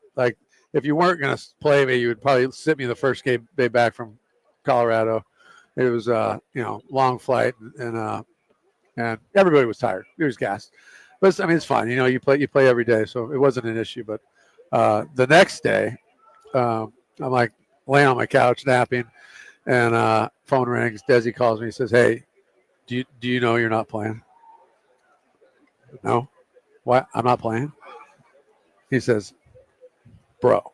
And when he said "bro," I already knew what was about to happen. So he's like, "Bro, we need something." I'm not telling you what to do or anything. And he's like, "But we need something." I was like, "I got it. I'll be right there." So I get my GT3. I go screaming down the GT3. The GT3. You went the speed limit the whole way. Yeah. No, I went how I usually drove before I got arrested. And I went I'm just so furious because look, you don't have to tell me when I'm not playing or when I am playing, but it would be if you want to give me a day off and really give me a rest, you'd say, "Hey, you're tired, we're tired, take a day, get your rest, because when you wake up in the morning, your whole day's you're built to play, you're on the whole day, you're on the whole day. So if I'm not playing, then give me the whole day off, And he knows this. Matt played a long time. He could have been a really good manager, but he refused to do stuff like that. So at that point, like the season was lost. The whole thing. I mean, we were at the point of either we win the rest of the games and we need a spark, or we suck. So I walked in and took the lineup card off went and looked for Matt, ripped it up, and told him if he wants to win, he get a new effing lineup card. Me with at the time I was leading off, so one with me on the top of it, and I thought who I thought the guy was. I thought that he would fight me. I would have fought me. You would have fought you. Yes. Jason Worth would fight Jason I Worth. would have fought me. I thought for sure we were going to. I was ready. Like an actual fight. I was ready. Right. I was like, this is what needs to happen. This is the forest fire to cull the growth here. Yeah. Yeah, but again, we got the guy that called over and gave up and apologized. So it was more of that was just the season that we had, and it's unfortunate, and I hate bringing it up and talking about it, but you asked, so no, and I appreciate your candor, and I mean for Nats fans, this is catnip. We're going down a memory lane here with Jason Worth with us here on G&D. All right, I will ask you now. All right, let's do it. About Icon Racing, off the rails, what you've got going on, because my guy here has a horse that's out here winning some of the biggest races in the country. Yeah, so last year with Dornock, we go. He takes us to the Kentucky Derby. Owning a horse in the Kentucky Derby is the most prestigious thing you can do in sports. It's like it'd be like getting your name called for the New York Yankees on opening day. Like it is that level, or for the World Series for that matter. How unlikely was it for like one of your horses to do that? I would say I would understand. Extremely unlikely. That was the first colt that I got into. So the first colt that I bought into runs in the Kentucky Derby, wins the Belmont, wins a Triple Crown race. I mean, I think there's guys that have spent hundreds of millions of dollars to try to do that, and they've never achieved it. And so I own 10% of Dornock, and people are like, oh, like this dude owns 10% of this horse, acts like he owns all of it. Yes, you're correct. Yes, you are correct. Like I don't care if you own a fraction of a percent. Like, and that's what I think the sport is missing. I think it's been like these these elitist billionaire class people that have owned these horses for forever, and no one's had a chance to experience what it's like to own a horse, at any level. So now you have these groups like My Racehorse. They have all these fractional ownerships, whatever. So my summer was amazing. We spent the summer in Saratoga watching these horses run. We won the Belmont. We go on. We won the Haskell, which is like the next biggest race. And we run fourth in the Travers, which was like that race felt like one of those teams I played on in Washington where we lost the division. Like that was that big a loss. Like if he wins that race, we're looking at like our comps are like Justify, American Pharoah, wow, okay, Secretariat ish. It's not the Triple Crown, but it's like it's the second Triple Crown. Right. The Belmont, the Haskell, and the Travers. Now, if he wins the Travers and he goes on to win the Breeders' Cup, which at the time I'm thinking this horse is this good, right? He wins the next race. He is arguably the greatest horse of all time. So that was the history. That was the vision into this first chance, first try. Wow. At doing this. It's like it was incredible. So I'm like, so now I was like, all right, so how do we do this? How do we compete with these billionaire guys, year in, year out? Well, all right, so let's do some crowdfunding. Let's create a fund and pool people's money together, and we'll all go and buy these horses. And then now you have, bringing new owners into the sport, and you're going to buy horses, and they're going to be your horse. They're going to be your horses. And I've created Icon Racing LFG, which is our media company. We have the podcast, Off the Rails podcast. I'm doing with Sean Kelly. We just dropped our second episode yesterday. Sean Kelly? Yes. That's our guy. Sean's great. He's from Louisville. He was a regular. Louisville. He came on all the times you didn't. He was on with us like. I never came on. That's my point. He was desperate to come on. No, Sean Kelly was our. Somebody had to do it. Sean's great. We still owe him cowboy boots because this is how long ago this was. He bet us before the college football season that Lamar Jackson would win the Heisman. Lamar Jackson was a nobody at Louisville. We're like, who the hell? Okay, fine. And we owe them cowboy boots. They're in the mail. I'll tell them they're coming. Yeah. So the reason for the podcast is I think there's a void in horse racing where, if you watch a horse racing podcast, you're either in horse racing or you're not. You're either like, you know a lot about it or you don't. You watch the Kentucky Derby, that's it. Maybe you follow the Triple Crown, that's it, right? Or you're totally in. So the podcast and the media company is like a bridge to bring people into the partnerships and hopefully to build the partnerships, but bring new owners into the sport, because this is the greatest sport like on the planet. Like, especially now with our phones, like you could be doing anything and be like, excuse me. And for 2 minutes, you're like, just come on! And then you're like, all right, I'm back. Like, and like 30 minutes later, you can do it again, right? I mean, Here we go. So like for this gambling culture, like everyone's so into gambling now. Horse racing gambling is like so much fun, and like you don't have to like endure a 3-hour baseball game or a football game or whatever. I know there's prop bets, whatever, but for 2 minutes you can bet on a horse race and go absolutely crazy, like just lose your mind.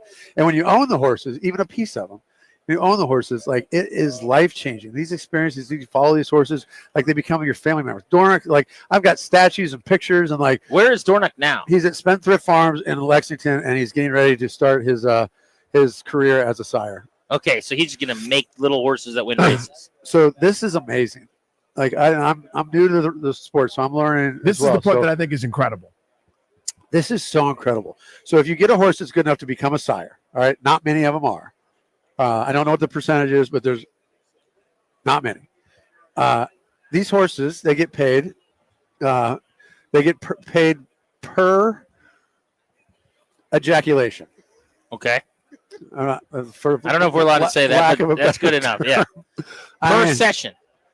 Yes. Okay. So you have a mare. You have a mare. You send your mare to the Spendthrift, and you pay a stud fee. Now the stallion fees, the stud fees vary from stallion to stallion. The best ones are like $250,000. Dornock is $40,000. Yeah. Per. Yeah. And you make some of that money? The money's not in the tree; it's in the seed, Grant. Correct. We sold them, so we sold his breeding rights. So he's gone. Like Spendthrift owns him. I retained what's called as a season. So if I want to send a mare to him every year for free, gotcha. But the only thing they guarantee you is that the deed happens, and that's it. There's no guarantee that they actually get pregnant, but. It's just a remarkable. That is wild. It's wild. I mean, this sport is so crazy. So when I took Jackson, my son Jackson, to the first horse race, he was just like so annoyed. He's like, his quote was literally like, "What is this? The 1700s?" That's great. He literally was like, What is this? The 1700s? He's like on his phone. This dude, he loves horse racing. That's cool. He's at UK. He's like, he goes over to Spendthrift and sees Dornock. I mean, it's just such a life-changing sport. Like once you get into it and you start peeling the layers back of it, there's just so much to it.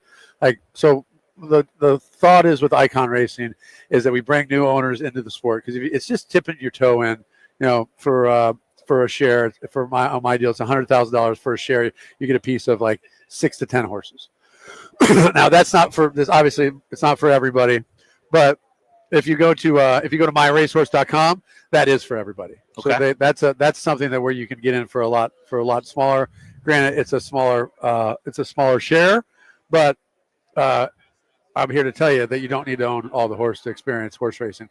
And through ownership, I think through ownership of horses, that's where we can change the sport, change the stigmas that aren't there anymore. I mean, horse racing has done a great job of creating what it is now, but the sport is on the decline. And that's why I made these hats. Make horse racing great again. MHRGA, white letters on a black hat. Marga, make horse racing great again. All right. That's what we're trying to do. And I think through ownership, bringing people in, showing them what a great sport this is, and the access you get as an owner to the horses is unbelievable. You go to the barns, you can pet them. You get to they have personalities. They're like mythological creatures. It really is like Avatar, when like you take your hair and you plug it into theirs and you become one, right? You can see how much he loves There's something to it, man. I'm telling you, like, dude. Yeah, and like I'm like it's there's no like this is how everyone feels about the sport that's in it. Right. And so like it's a great sport with great people. They take great care of the horses. It's not the stigmas about we're just going to send it to the glue factory if it loses. That's not the reality. That's at least 30 or 40 or 50 years old. Yeah, I'm sure that may have been the reality, but it's not anymore. I'm here to tell you. There's tons of aftercare programs. These horses, once they're done running, they have careers after their racing careers, and they're taken care of better than professional athletes. I can tell you. This is our new best friend, Jason Worth. I did not on have Grant and Danny, and I believe we were talking about this during the break. Our new Nats Insider. He'll join us every Friday at 1:00. We'll do 10 good minutes on the Nationals. I actually haven't mentioned that to him yet. But Jason, we'll have it was Ruffles, awesome, man. Ruffles chips every time you come on, buddy. Yeah, I'll send you a bag of Ruffles for every appearance. I'm easy, man. Bag of Ruffles will go a long way. Yeah, there you go. Ladies and gentlemen, Jason Worth, live from Radio Row. The first installment, probably the only installment, but it was a hell of an installment on Grant and Danny. Thank you for stopping Thanks through. for having me, guys. That was a good time. Bye. G&D with you on the Fan. Gerald McCoy is going to be joining us, the longtime Hall of Fame caliber D tackle, and Westwood One's Kevin Harlan later this hour is on the call of the Super Bowl. You're locked into the Fan for Media Row.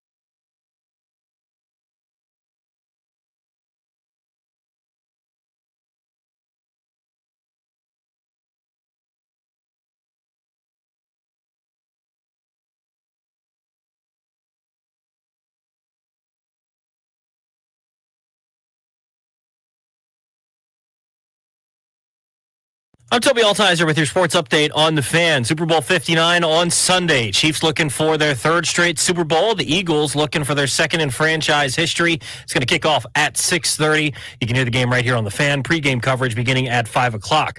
Last night, the NFL honors. Jaden Daniels was named Offensive Rookie of the Year. Josh Allen won MVP. Kevin O'Connell was named Coach of the Year. Dan Quinn finishing in 5th for that award. In hockey last night, Capitals beat the Flyers 4-3. Alex Ovechkin with a goal in the first period, goal number 879. Now 16 goals away from the record. He has goals in 4 straight. Capitals take on the Utah Hockey Club on Sunday, their final game before the Four Nations break. In the NBA, the Wizards take on the Cavaliers at Capital One Arena tonight, looking for their 4th straight win. 7 o'clock tip-off. You can hear that game over on the Team 980. From the Crop Metcalf 5-Star Sports Desk, I'm Toby Altiser with your sports update on the Fan.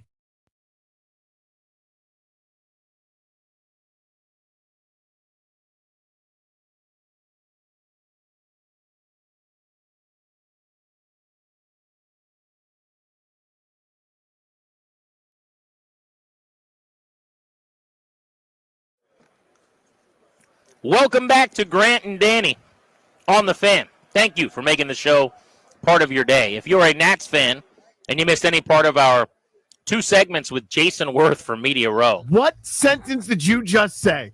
Many years in the making. I'm not exaggerating. That was one of the top 5 interviews, moments, 40-minute spans. I don't know, whatever you want to call it. My phone was jumping off the desk here. I've never gotten that many texts in my life. That was like all-time show history stuff. Especially for the P1s that have been with us for a long time. Like if you know, you know. If you know about the guy that wouldn't let us do interviews in the locker room because he would play music, he would curse, he would slam locker doors that weren't his, so we couldn't use the audio. That guy just stopped on with us for 2 segments. That guy. He gave me his card after. He's like, "Keep in touch, bud." What? He just walked away. I was like, what a weird world. What just happened? Did you hear Jerry Jones though, Danny, talking about Jaden Daniels yesterday on the red carpet? I did. Wasn't that nice?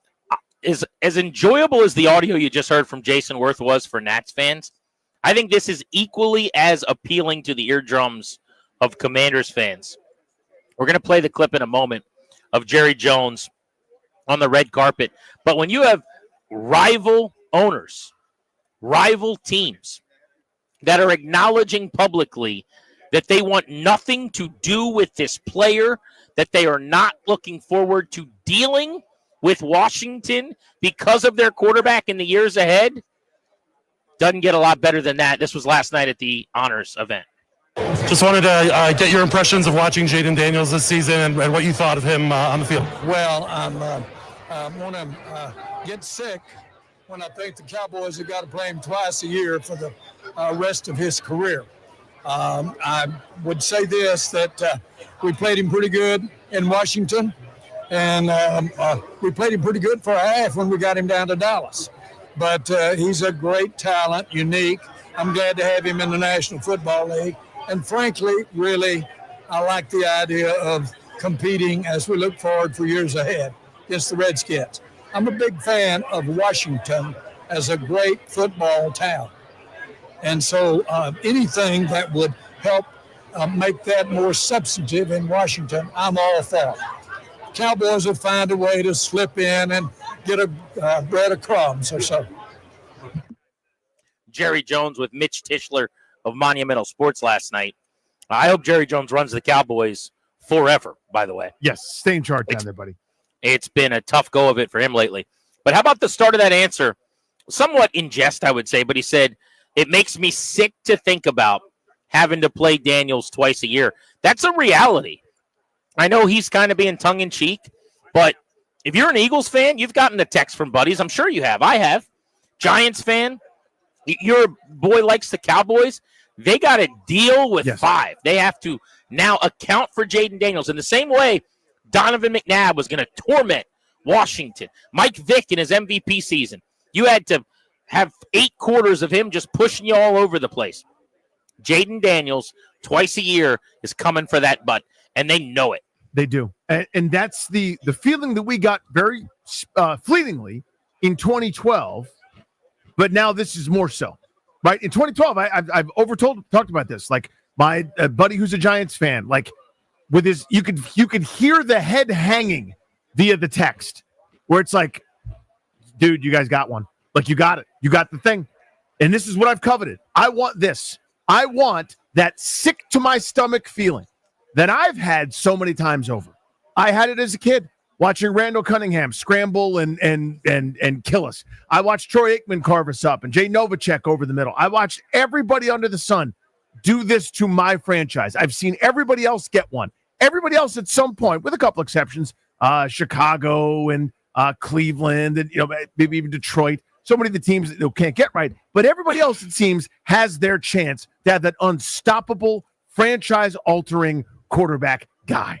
And now everybody's jealous of me. And my guy makes them feel that queasy, oh, my God, this sucks. We'll never be able to beat this dude feeling that I've had for 3 decades. Now they get to experience it. Danny, do you remember when we lost all that weight the first time we were with the MP 180? Yeah, absolutely, sure. And now on the co-pair program, I will hopefully experience this again, although this week has not been helpful to the cause in New Orleans. Yeah. But that's the beauty of the program. I'll get right back on the good foot when we get back. But I remember I enjoyed going to events. I enjoyed going to parties. I enjoyed going to, see relatives, like holiday parties, whatever, because I knew everyone's going to be complimenting me on how I look. You remember that feeling where it's like someone hasn't seen you in a while or something, and they're like, dude, you look great. What are you doing? And it was just everywhere you went. That's what happened. Like Ryan, I'm sure, is in this phase of his life after losing all that weight. I bring this up because that's what this entire week has been like as a Commanders person down here at the Super Bowl. Everybody's walking up. It's like you now just had a makeover. You're the girl in the high school prom movie that walks out and the music plays. The record stops and everybody turns. Yeah, exactly. Yeah. Like everyone's like, dude, how about your team? Like all these years later, I'm happy for you. I've been at these events for 15, 20 years and everyone's poking fun at Dan, poking fun at quarterbacks, zinging whatever the big play was that year, the fumble-rooski, the butt fumble. It's always Washington, right? Not anymore. Everyone's falling all over themselves to compliment Washington's quarterback. It's just, I cannot get enough of it. I can't. It's been a blast. There's no question. And so I know that, like, does it move the needle for, like, the regular fan? Like, you're not at Media Row at Super Bowl or whatever. And, I understand that. But my point is just even sitting on my couch, even reading the article that you all are reading, right? Even just that, hey, this is the football preview show, or here's this power rankings, or here's this quarterback ranking. Your guy is the talk of the league. You know what I mean? Like we do this. We're always looking for the next big star. So what we should be talking about every day is how great Pat Mahomes is and how unbelievable this run is and what's going to happen next. Well, the new kid on the block, the flavor of the year in the NFL, plays in Washington. And he referred to the DMV as home last night when he accepted his Rookie of the Year speech. Pretty awesome. Can't beat that with a stick, buddy. Also can't beat an interview with Kevin Harlan. We absolutely love those dulcet tones and golden pipes. He'll be on the call of Super Bowl 59 for Westwood One, and he's scheduled to join us next. We'll get a nice preview of the big game with Kevin Harlan in moments live. Keep it right here on The Fan.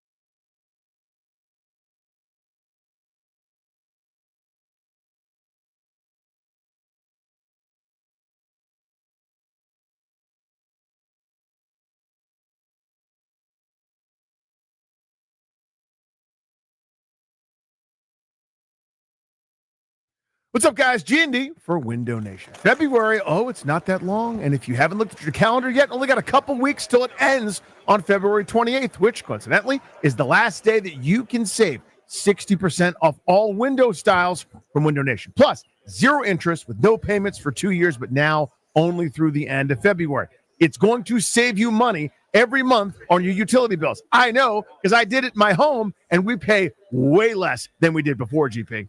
This February, you could miss Groundhog Day, President's Day, even Valentine's Day. Some of you probably shouldn't do that, but you could. But don't miss your chance to have savings of up to 60% off of all windows and pay nothing for 2 years, only from Window Nation. Schedule your free in-home consultation right now at 866-90-NATION. That's 866-90-NATION, or go online to the internet. You can do it, windownation.com. We love him. Grant's had him in his home. Had them in my home multiple times over. They are the best. Hit them up today.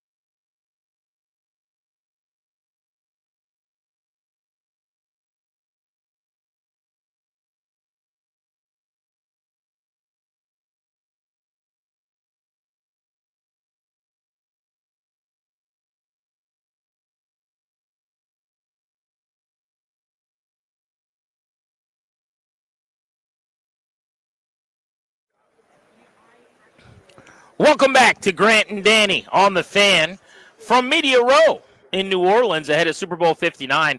We've got a gigantic back half of the show coming up as we take you up to 6:30 tonight. Former All-Pro tackle Gerald McCoy of the Bucks is going to be with us. I want to talk to him about Daron Payne and specifically, sack totals, tackles for loss, numbers that matter, numbers that are more misleading when it comes to the D-tackle position.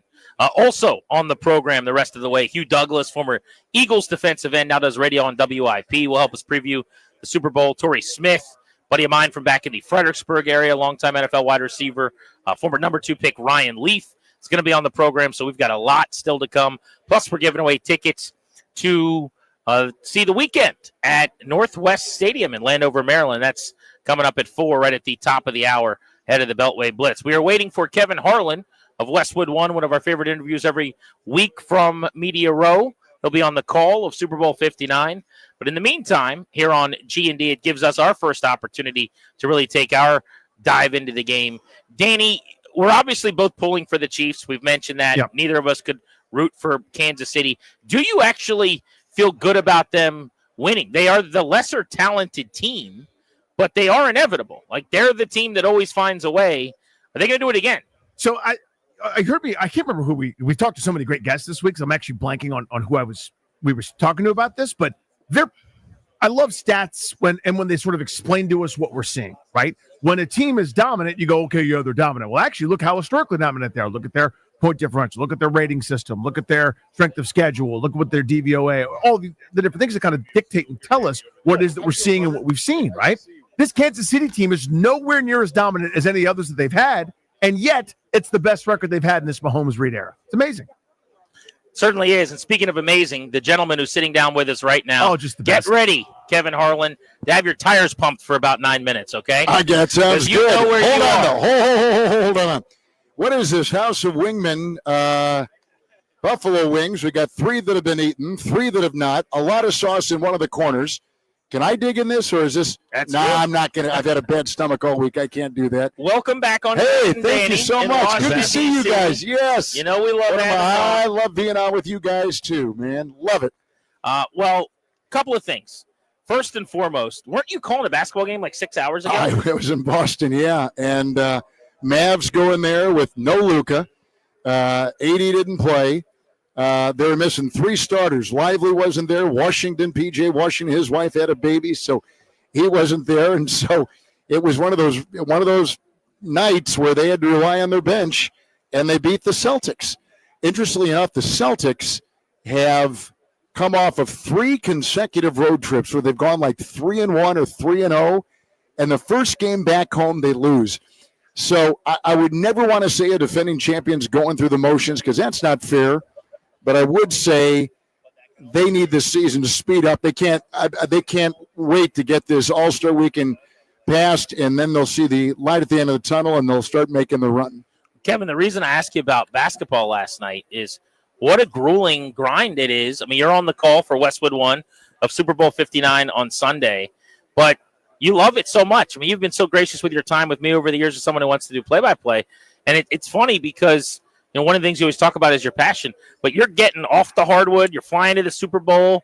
You're doing what you got to do, drinking the coffee and the tea, I'm sure, for the pipes. But you got to still love it, right? How lucky am I? If you would have told my 14-year-old self that this would be my life and be able to do it for all this is my 40th, just finished my 40th. This will be the conclusion, my 40th consecutive year doing NFL play-by-play. I would have said, not in my wildest imagination would I feel that blessed and that lucky. So here I am, talk with great people like you, people I respect and enjoy to listen to, and now here we are talking at a Super Bowl in New Orleans.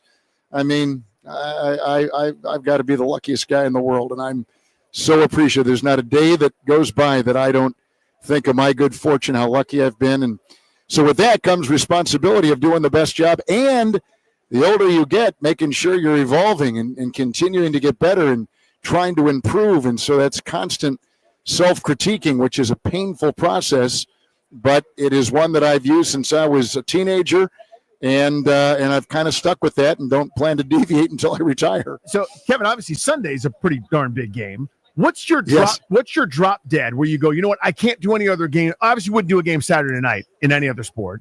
Would you do one Friday night? Like, let's say that the Pelicans are really good and it was a big game. Would you do like a New Orleans game Friday into Sunday? Or like, what's your drop there where you got to go, I got to make sure my fastball's live on Sunday? Well, remember a couple of years ago, the game was in Indianapolis, and CBS had me slated for a Notre Dame basketball game in South Bend. And I drove in Friday night of Super Bowl weekend from Indy after being on Radio Row all day Friday. Drove to South Bend Friday night, did the game. I think they played Marquette. It was Marquette and Notre Dame. Got back in the car, drove back to Indy, was able to get to our production meeting, and then did the game on Sunday. So that has only happened the one time.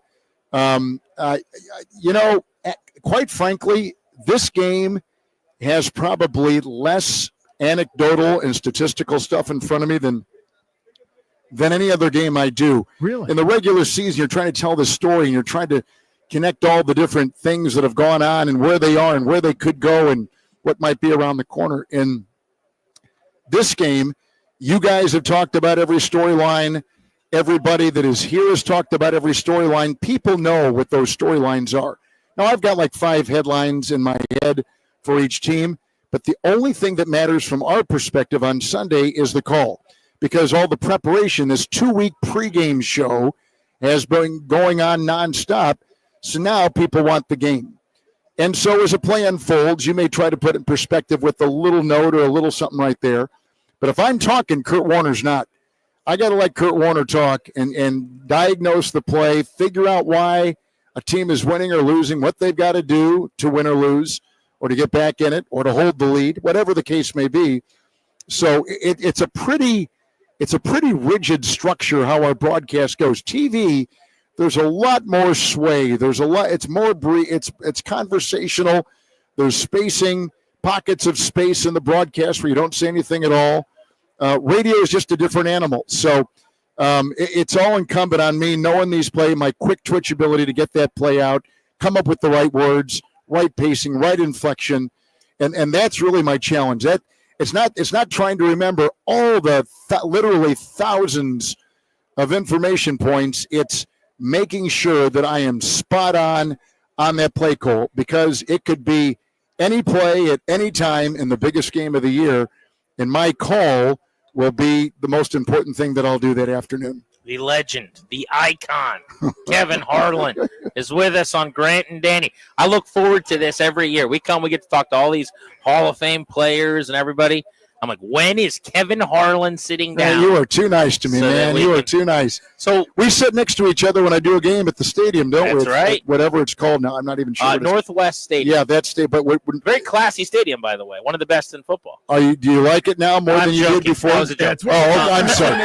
You can't. I just got off a flight of 6 hours, for God's sakes. I've not had solid food since Sunday night. You're trying to pull that. No, I'm just kidding. They did dump $70 million into it, and it is the new owners are trying. Until the new one comes into play, right? We're hoping for 2030 back in the city. Wouldn't that be wonderful? At the same site of the old stadium? The idea is that they'd be back in Wouldn't that be phenomenal? Did you call games there? When I was with Fox, I did. Yes, wow. I did. We had the tiniest little booth. And I remember when I was in there for Fox in the early 90s, going into that booth at the old stadium, and I'm thinking, wait a minute, Summerall and Madden put themselves in this same TV booth to broadcast the Redskins and whoever they were, the Cowboy games, those big games, those important games, those playoff games. Summerall and Madden wedged themselves in this booth. I remember we had to duck down. Our view was like about a 4-foot span and up and down and about 5 to 8 feet wide.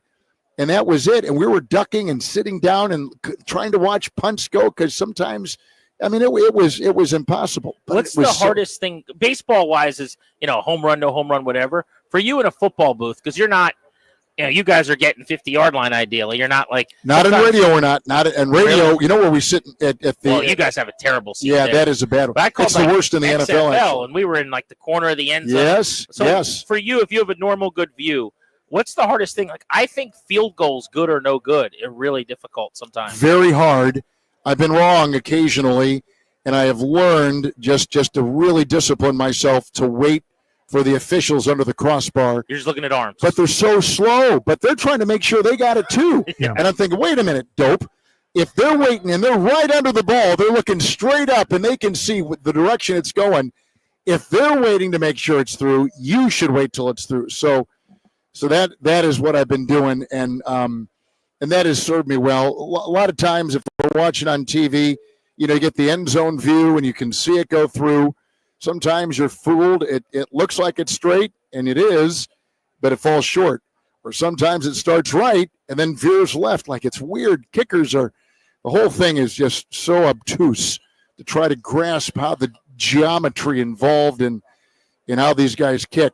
What is hard also is if a play has happened below you on the near sideline, and with all the players standing right there, you can't see flags. You can't see if he's out of bounds. You can't see how the tackle was made. Like, you're really lost. So you're just kind of calling it, and he's tackled on the near sideline, as you can see, at the 25-yard line, and then just kind of pausing there to see if there's been a flag thrown. I can't tell how many times a guy has thrown a flag on the sideline. We never see it. Happened the other night in Buffalo, in the Kansas City-Buffalo game.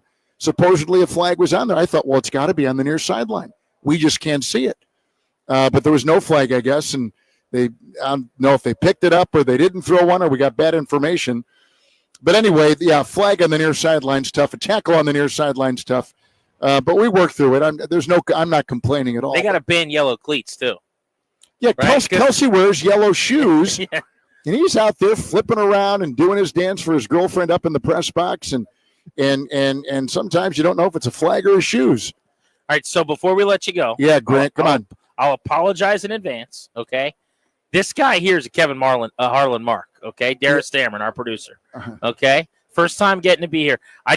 Can you do like a little like Darius is typing on his computer? Can So you it's give him Darius? Darius. Not Okay. Darius, it's Darius. He's been talking about meeting you for months. We share our Westwood One takes all the time. Yeah, Right? yeah. We get our scouting reports. So this is Darius. Well, Darius may look like Kendrick Perkins, but I'm telling you right now, he's got more grit. He's got more soul. This man is unstoppable. Whether he's typing on his computer, whether he's covering an event, whether he's turning the dials for this great station, 106.7, Darius is the man constantly answering the call and sending it home. Let's go, Kevin. By the way, he's got a ringtone. I mean, Darius, you could just die now if you want. That's it. I'm done. What is life? That's it. It's the end. And Danny, I can see you on the computer here. He's got it on. I can see you in Washington, so I'm sorry you're not here. Yeah, 7-day-old that baby. Fun. I know. Hey, congratulations. Thank you. Your life will never be the same. No kidding. We have much older ones, and this one's we like to call a surprise, Kevin. So, so now you got three. Yeah. Now you got three. Yeah. Start that 529, baby. Get that thing rolling. Zone Get defense that thing and rolling. 529s, my friend. That's right. That's You're gonna. Well, I was gonna say you're gonna see stuff in that diaper you never thought a human should possibly see. But you've seen it already, and you're going to see more of it. So congratulations and good luck. Congratulations, sincerely, congratulations. Thank you, Kevin. There's nothing better than being a dad, and there's nothing better than being a grandfather. That's the reward for being a parent. Is being a grandparent. Well, given how old my oldest is, I don't have that many years to wait. So again, it's a surprise. Emphasis on that. Oh gosh, Kevin, thank you. Hey, That's great to see you. so Yeah, fun. good to be on with you God, guys. Thank I you love so me much. some Kevin Harlan, and I don't care who knows it. Beltway Blitz is next. We're giving away those tickets to see the weekend.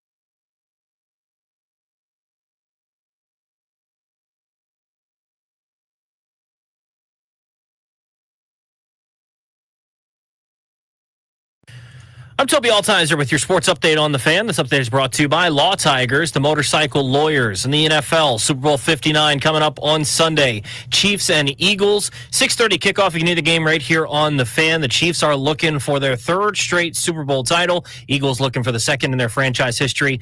Pre-game coverage beginning at 5 o'clock right here on the Fan. NFL honors last night. Jaden Daniels, no surprise here, was named the Offensive Rookie of the Year. Josh Allen was named Most Valuable Player over Lamar Jackson.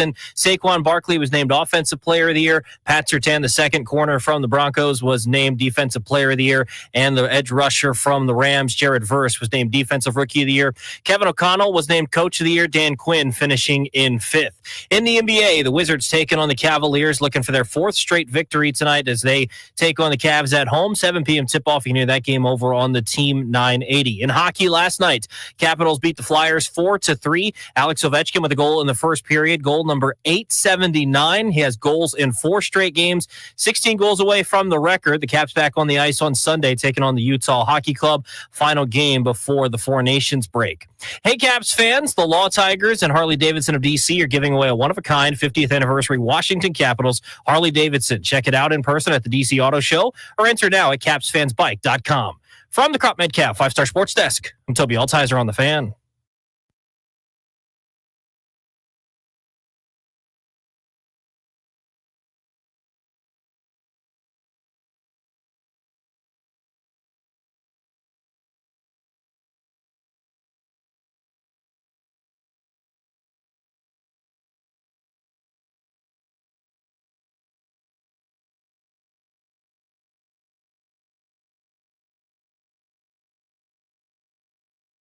My bad. Welcome back. Grant and Danny on the Fan, exclusively sponsored by the law firm Condori and Murad. Estate planning, elder law, real estate transactions, probate administration. Their attorneys are always there to protect you and your family's assets. Schedule a free consultation with their team today. Visit kmlawyers.com. Be sure to tell them we sent you.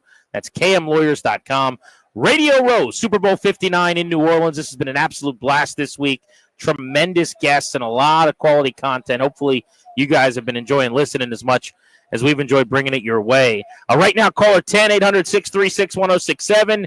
Congrats. You have won a pair of tickets to the weekend After Hours Tour, Saturday, August 2nd at Northwest Stadium with Playboy Cardi and Mike Dean. Tickets are on sale Friday, February 7th at 10 a.m. For tickets and more event information, go to thefandc.com. Let's get going on the Beltway Blitz.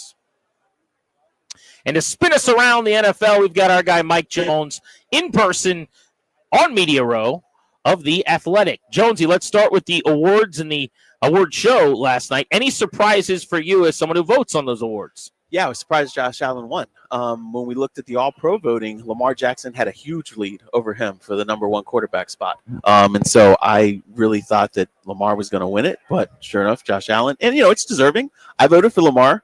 But, that was just a little bit of a surprise that Josh Allen wound up winning it.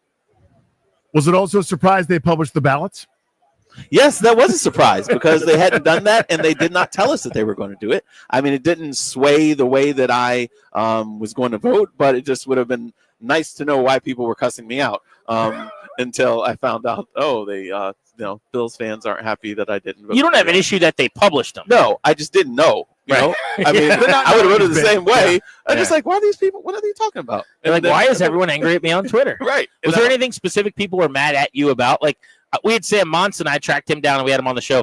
He's the only of 50 people that didn't vote Jaden Daniels as the Rookie of the Year award winner, and so it's been a tough morning for him. Okay. Gotcha. What are people upset at you about? One guy was mad because I had Josh Allen behind Lamar Jackson because Josh Allen had nobody on his offense. Another guy was mad at me that had Mahomes on my list of MVP candidates because they said he wasn't a top 10 quarterback this year. But I said, well, don't you know that the reason why they won all those one-score games is because of Patrick Mahomes? So that's an MVP right there. So just silly stuff, So, Jones, you've covered this thing for a while, talking about the NFL, and now here it is at the highest level.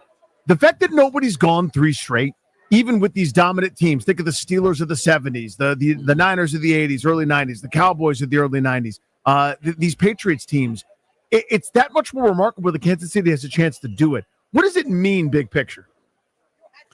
It means that they have a really well-constructed roster.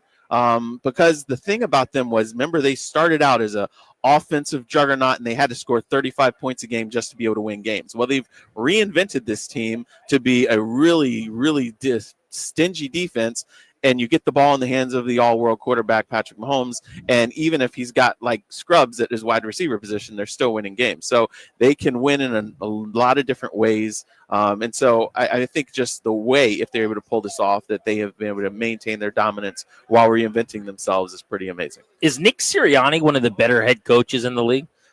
Yes, he is. I mean, he's here again. I mean, look, also, I will say, though, they have a really good general manager in the way that he has got talent at every single level, in the trenches, in their secondary, wide receiver, but Nick Sirianni, he figured out how to push all the buttons the right way, figured out how to lean into their strengths, and they're getting the job done. They're back here in the Super Bowl for the second time in 3 years.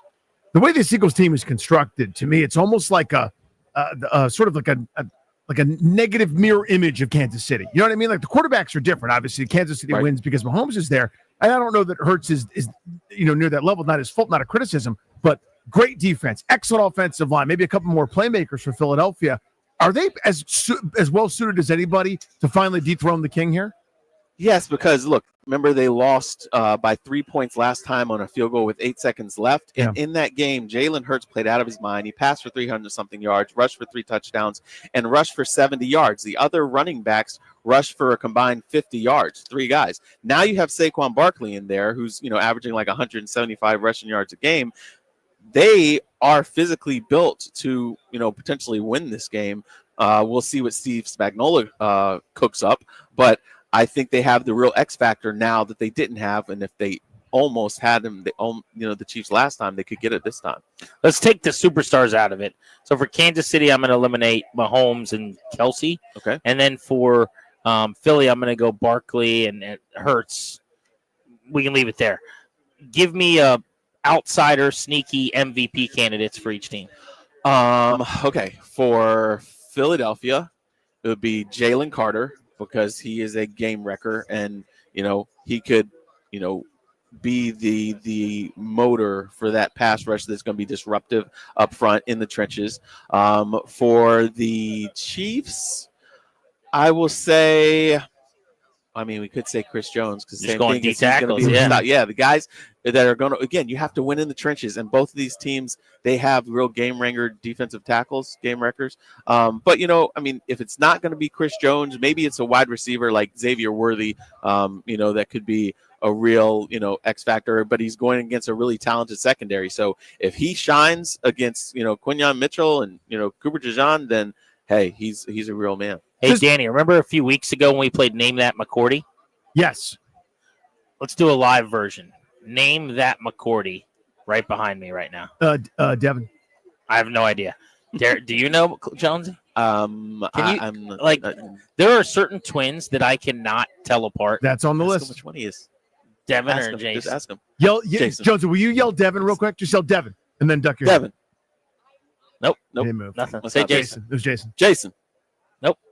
That's not being McCourty. It's neither McCourty. It's one of the two of them. It's Duron Ham. Because all three of them look like they joked that he was the third twin. That's true. That's a great point. All right, I interrupted you, Danny. Go ahead. Does this Vegas seems to think, or at least people betting on it, seem to think this is a high-scoring affair. I think the over is getting hammered. It's 48.5. Does this just on a gut feel thing? I'm not asking you to do a gambling prediction, but does this feel like a lower-scoring rock fight with two good defenses, or maybe one of those feel-you-out fights that all of a sudden turns into haymakers going back and forth with some points? I think it's haymakers, but I think the defenses are going to be making some plays. There might be a really good offensive drive, and then boom, there's a fumble, or somebody's rolling down, and boom, there's an interception. There's going to be some haymakers thrown by the defenses, but I do think this is going to be a high-scoring game. Mike Jones, we appreciate you, brother. Enjoy what's left of this weekend and the game. Thank you, my man. You got Thank it. you, buddy. Good seeing you in person, waddling down Bourbon Street with you the other night. We were. Let's keep it moving on the Blitz. Our guy, Kevin Sheehan, to talk about the Commanders.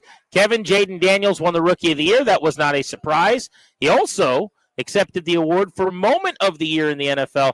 Fitting, huh? The 2024 season, the most memorable NFL moment was turned in by that 5 kid in burgundy and gold. Yeah, and there are plenty of choices, right? I mean, they had so many moments, so many thrilling games.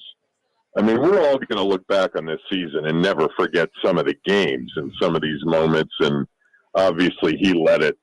We'll forever remember 2024 as the Jaden Daniels season for sure.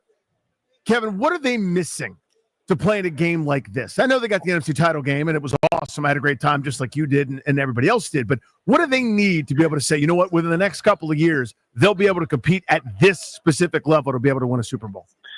I mean, I don't know if it's one thing, but they just have to be better defensively. You know, it's hard to win 4 games in a row, especially if you're starting on the road, if you can't stop the run. And I kept saying that all year, and I was like, wait a minute, maybe they can, because they kept overcoming it, you know, week in and week out. But they need to get better on defense. They need run stoppers. They need a game wrecker, a game changer on defense. And, you know, there is one available, maybe, in Cleveland. Kevin, take your answer, which is going to be John Riggins against the Dolphins, out of the equation. Your favorite other play in Redskins Super Bowl history? Ooh, in Super Bowl history, because I think the next, you know, few plays in terms of memorable plays aren't in Super Bowls. Wow.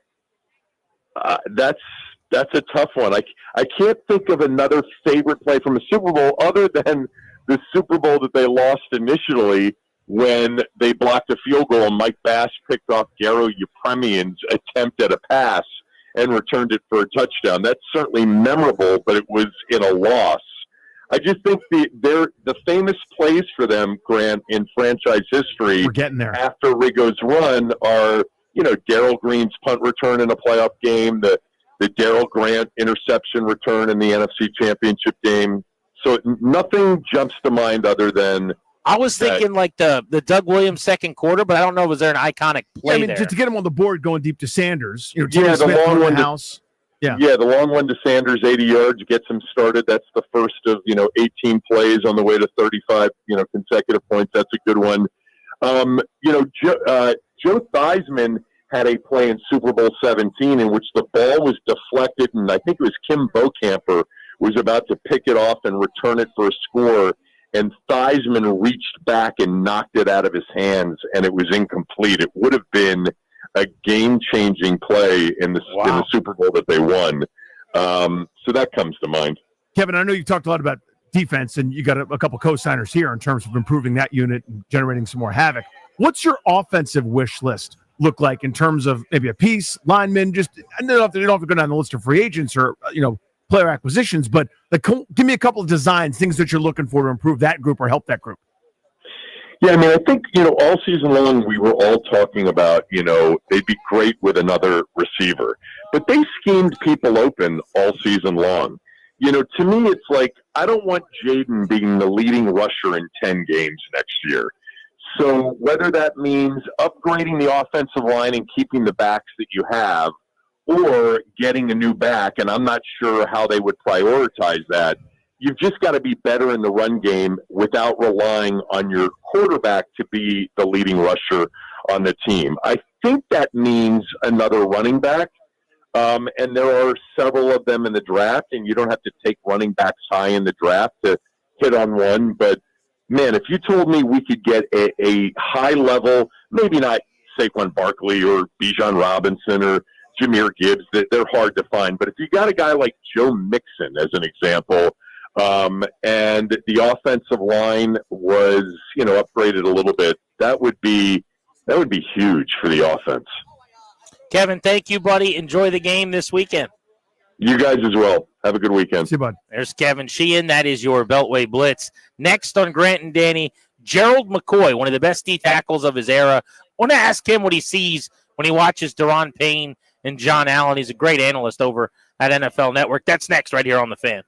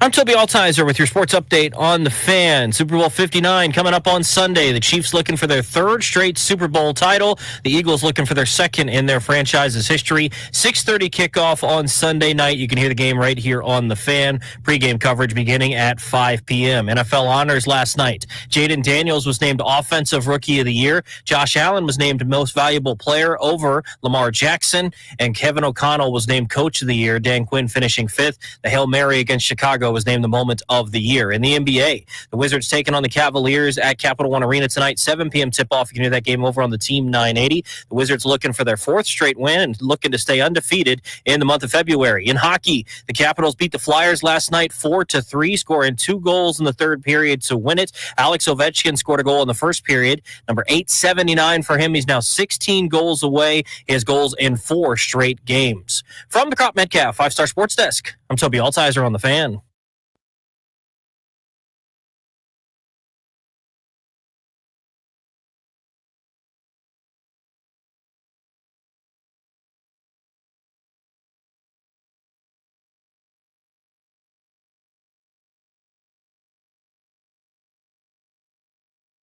Grant, Danny, the Fan, welcome back. Thanks for making the show part of your day. We're taking you up to 6:30. Danny is in D.C. I'm out here in New Orleans at Media Row, where Gerald McCoy has been making the rounds. He is the only person that I have seen doing interviews since Sunday. Literally, he was here on Sunday, and now it's Friday. The 6-time Pro Bowler and former All-Pro has been absolutely grinding. Gerald, love your work on NFL Network. You're working hard, man. Yeah, I've been going, man. So I got a wife and 5 children and 2 college students, but 3 little ones that are at home. Just a set of twins that are 10 and a 6-year-old. My wife, there's like this flu going around Dallas right now. She caught it, and my 6-year-old has the flu. And I'm Mr. Do Everything at home. So they are scrambling while I'm away. So I said, if I'm going to be away from my family for a week, I'm going to maximize and make the most of it. I've been here since Sunday, and I've been going every day. But that's who I am. I'm a grinder, and I love it. And being part of the media, I told myself if I ever crossed over that I would show this profession the same respect and effort I showed my profession on the field. So that's all I'm doing. Well, you're one of the great defensive linemen of your era, and you've become a tremendous, as I said, analyst on NFL Network. When you talk about the work you put in, I kind of think of you not as a guy that didn't work hard. I'm sure you did, but God-given talent. I mean, there are just not a lot of guys with your skill set. Do you think of yourself on like that scale of will matching skill, or how do you view that? Yeah, when I look at talent, so take a person like I'd say Aaron Donald. Let's go Aaron Donald. For me, like Aaron Donald, when I talk talent, it's like sheer gifts and talent. Aaron Donald ran a 4.6 at the combine, and he benched 34 reps and jumped high and did all this. And you watching this dude, it's like, geez, man, look at this guy. But if you go look at his body at the time, he was still a little kind of chubby or whatever.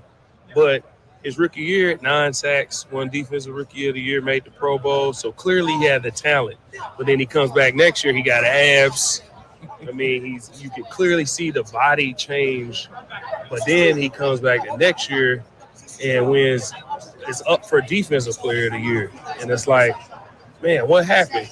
He took his work ethic and put it with his God-given talent. Me, on the other hand, the one thing I'll say I've always had is my get-off. Okay, but if you go look at my combine numbers, if I put numbers out there right now, combine numbers, I was the 3rd overall pick. You're not going to put my name with the average, like, oh, that dude ain't that great of an athlete. So for me, everything I did, people wonder why I love Batman so much. Batman don't have no powers in the world, but he's the captain of a superpowered team, a group of people with a bunch of superpowers. Why is he the captain? He's the smartest, the most prepared, he's the greatest detective in the world. He always finds a way to be a part, to be at the top. And that's what I did. My work ethic. I was out thinking everybody. I found different ways to prepare and stand apart. Did I have some natural gifts, my get off and stuff? Yes, but the being overly strong or this explosive or super fast, I never had none of that. So Same thing now. When I do this media thing, I put the work in, I study, and I make sure that everything that I do, I find a way to set myself apart. So if we get up and we got to be at work at 8 o'clock, and then we leave at 5, and we doing, all of us, it's 15 of us doing that. Who's different? It's nobody different. So I'm not going to be there at 8. I'm going to be there at 7. And if y'all leave at 5, I'm going to leave at 6. That's how you do that every day. And before you know it, it starts stacking. And then you start, oh, there's 1 Pro Bowl. Oh, there's 2 Pro Bowls. Well, dang, there's 3. And then it just, and that's what happened with my career. You can see why I put together a Hall of Fame caliber resume. Gerald McCoy is with us in D.C. I can't move on from Batman because I'm a big Batman guy myself. So I'm curious, are you a Bale Batman, like as your number one? What do you think of Pattinson and the most recent Batman? They're running it back. They're going to have another one of those movies in the installation. Like, where do you come in on, when did you start as a Batman guy? There's a picture that we on NFL Game Day morning. They did a Where Were They At? And it's crazy because it was talking about Jaden Daniels and the Commanders. Okay. And it was like the last time the Commanders were, or won this. Or was I saw it was their last playoff because it was Tampa. NFC Championship game or something like that. And it was a picture of me as a 4-year-old holding a Batman action figure. I remember that. So that far back, I've been a Batman guy. And I just, if you think about kids, I know people should have known that I was going to be weird. I had a screw loose because kids like bright colors. And I'm going to give you guys some fun facts.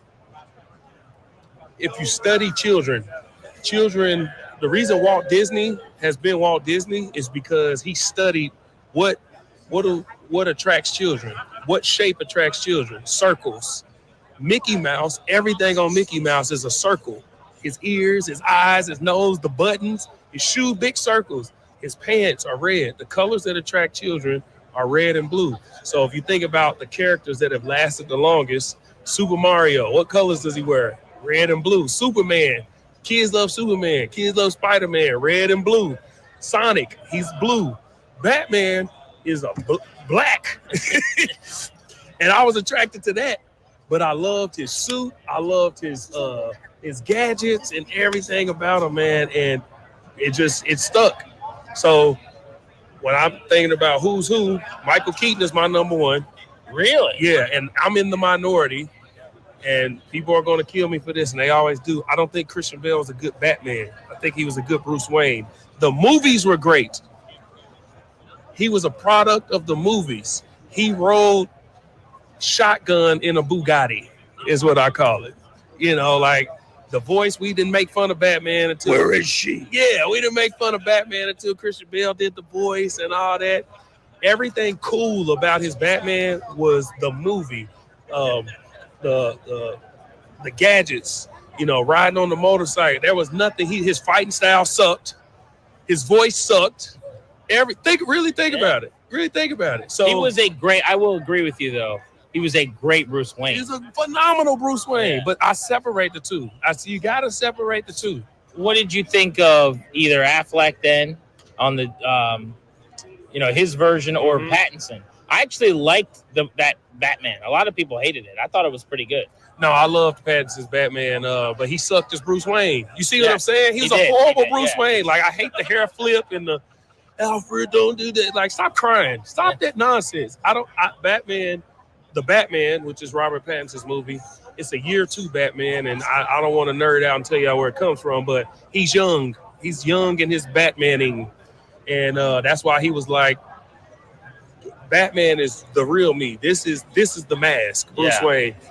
But I didn't like him as Bruce Wayne. But I loved his Batman. Now, Batfleck is what I call him. He has the greatest live action fight scene we've ever seen from a Batman character. Oh, wow. In Batman vs. Superman, when he went to save Superman's mom, that's the best Batman live action fight scene that's ever been put on camera. So does he pay for then maybe the movie? Like you're talking about Bale gets dragged along by the movie. Mm-hmm. Batman vs. Superman got panned pretty good. Yeah. That probably hurt Affleck then. Yeah, it did. But if you go look at his, like, how he did Batman, even in Batman vs. Superman, when he first showed up and he was, like, in the corner, and then they showed him crawling across the ceiling while they was trying to shoot him, and then, like, him as a Batman character, his Batman was really good. But, collectively, obviously, Batfleck's not going to get a lot of credit. I mean, we could talk Batman all day. Yeah. I love Batman, but not like you. It doesn't seem like. By the way, for people that don't know, I might have to take a picture of this. You got this incredible Batman bling that you're wearing as a chain right now. I'd be remiss if I didn't ask you real quick. We've got two high-paid, very talented D tackles in Washington. John Allen and Deron Payne have had really good careers. Allen actually had a really good postseason. But Payne, he had 11.5 sacks.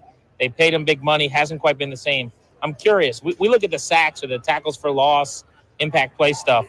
At D tackle, what should be talked about more than it is? Or what's your feeling just generally on? I feel like people look at numbers, and maybe that's not always the best way. Yeah, you got to look at impact, man. My first Pro Bowl I ever made, man, I had 5 sacks. And I was voted into the Pro Bowl. I take pride in the fact that all of my Pro Bowls, none of them I was an alternate. There's a lot of people, and I think that should be taken into account when you look at people and what they've done. Go look at how they got into the Pro Bowl. Yes. When we were there, and I'm letting y'all know, this is really what happens. The guys who were voted in originally, they take pride in it. Instead of being an alternate, a second, a third, or fourth alternate, all of that jazz. When you get voted in originally, you take pride in that. All 6 of mine, I was voted in originally. So to go back to it, a lot of what I did was my impact on the game, disrupting plays, pressures, things of that sort. You talk about Payne, I want to talk about Chris Jones for a second. In the AFC Championship, this past one, I can argue that's the best game I've ever seen him play. But if you look on paper, it's not going to show that. It was because of what he was doing during the game. He was taking those offensive linemen and putting them 3-4 yards in the backfield. What does that do? It disrupts the flow of the offense. The offense, they have a schedule they like to stay on. So running backs, they're reading that D tackle. When they make cuts, if they want to stay outside or cut back, they're reading that D tackle. If he's in the backfield every play, it makes him have to speed up his operation. A quarterback, when you get into your drop, you can't even get through your reads because you're worried about whether this guy's going to be here. Play callers, when a guy's calling plays, he knows, okay, he's in his ear, hey, you got this because so-and-so, he on the field, he going to beat. That's what happens, and it's right in the middle. I played against Drew Brees. I played against Matt Ryan. I played against Cam. When these guys are in their prime, they hated pressure up the middle. So when looking at D tackles, I think we should look more at the disruption of what are they doing to disrupt the game. If it's in the run game, if they take on a double team, are they getting knocked back? Or are they holding the point to where this running back just ran into a wall that allowed somebody else to go make the play? In the pass rush, are they getting pressure up the middle and it's not always coming free? You might put the guard in the quarterback's face that's making him have to flush out. Those are the things that people should start looking at. Getting sacks, although it's a great stat, they're not all created equal. Sometimes the coach, you see guys get a lot of sacks where coaches are drawing up the plays and guys are just collecting. Mm-hmm. But then you got guys like Aaron Donald who's just kicking people's tail and getting to the quarterback, But Payne, man, he's one of my favorites to watch, man. So, guys, y'all shouldn't write him off. Everybody has ups and downs. I do a show on Yahoo Sports with Kyle Van Noy. He's a great example of that. He's in year 11, 12 of his career, and he just made his first Pro Bowl. 21 sacks the last 2 years. He had one most That's of what them. That's what I'm saying. That's what I'm saying. So this is a game. They call it a game of inches, man. So it's a year-to-year league. Gerald McCoy, you see why has carved out quite a career in the broadcast industry. 8.5 hour, very special edition of NFL Game Day Morning. Starts at 9 a.m. East Time on NFL Network and NFL Plus ahead of the Super Bowl. Enjoy the day. I know it's a lot of work, but it's going to be a lot of fun. Thank you. Oh, yeah, man. I'm having a blast out here. This is Friday. I've been here since Sunday, and this is what I tell people. As an athlete, what used to bother me the most is when a coach would say, hey, you didn't do all your reps. You only did 8, but you have 10 reps on the paper. Why get all the way to 8 and then stop? If you go quit, stop at 3. Don't get to the end and quit. So I'm at the end of it, man. So we're at the final stretch. This is the fourth quarter. As an athlete, you train for the fourth quarter. This is the fourth quarter, man. Let's finish strong. Appreciate you. All right, thanks, brother.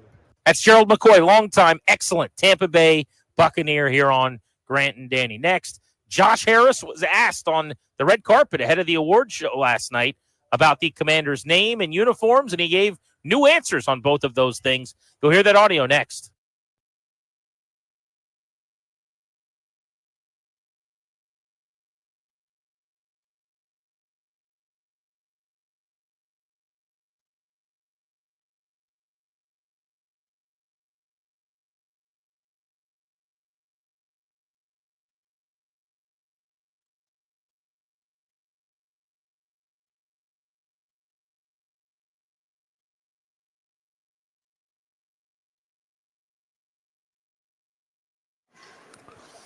What's up, guys? It's GP. Super Bowl 59 is finally here this weekend. One game, two teams, endless possibilities. There's no better way to make every play more exciting than with the FanDuel Sportsbook. Whether you're predicting the first touchdown, who's going to take home the MVP trophy, who's going to win the coin toss, doesn't really matter. FanDuel is going to make it easy to place your bets and feel the thrill of every moment. With live betting all game long, you could jump into the action, adjust your bets, and ride the wave of excitement from kickoff to the final whistle. Plus, to make the Super Bowl sweeter, new customers like you could score $200 when you make your first bet. If you win a $5 bet, you get $200 in bonus bets. FanDuel.com/GP, promo code GP. FanDuel.com/GP. Got to be 21 in Virginia. First online revenue wager only. $5 deposit required. Bonus issued. Non-withdrawable bonus bet expires 7 days after receipt. Restrictions apply. See terms at sportsbook.fanduel.com. Gambling problem? 1-800-GAMBLER.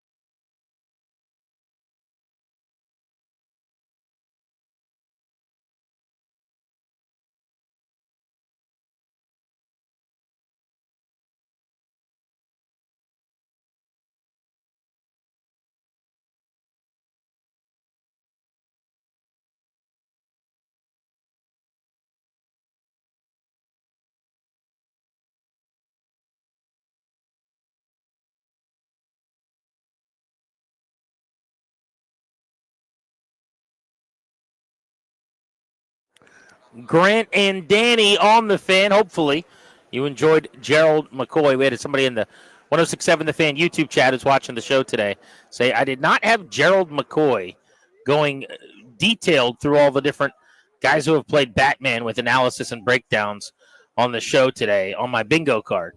It's been that kind of show. Jason Worth for a couple segments for Media Row. Yeah, whose card had that on it? Kevin Harlan's calling Darris on his computer, play-by-play. I mean, it has just been a treat from New Orleans and a great way to wind this week down as we take you up to 6:30 on The Fan. This is a cool thing. We'll remind you this. You could win an ultimate tournament trip to Las Vegas just by listening to 106.7 The Fan. Win a trip for you and 3 friends during the first 2 rounds of the College Basketball Championships, flights, hotel, and $20,000 in spending money. Just download the free Odyssey app. Listen to The Fan for at least 1 hour. Listen tomorrow for at least an hour for another entry. It's Odyssey's Slam Dunk in Vegas national contest. For more, just go to odyssey.com/slam dunk. Top of the hour, about 12 minutes from now, we're going to preview Super Bowl 59 with Hugh Douglas, who covers the Chiefs for WIP in Philadelphia. And we'll also catch up, a little double dip next segment, with Tory Smith, who was a longtime NFL wide receiver who's done a lot of good work in the Fredericksburg area, where he went to, I believe, Cortland High School, if I remember. I know he was a rival, Danny, of King George's in the Battlefield District. I'm pretty sure he was at Cortland, but I think he played at a couple schools in that area before eventually making his way to the Ravens and the Niners and the Eagles and playing all over the NFL. But yesterday, on the red carpet, ahead of the award show for the NFL, Josh Harris was walking into the award show, and a couple of folks grabbed him, one of whom was Greg Rosenstein of NBC News, and he's a local guy who's a fan of the Commanders, and he asked Josh Harris a couple questions about the name and the uniform. Listen to what Harris said. I think it's time to move on. Commanders is important in our culture and our building and football, and it's time to move on. I feel like people are saying about the jersey colors, though. We're gonna go back to our brand, man. We have a great brand. All right, thanks so much. Great history. Back to the brand. That is the closest thing to confirmation of using the word back is telling there, in my opinion. We've been saying for a couple of weeks that we've heard for a long time. This is months and months ago. We heard this for the first time, that they were working, trying for this year, couldn't get it done in time. Takes a process and time and the league being okay with it. But basically, that they're going to go back to some iteration version of, as close as they can get it to look like, the 91 Redskins uniforms. Now, obviously, the Native American with the feathers not going to be on the helmet. It'll be the Block W. But it'll be the colors and the look of the Joe Gibbs early 90s Super Bowl champion Redskins. And when Josh Harris yesterday, Danny, said, we're going back to our roots, it was hard for me not to think that was about as good a confirmation as we're going to get. Yeah, he didn't say we're going to continue with our brand because we're going back. Back is the word. It is the operative word there. It's doing all the heavy lifting, as the kids say. And that's what it means. Like you're returning to something because, we all know the facts. We're dealing with it. Hopefully most of us are adults and not throwing tantrums and holding our breath. But much of what has been ripped away and is never coming home. So what do you do about that? Do you bring as much of that old with the memories and the history of the organization? Do you try to serve as much of that as possible, knowing you can never get to 100%? You could maybe get to, just putting an arbitrary number on it, 57, 64. You do the best you can, and that would include what he's talking about and what we're talking about, presumably, which is going back to when they were great, doing things like wearing white at home because that's what Joe Gibbs wanted. Those uniforms of the late 80s and early 90s is where it's at for a lot of people. Also, and he said this earlier in the week, but again, just like I thought that was a more direct, assertive way of saying what they're going to do with the uniforms. I think it's time to move on. In the way that he said it about the name is about as assertive as he's going to be on this too. Essentially saying, hey guys, turn the page. I'm sorry you don't like it. We're moving forward here. And it's interesting to me. I don't know. I mean, I don't think my social media following is necessarily like the best metric for exactly how the whole fan base feels. But my goodness, is there negativity toward Harris about his comments of the last week? From the moment he came out and said they weren't changing the name, I mean, this guy has been just absolutely beloved. Everything he's touched turns to gold. So far, he's got one season basically running this thing. They went to the NFC Championship game. He's viewed as this hero because he ripped the team away via $6 billion from Dan Snyder. I don't know about you, Danny. From the moment he came out and said they were not changing the name, the tone has completely changed. And it might just be the really extreme, never anything but Redskins guys that are loud as a minority. But, I mean, I have dozens and dozens of people every day. I'm on these chains of these threads of people talking where they're just crushing Josh Harris, calling him a traitor and Dan 2.0. I mean, it's ridiculous. Yeah. So this is the inevitable part, unfortunately. As you said, it's very much online. This was always going to be the case. Do you think that's like a real presence, or is that just Twitter being a terrible place? No, it's a real presence. There are people that feel this way. And hearing the ultimate no answer to the thing that you want is never easy. It isn't. And so that's the lashing out. That's the upset. That's the not really knowing how or where to direct my anger. And they think it's Harris's fault or whatever you want to think. Again, it's your fandom. Do what you want. But the ultimate, like, nail in the coffin death blow to the thing that you're asking to happen and being told it's not going to happen in as definitive all caps as, underline, bold, italicized, whatever you want to do, knowing that it's not real. People get mad at us, like it's our fault that we didn't advocate hard enough for something. They're angry at Harris. The person that delivers you the news that you don't want to hear, there's going to be the upset feelings. That's why, as an adult, that's why when you're in charge and you're Josh Harris and you own the thing and you get all the rights and privileges that come with that, you still have to do this. You do the thing, you rip the Band-Aid off. People are going to be very angry at the thing that they love never returning for 24 hours, 48, a week, a month, 2 years, 10 years, whatever they're going to do, they're going to do. But this is the way forward. You have to do this. You can't dangle and lead people on and make them think maybe and whatever, because I think that makes it that much more cruel.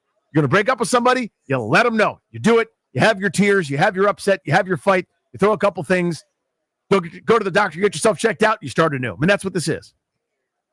Also, I think that Josh Harris sounded like you doing Josh Harris. As if to say, that sounds funny when I say it that way. Not to say like your impression's good, but it almost sounded like Josh Harris was doing a Josh Harris. Do you know what I mean? Yes.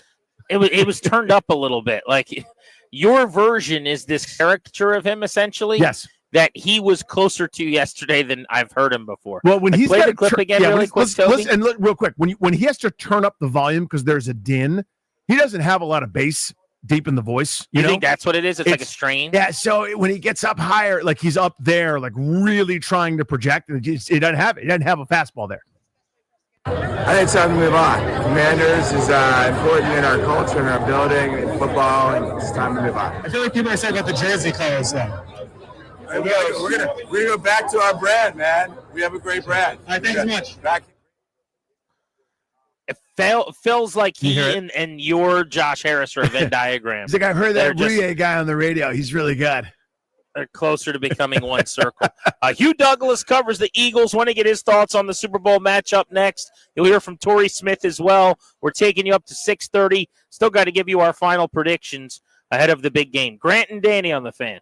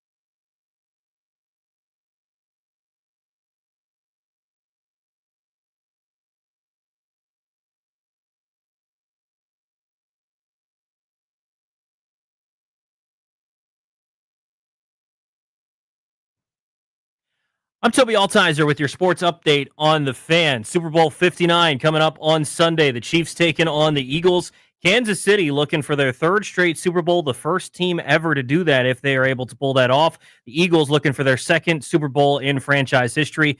Kickoff set for 6:30. You can hear the game right here on the Fan. Pre-game coverage beginning at 5 o'clock. Last night at the NFL Honors, Jaden Daniels was named the Offensive Rookie of the Year. No surprise there. Some of the other awards. Josh Allen won MVP over Lamar Jackson. Saquon was named Offensive Player of the Year. Pat Surtain was named Defensive Player of the Year. Jared Verse was the Defensive Rookie of the Year from the Rams. Kevin O'Connell was named the Coach of the Year. Despite what Dan Quinn was able to accomplish, he finished in 5th. The moment of the year was the Hail Mary for Washington against the Chicago Bears. On the ice last night, the Capitals beat the Flyers 4-3. Alex Ovechkin with a first-period goal, 879 career goals, 16 away from the record. He has goals in 4 straight games. The Capitals with 2 goals in the third period, including the winner from Jacob Chychrun.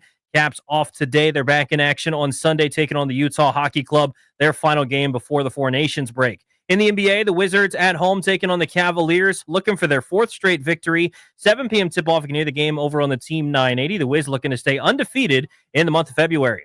From the Crop Metcalf 5-Star Sports Desk, I'm Toby Altiser on the Fan.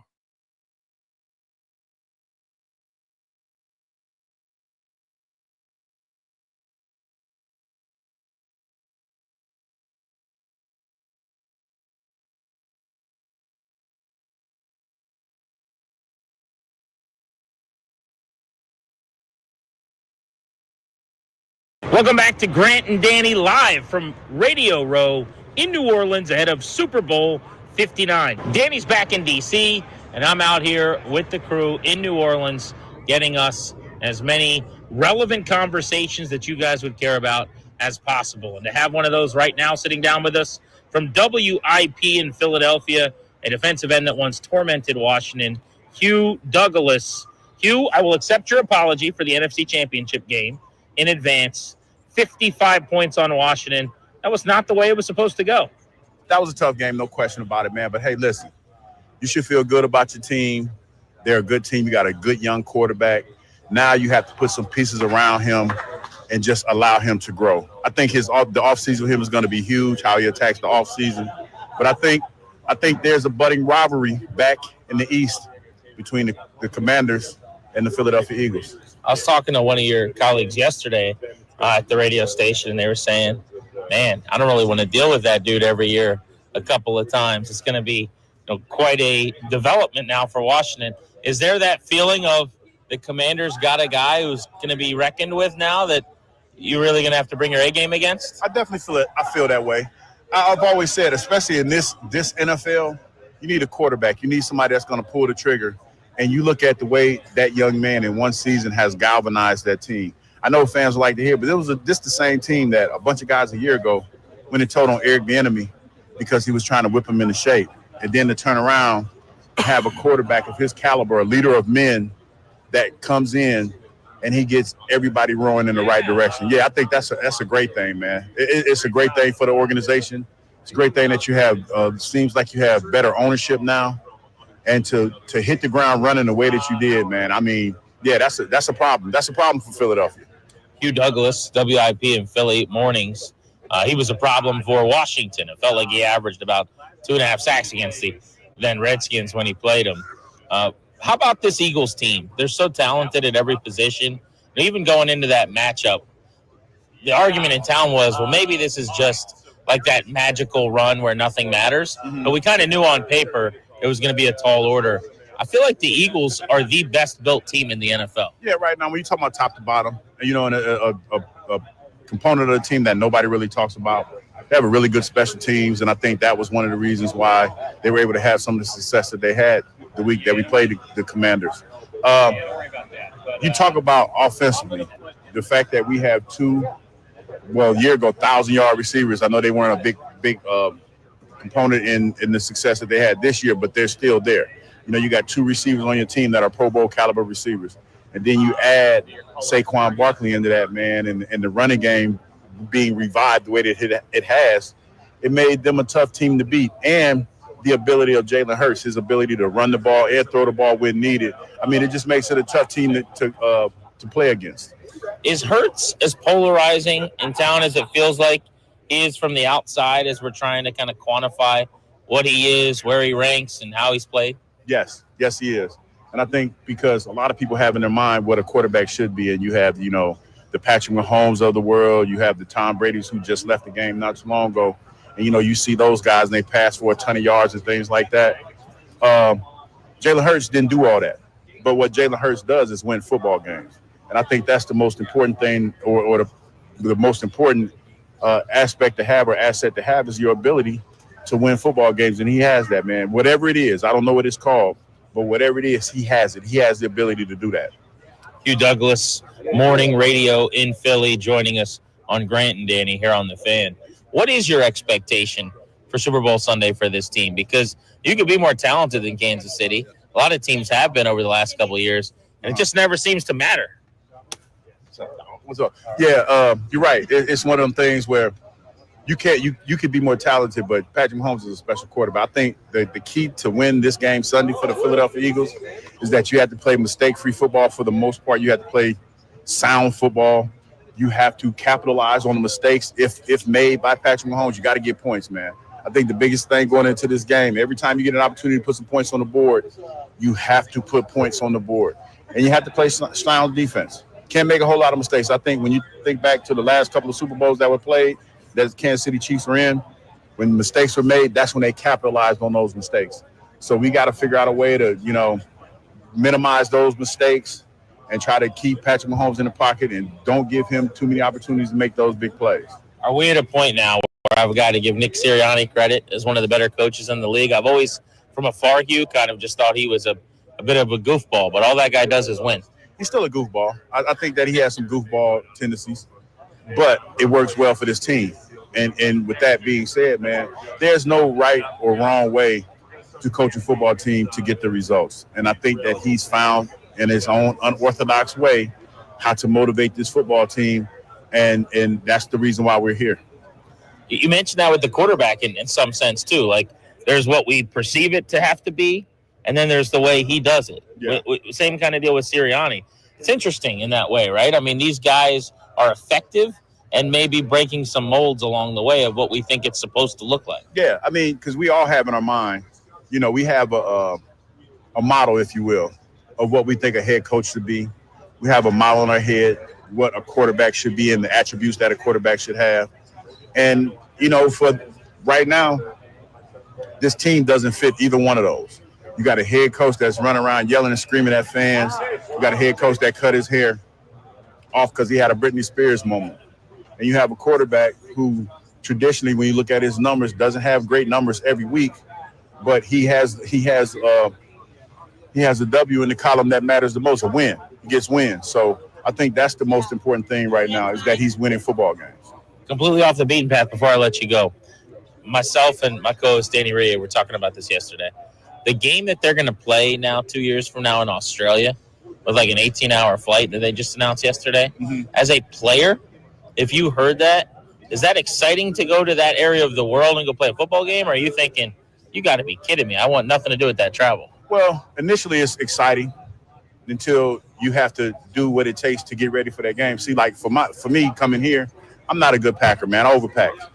And I came here a couple of days ago with like over 60 pounds of luggage. And I can tell you right now, I could have packed everything that I actually used in a small bag. So for me, it would be exciting to initially go, but it would be a whole problem to be there because I definitely would be a guy that would overpack for a trip like that. I mean, we're trending toward all those international games that just keep escalating, and 18 games basically. Yeah. So it's really less and less, I'd say, about the comfort of the players and more about me sitting at home loving the standalone games. Yeah, man. And, the players, they're going to adjust. I remember back when I was playing how they were talking about going to a 17-game schedule. And everybody was complaining about how it would be, but we all adjusted, and we adapted to it. Thank you, Hugh. Not a problem, brother. Thanks a lot. Hugh Douglas on Grant and Danny here on The Fan. From Hugh Douglas to now, a gentleman sitting down that I know very well from back home, Tory Smith, longtime NFL wide receiver, former Pro Bowler, does a lot of great work in the community in the Northern Neck. So I'm from King George, you're from Fredericksburg. Do we get to claim the DMV? I think we make it easy. I think it's to just go and say it, but it is definitely harder because obviously being Colonial Beach does not look like DC, does not look like Alexandria. Fredericksburg is definitely on its way up. But I think you make it easy for the folks. At this point, the traffic on 95 is the same. So we can go ahead and make it work. So many years now of you, though, in this market covering both the Ravens and the Commanders. How about the fact that Washington has its act together finally? I love it. I love it for the area. It's the most fired up I've seen this fan base in a long time. And obviously, again, being in Virginia, my folks are split between the middle, between the Commanders and I don't know how, but Dallas. You know how it is. But I think it's really cool to see the area fired up and having good football all the way in the DMV area. What did you think of Jaden before you saw him play coming out of college? And what's your kind of take now that you've seen him take the league by storm? Man, loved him. Loved him as a player in college. Loved him as a person. I actually had the opportunity to meet him, and he's extremely humble. Just a great kid, like a great leader to be in the area. And I probably love that more than the on the field piece, honestly. Just to who he is. Right, obviously our household is a Ravens household, but my kids will have a 5 jersey this year. I'm big on my kids liking athletes that are good people, and you being on your side for it. I remember reading your articles when I was younger. You've been doing this for a long time. You know that sometimes what people are on the field doesn't match their personality off the field, and it's important for me to have that in my household, my kids, and I think it's really cool that he is who he is. At the quarterback position, what he means to this area, and what he's going to mean to this area for a long time. Tory Smith, former terrific NFL wide receiver. Do players in the locker room know before the games ever start? Like if a guy based on demeanor, work habits, and stuff at that position has it? Or do you need to see, there's probably a better phrase, but like the bullets flying? Yeah, I think everyone can look good early on. I think that's especially with the younger guys, right? Like, everyone was good in college, right? It's no different than when you come in as a prospect in college. Like, everyone was good in high school. So how are you going to adjust? And what he did in year one was ridiculous. And it's beyond, stats. Like, obviously, stats were good. But his demeanor, the leadership abilities to do that right away is special. And that's what lets me know, he's here to stay. He's going to put the work in to improve. And Washington's going to be in a great place for a long time. Going into year two, Mike Shanahan, when I covered him, used to say the biggest offseason for a player was first to the second. I don't know if you agree with that. But if you're him going back to the drawing board now, with all the knowledge you have, how are you spending your offseason and what are you trying to do to make sure you make a leap? I think you just focus on the little things and you don't concern yourself with making a leap. Okay. Right? You continue to just work, understanding that that's going to lead to you making a leap. Because in the back of your mind, it forces you to play a certain way. If you get to measuring previous years and you just think in a numbers perspective, it's going to make you think about these things and it can end up hurting you down the line. But if you say, hey, I'm going to put the work in, man, maybe I'll be better with my eye discipline, or maybe my footwork can be a little bit tighter, or maybe it's, middle of the field accuracy, whatever it may be that he and his coaches identified that he needs to work on, that's going to be what gets him over the hump. It'll happen naturally. Oftentimes, it's really from a fan's perspective, so probably talking to from the outside view looking in, you think there has to be a major jump by numbers. Numbers don't always tell the story. But if you put the work in, those numbers will change. The opportunities will change. It's like if you're familiar with situations, and I know he does a lot of stuff with the visual aspect of studying defenses, he's only going to continue to improve, man, and get stronger physically, right? That's something you'll always mention with the guy with this type of frame. But he's going to put in the work that he needs to be. And Washington will be better this year than last year. All right, let's put your wide receiver scout hat on. Tory Smith on Grant and Danny here on The Fan. What a year for Terry McLaurin. Love him. He set the franchise record for touchdowns. He finally had a QB, and you see what happened. And the playoffs was a heater, and the whole country found out how good this guy is. Yeah, and then, listen, I've been a Terry cheerleader, right, all through the DMV, letting everybody know that this dude is really one of the best receivers in the league. You only don't know it because his quarterbacks haven't been playing the best, right? And I think for him, Another guy. You talk about the demeanor. It's like, listen, I'm low key a closet Commanders fan when it comes to what they're doing because the guys they have, like Terry McLaurin, is a really good man, and to have him leading your franchise, you add in Jaden Daniels, right? Like they have that Austin Eckler. They have like a lot of really good guys on their team, and for him as talent, I'm glad everyone knows it because again, that's attention he deserves. Do you think they should focus on adding a 2 opposite him? That's one of the big talks within the fan base. So they made it work with Olamide Zaccheaus, who had 10 catches last year. He elevates his game. They brought in Noah Brown, Diami, who came on. Or because it worked, I mean, they got to the NFC title game. They're a top 10 offense. You kind of just think Jaden will elevate that position, maybe spend money elsewhere. No, you got all that money they have. That salary cash through the roof. They better load 5 up with weapons. I don't think it doesn't have to come necessarily in the form of a high price free agent, but if you could pay decent money for a number 2, that'd be huge, and you got to draft someone else. That's how it always works. Try to find somebody in the draft. There's going to be a decent crop of receivers that are coming out this year, and the best thing about where Washington is drafting, and it's almost like the blessing and the curse, right? It's like, man, this team's still developing. Obviously, they overachieved to us outside the building, right? You would say they overachieved. Inside the building, that's always been the goal. I think it's important to note that. But they overachieved. Now they're picking a little bit later in the draft, so they're not going to be able to get some of those players where they could have. But because of that, you're still going to find somebody that's going to have the ability to play, but you can pay for a vet that you know can get it done right now while you have a young player that you can continue to build. Tory, normally when I see you, we're not at football events. Most of the time it's at charity events that you're doing in the area. There's very few people that have done more in the community since you took over in the league. Tell me about Level 82 and what you're working on. Yeah, Level 82 is our nonprofit, focused on work all throughout the DMV and in Pennsylvania. Run a rec center in West Baltimore. We are currently running our 7-on-7 program. We have about 140 kids, mentoring them through the game of football. We actually had Ed Reed on a Zoom talking to him a week ago about standards. And it's important for me, to the kids, to know that you have to operate and play at a certain way, but also that needs to match off the field, in the classroom, in the community, as a young man.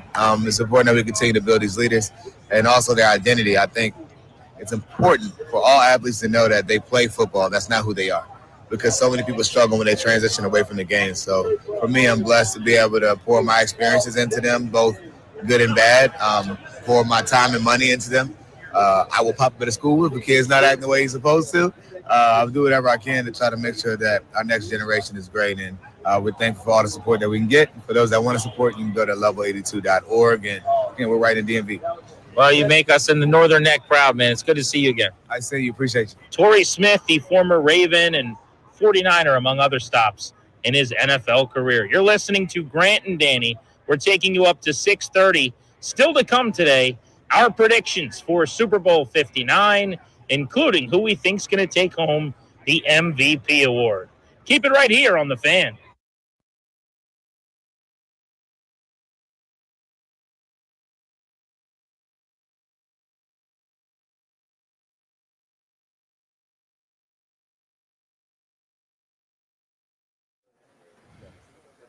Guys, GP, FanDuel Kick of Destiny is back. This time, it's every Manning for himself. This Super Bowl, 2 legends are going to take the field in a sudden death. I always say southern death. That's not what it is. It's sudden death. Field goal showdown. Peyton Manning, Eli Manning, live from Nolens. 1 kick to claim ultimate family bragging rights. Here's how this works. Pre-game show on Fox on Sunday ahead of the game. 3 p.m. Eastern. They'll go out on the field. They're going to kick. One of them is going to beat the other in the kicking challenge. If you bet on the right Manning, you get a share of the pot from everyone that bet on that Manning. You're going to share $10 million divvied up all the different ways. Going to be a really, really cool thing. Got to be 21 and present in Virginia. No purchase necessary. FanDuel.com/GP. Bonus issued. Non-withdrawable bonus bet expires 7 days after receipt. It's free to participate. Restrictions apply. Void where prohibited. See terms. Sportsbook.fanduel.com. Gambling problem. 1-800-GAMBLER.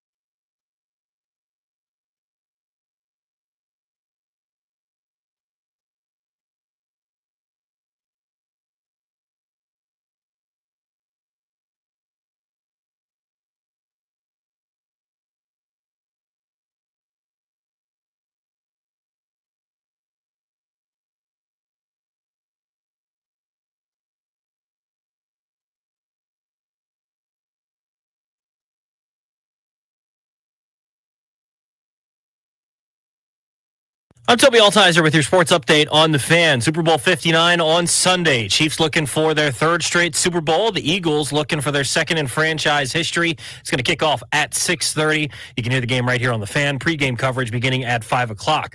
Last night, the NFL honors. Jaden Daniels was named Offensive Rookie of the Year. Josh Allen won MVP. Kevin O'Connell was named Coach of the Year. Dan Quinn finishing in 5th for that award. In hockey last night, Capitals beat the Flyers 4-3. Alex Ovechkin with a goal in the first period, goal number 879. Now 16 goals away from the record. He has goals in 4 straight. Capitals take on the Utah Hockey Club on Sunday, their final game before the Four Nations break. In the NBA, the Wizards taking on the Cavaliers at Capital One Arena tonight, looking for their 4th straight win. 7 o'clock tip-off. You can hear that game over on the Team 980. From the Crop Metcalf 5-Star Sports Desk, I'm Toby Altiser with your sports update on the Fan.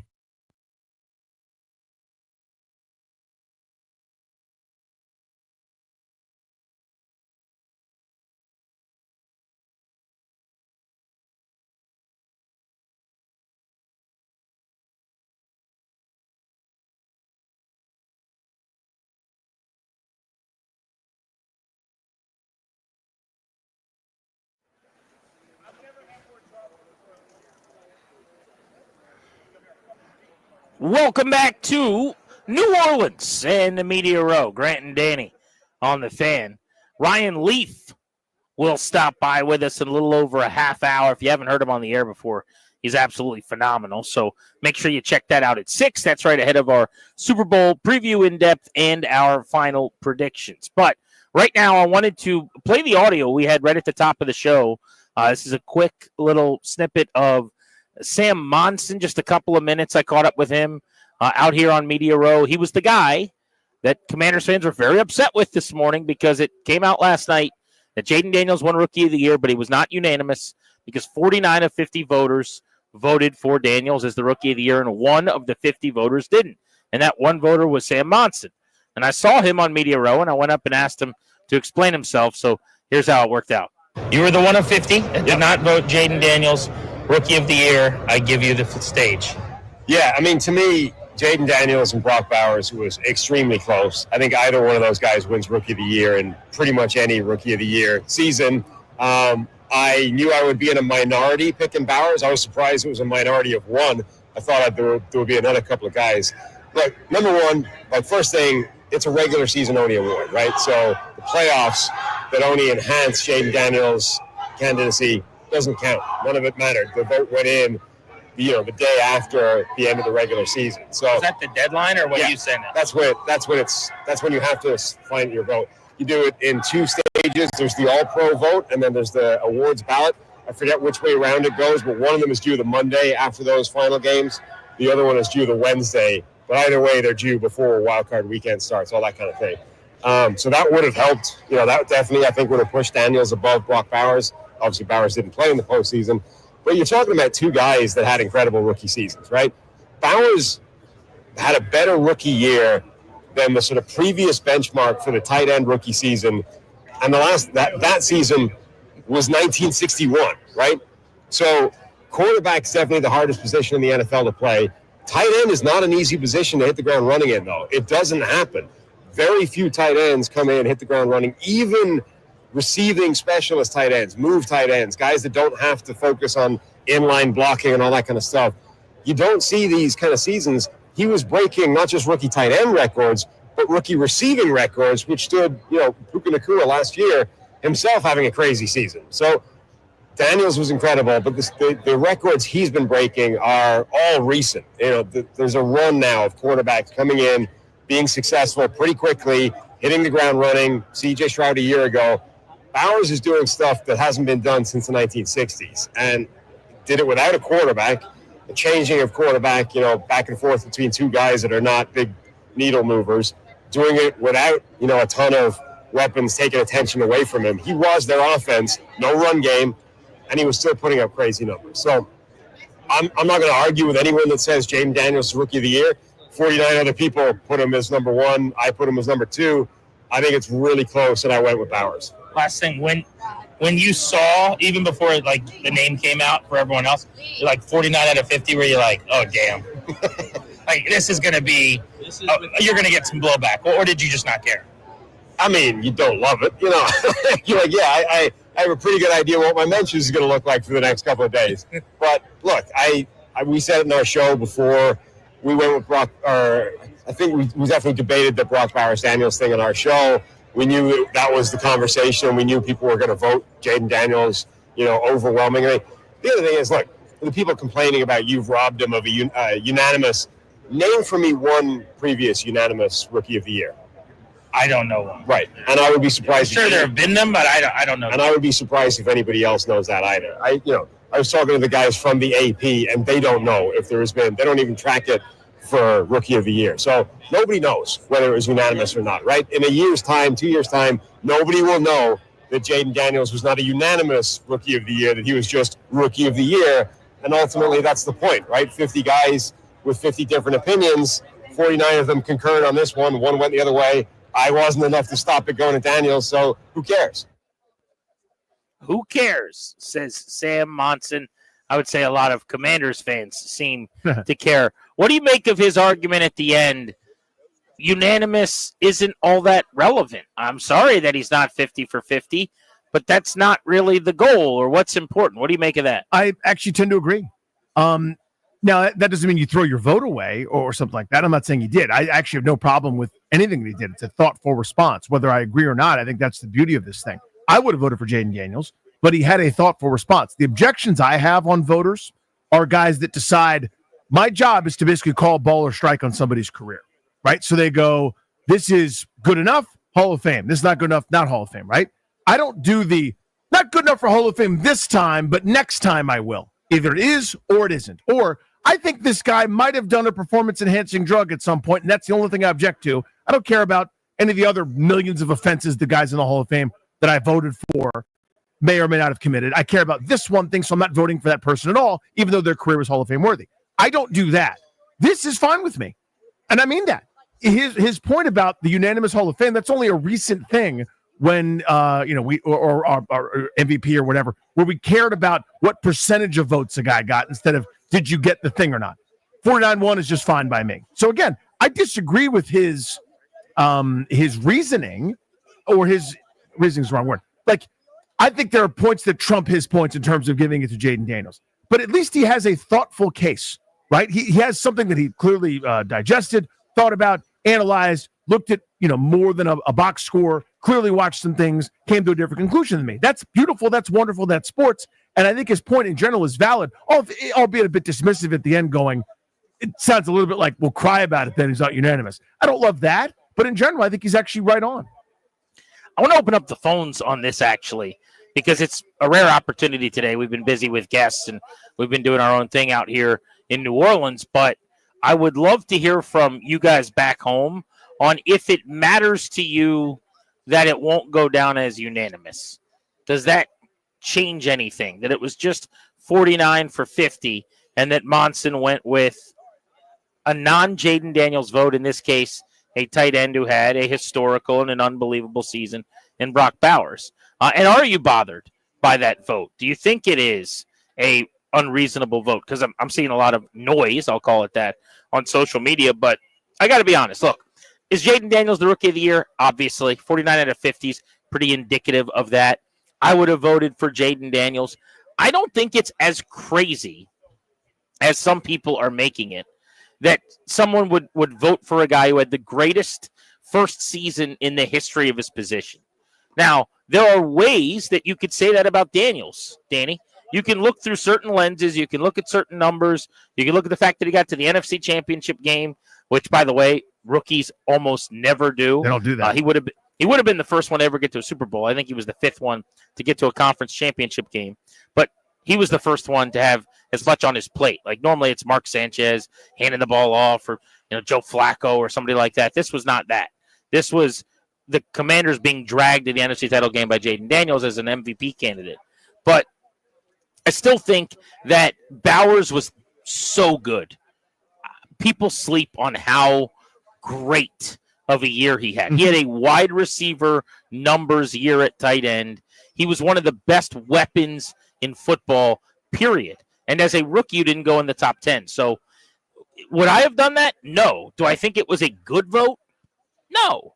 But there are things that should make you angry about voters. There are opinions that people could or should have that are outrageous and ridiculous and egregious, and I don't think this is one of them. I'm sorry.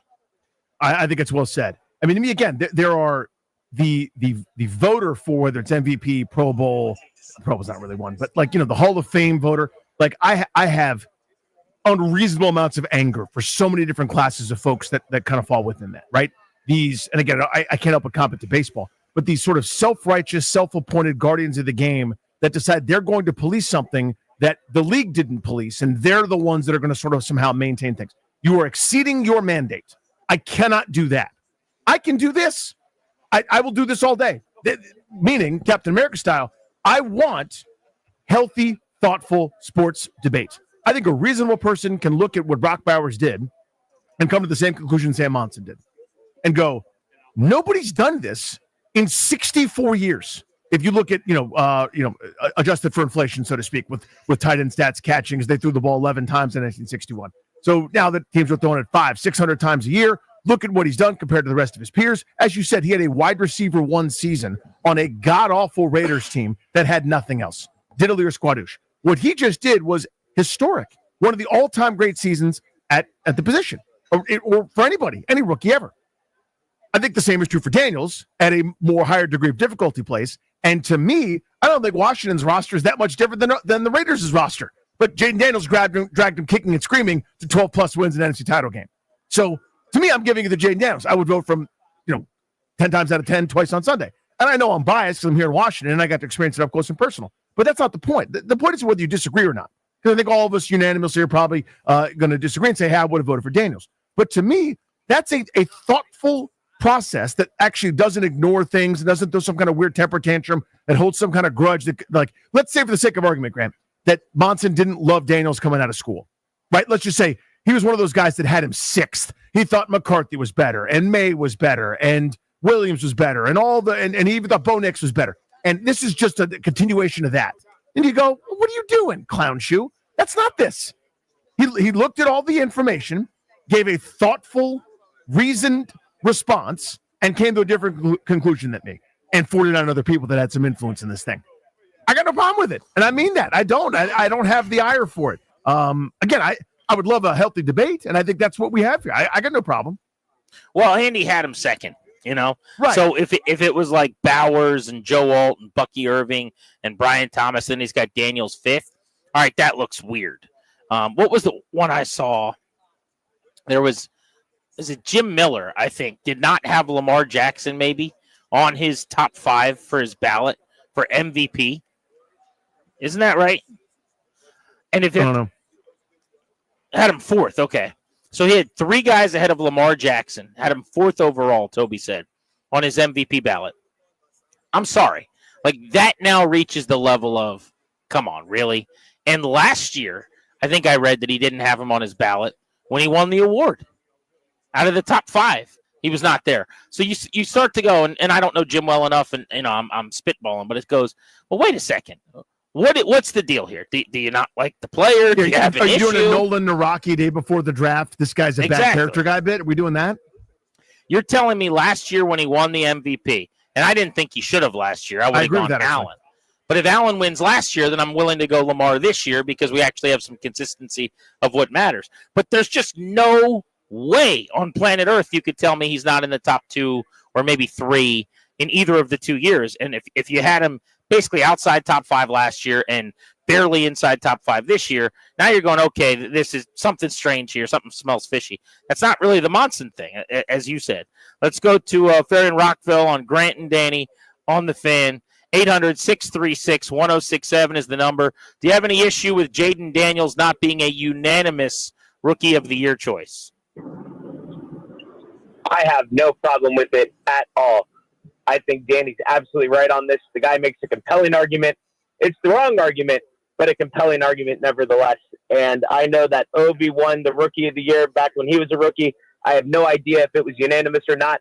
I know he beat Sidney Crosby, and I know that Jaden has beaten Caleb and Brock Bowers, and that's all fine by me. I don't care what the score is. I'm glad he's Rookie of the Year. Appreciate you, buddy. Yeah. It's a great point in that and Sam said this in the interview. I'm sure you guys heard this when he kind of brought it up. But does anyone know who's unanimous? I mean, in Hall of Fame for baseball, we know that it's kind of a thing. Because it wasn't a thing until Rivera. I mean, it became this like you have to do this to make him unanimous, and now it's like a thing that we keep on the scoreboard. Again, Hall of Fame or not. I agree, but I actually think for that, it does matter. Like first time getting in, second time getting in matters. I think were you unanimous or weren't you? And no one ever has been before Rivera in 2019. So that's why it was historical and why it's become a thing, because that was unprecedented. So 425 voters all said, yes, this guy's a Hall of Famer. And then this year, 393 of 394 said Ichiro is. One didn't, and there's no transparency in that process, so we don't know who. Same thing. One in 2020, one guy, 396 out of 397. I say guy, one person, could have been a girl, didn't vote Derek Jeter into the Hall of Fame. Ken Griffey Jr. Oh, it's the worst. Ken Griffey Jr. 440 people voted. 3 of them said, I don't think Ken Griffey Jr. is a Hall of Fame. Yeah, I think it was near double digits said no to Babe Ruth. Willie Mays didn't make the cut for a handful of guys on their ballots. Like, it just, the type of crap drives me so crazy. But I like transparency, which they put it out. Yeah. I like the fact that Sam was willing to talk about it. He wasn't running from it today. And I do think, even though I don't agree with his argument, to the caller's point, at least he's got one. He's got a decent enough little argument. We'll play the clip again on the way back in of exactly what he had to say. It's a shorter version of him suggesting that being unanimous doesn't get you brownie points. Doesn't really matter, that fans shouldn't care about that part. But is that true? Or do you think that in some way, by not being unanimous, it waters down the accomplishment in some way? 800-636-1067 is the number on Grant and Danny.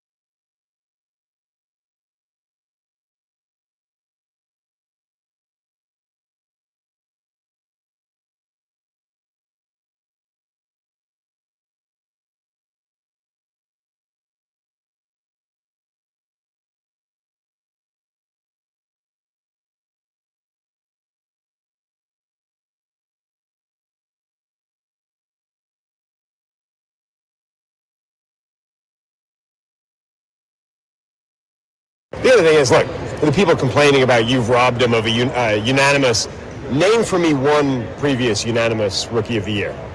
I don't know one. Right, and I would be surprised. Sure, there have been them, but I don't know. And I would be surprised if anybody else knows that either. I was talking to the guys from the AP, and they don't know if there has been. They don't even track it for Rookie of the Year. So nobody knows whether it was unanimous or not. Right? In a year's time, 2 years' time, nobody will know that Jaden Daniels was not a unanimous Rookie of the Year. That he was just Rookie of the Year. And ultimately, that's the point, right? 50 guys with 50 different opinions. 49 of them concurred on this one. One went the other way. I wasn't enough to stop it going to Daniels, so who cares?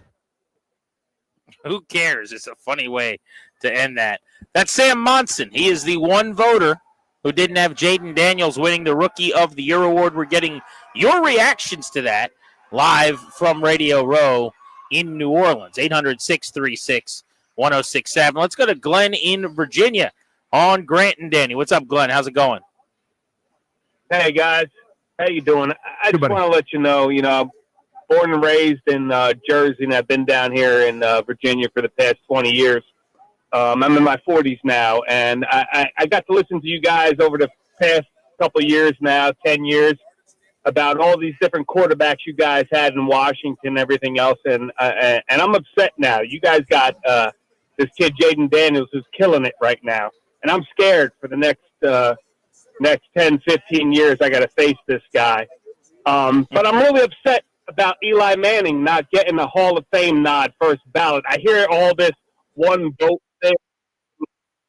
Why Eli Manning is not a first ballot Hall of Famer bothers me a little bit. And let me know how you guys feel about it. I think it's the greatest thing that's ever happened. Here's why it's the greatest thing that's ever happened. I wanted to leave the show with this. We're doing too much stuff. I woke up and my lips were filled with smile today, GP. Not because Eli Manning didn't get in. I think eventually he will. The Super Bowls happen, whatever. The argument is moot. I want everyone to remember the shameless campaigning and preening and begging for Eli Manning to get in. Multiple outlets. ESPN said Eli Manning headlines a class of potential Hall of Famers. He does not. He does not headline a class of anybody other than several Mannings going someplace. Again, he's going to get into the Hall of Fame. Make sure you hear me.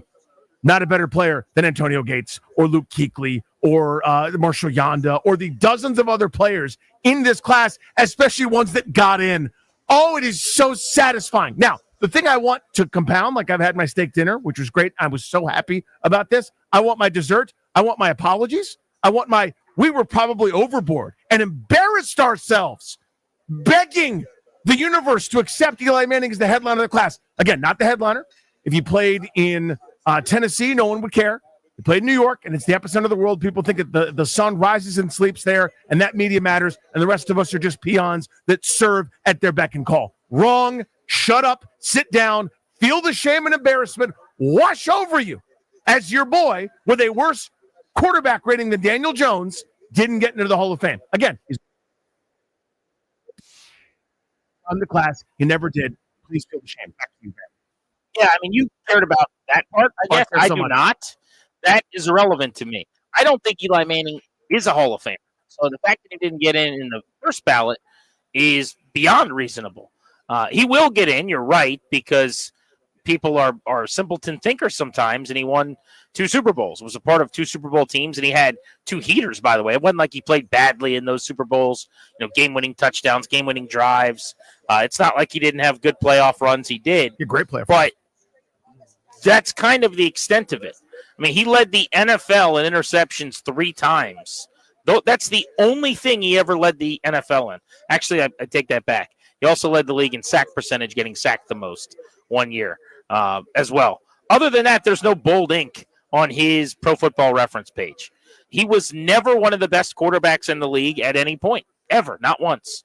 He was never scary. There's not a single time that Washington played the New York Giants, not one time ever, where I thought, oh, no, they got to play Eli today. This is bad. Now, was he a good player? Sure. He had some good seasons. He had, a 30-touchdown season, I think, on 3 different occasions, which, by the way, not that big of a deal in his era, but he had 31 in 2010, he had 30 in 2014, and he had a career-high 35 in 2015.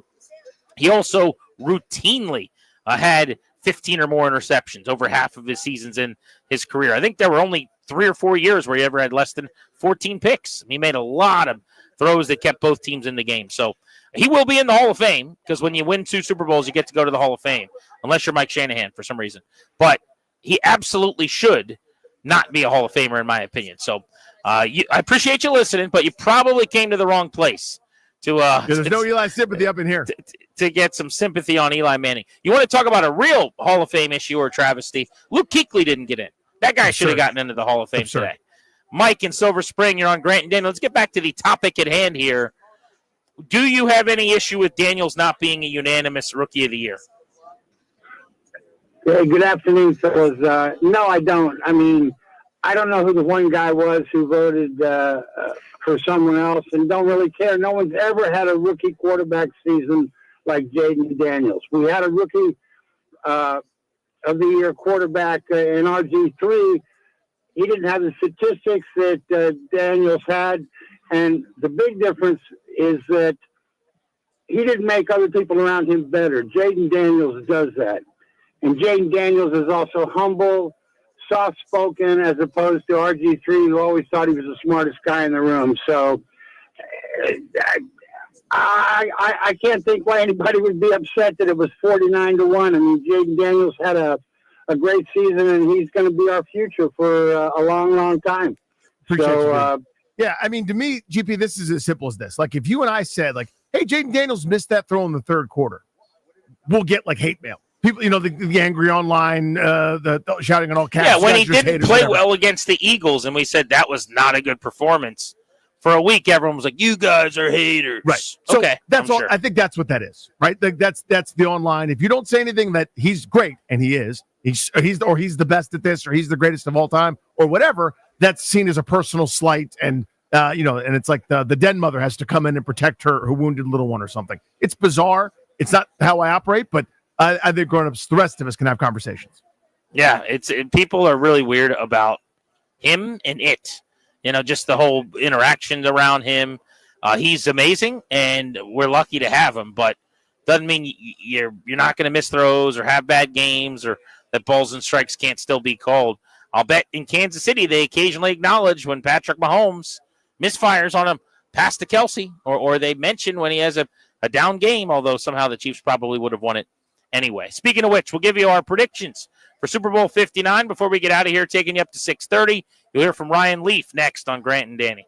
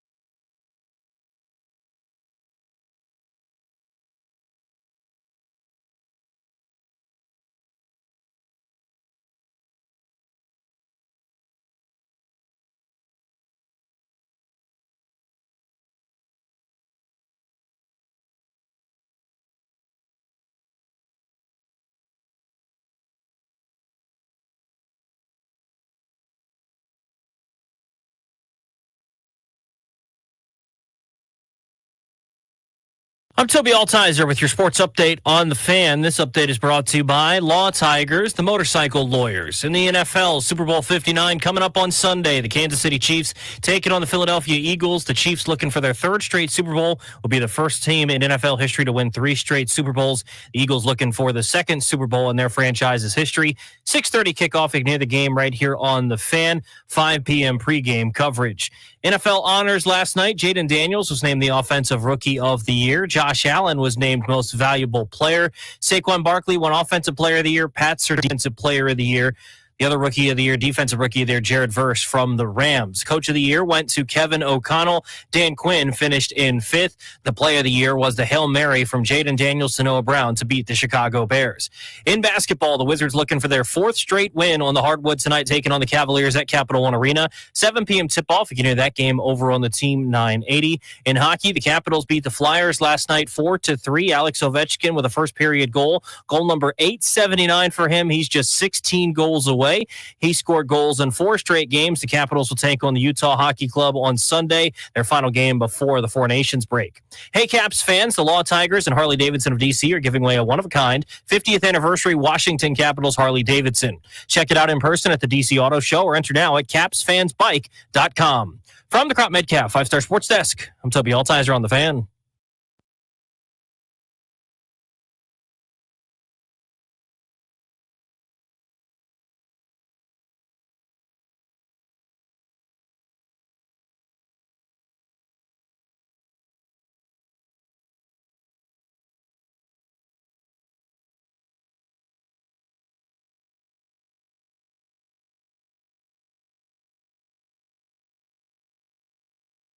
Stretch run of Grant and Danny from Radio Row in New Orleans. The Super Bowl is just 2 days away. The show is brought to you today and every day by our exclusive sponsors, the law firm of Condori and Murad. Estate planning, elder law, real estate, transactions, probate, administration. Their attorneys are always there to protect you and your family's assets. Schedule a free consultation with their team today by visiting kmlawyers.com. and tell them we sent you. That's kmlawyers.com. They will get you a discount. We are joined now by the number 2 overall pick in the 1998 NFL Draft. Just one selection after Peyton Manning, and someone who's done so much good work off the field for mental health and folks dealing with addiction problems like he once did. And he's getting an award this week in Washington, D.C. Ryan Leaf on Grant and Danny. Ryan, Super Bowl 59, Chiefs, Eagles, Kansas City's in a 5th Super Bowl in 6 years. Is that good for the NFL? Well, I mean, I don't know. The best team's playing for the championship, so I mean, yeah. I mean, the league wanted parity. I think you have parity in terms of the regular season. I just think the cream rises to the top. But right now, the best football team on the planet is the Kansas City Chiefs, and I've been that for some time now. Is it too early to start talking about Mahomes versus Brady and comparing those two guys based on the accomplishments? People are starting to say, well, maybe this is already the greatest we've ever seen. Yeah, it's way too early. Okay, you wait till the career's over, and then you can make comparisons.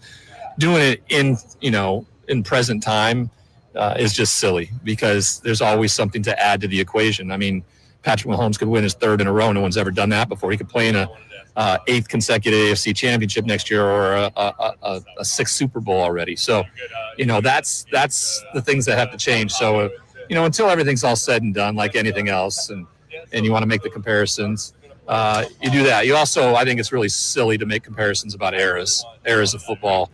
Rules are different. Patrick certainly doesn't have to deal with getting hit like Tom Brady did or any of us when we played in the 90s and things like that. So, I just think you should just enjoy seeing great quarterback play that's coming from him every single week while we're living it. Just be where your feet are right now. Ryan Leaf with us on Grant and Danny live from Radio Row. How much has the protection of the quarterbacks changed playing the position to the point you just made? Well, I mean, it makes for us pocket presence right at quarterback. I mean, you're not looking for the big shot anymore. Like you don't have to worry about a defensive lineman coming free or something like that because, they're taught now to lay off. They don't land on you with all their body weight. When you're running down the field, you are protected. You are a protected piece throughout that league. So it changes the mindset of a quarterback greatly in terms of what kind of chances he takes in the pocket, holds it maybe a split second longer than he normally would. Sometimes you look at Peyton Manning.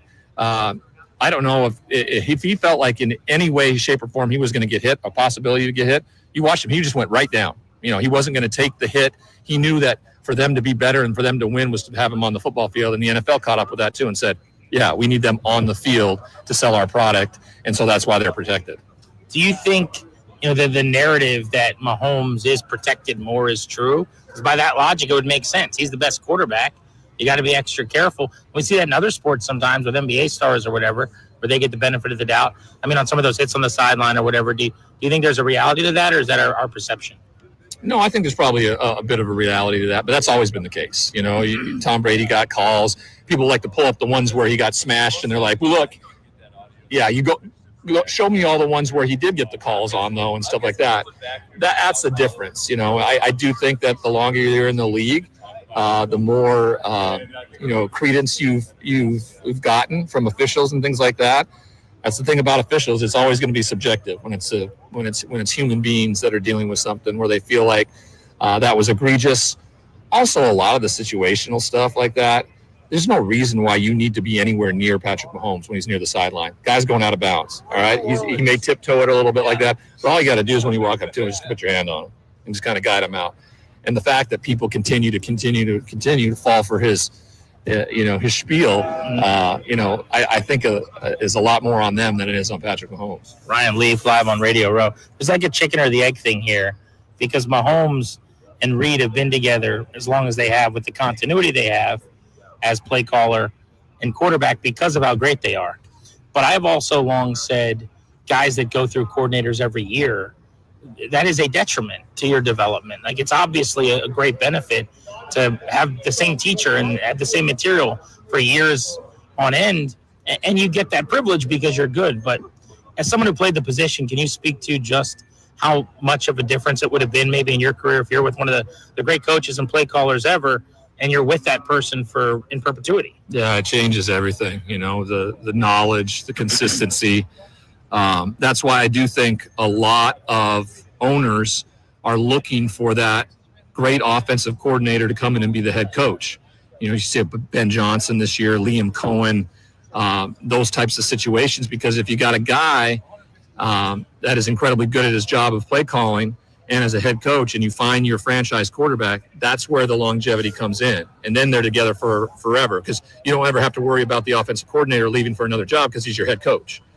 And so that's where the problem lies, when you have a guy in a situation who is just maybe a defensive mindset, and you hire an offensive coordinator like Tampa Bay. And over the last 2 years, you have Dave Canales and Liam Cohen, who have really helped Baker Mayfield become, one of the better quarterbacks in the entire league. And now they both are gone. They're both away, and now they're looking for a third one. And that's because you have a defensive head coach in Tampa, and not an offensive coach that calls the plays in those situations. So it's really tedious trying to figure it out, walking that line but quarterbacks run this league. It's the reason why they get paid the most. Head coaches run this league. It's the reason why they get paid the most.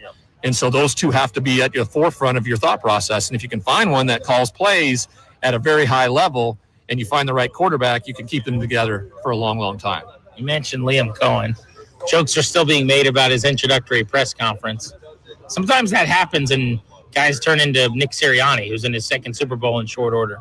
Sometimes you look back and you go, oh, it was Jim Zorn, and that was a sign of things to come. What do you make of the storylines around his goofiness at his press conference, and whether he could, quote unquote, be a leader of men and also be that guy we saw at the press conference? Yeah, I don't take any stock in any of these press conference things. It's what they are is they're evidentiary proof later used as fodder if someone doesn't succeed or if they do, because people go back to Dan Campbell's open one talking about biting kneecaps and stuff, and people thought that was absolutely asinine. And now it's what makes him so great. So all those things are hindsight. and are used as evidence when things go right or don't go right. That's just how it goes. I wouldn't take much stock in it. You can go, I told you so, that press conference, we should have known all along. You don't know anything, all right? You hire the best guy you think for the job, and the guy goes to work. When you go to a organization that has been systemically at the bottom, it's going to be really hard. Jets, Jags, Browns, things like that. It's just the way it goes. Lions, he flipped the apple cart on that one, right? They are a team that had the second, we're tied for the best record in the NFL this year. That has changed. That system has changed. So, it's incredible, but just take it with a grain of salt. Enjoy the laughter of saying Duval wrong, but it's an important piece that he knows what he's doing, and we'll see if he can do it as a head coach. I always enjoy our conversations each year out here at the Super Bowl. It's always inspirational as you look back at your career and your journey, but tell people about not only all you're doing now in the media and SiriusXM, The Last Mile, and the reason you're getting an award in D.C. this week, because you've helped a lot of people. Yeah, it's pretty incredible. The broadcasting world for me, the sports broadcasting world for me, is something I really enjoy calling games. But what I found over the last, 10 years or so, some of them not great people work in that business, and I found that out, and so I've been kind of trying to move more towards more purposeful stuff in the broadcasting side of things, and The Last Mile is one of them. Last Mile Radio with SiriusXM Radio, and what it is it's bringing you stories from the disenfranchised. I go into prisons. I was just in San Quentin recently talking with a bunch of justice impacted individuals who are part of the Last Mile program, which is bringing educational programming like coding, like audio visual production, things that you really can track once you get out, because that's what the world is about these days. It's not about welding. It's not about labor intensive type of jobs you learn while you're in there. And the change in technology, while someone may be incarcerated for 3 years, changes significantly. So the fact that they're able to teach coding is impressive. And they started a radio show, and they made me the host about 6 months ago, and I've gotten to do incredibly purposeful things around that. So that fills my heart. It makes me feel like I'm doing something different.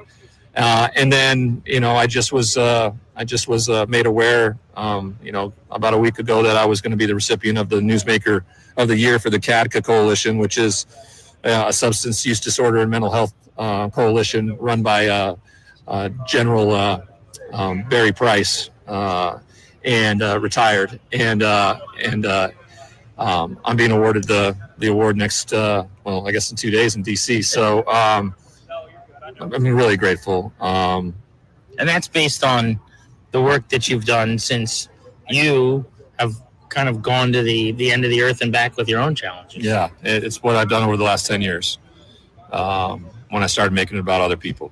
And the truest thing in all of this is that when I make it about other people, my life gets better. So using that algorithm, I'm going to keep making it about other people then.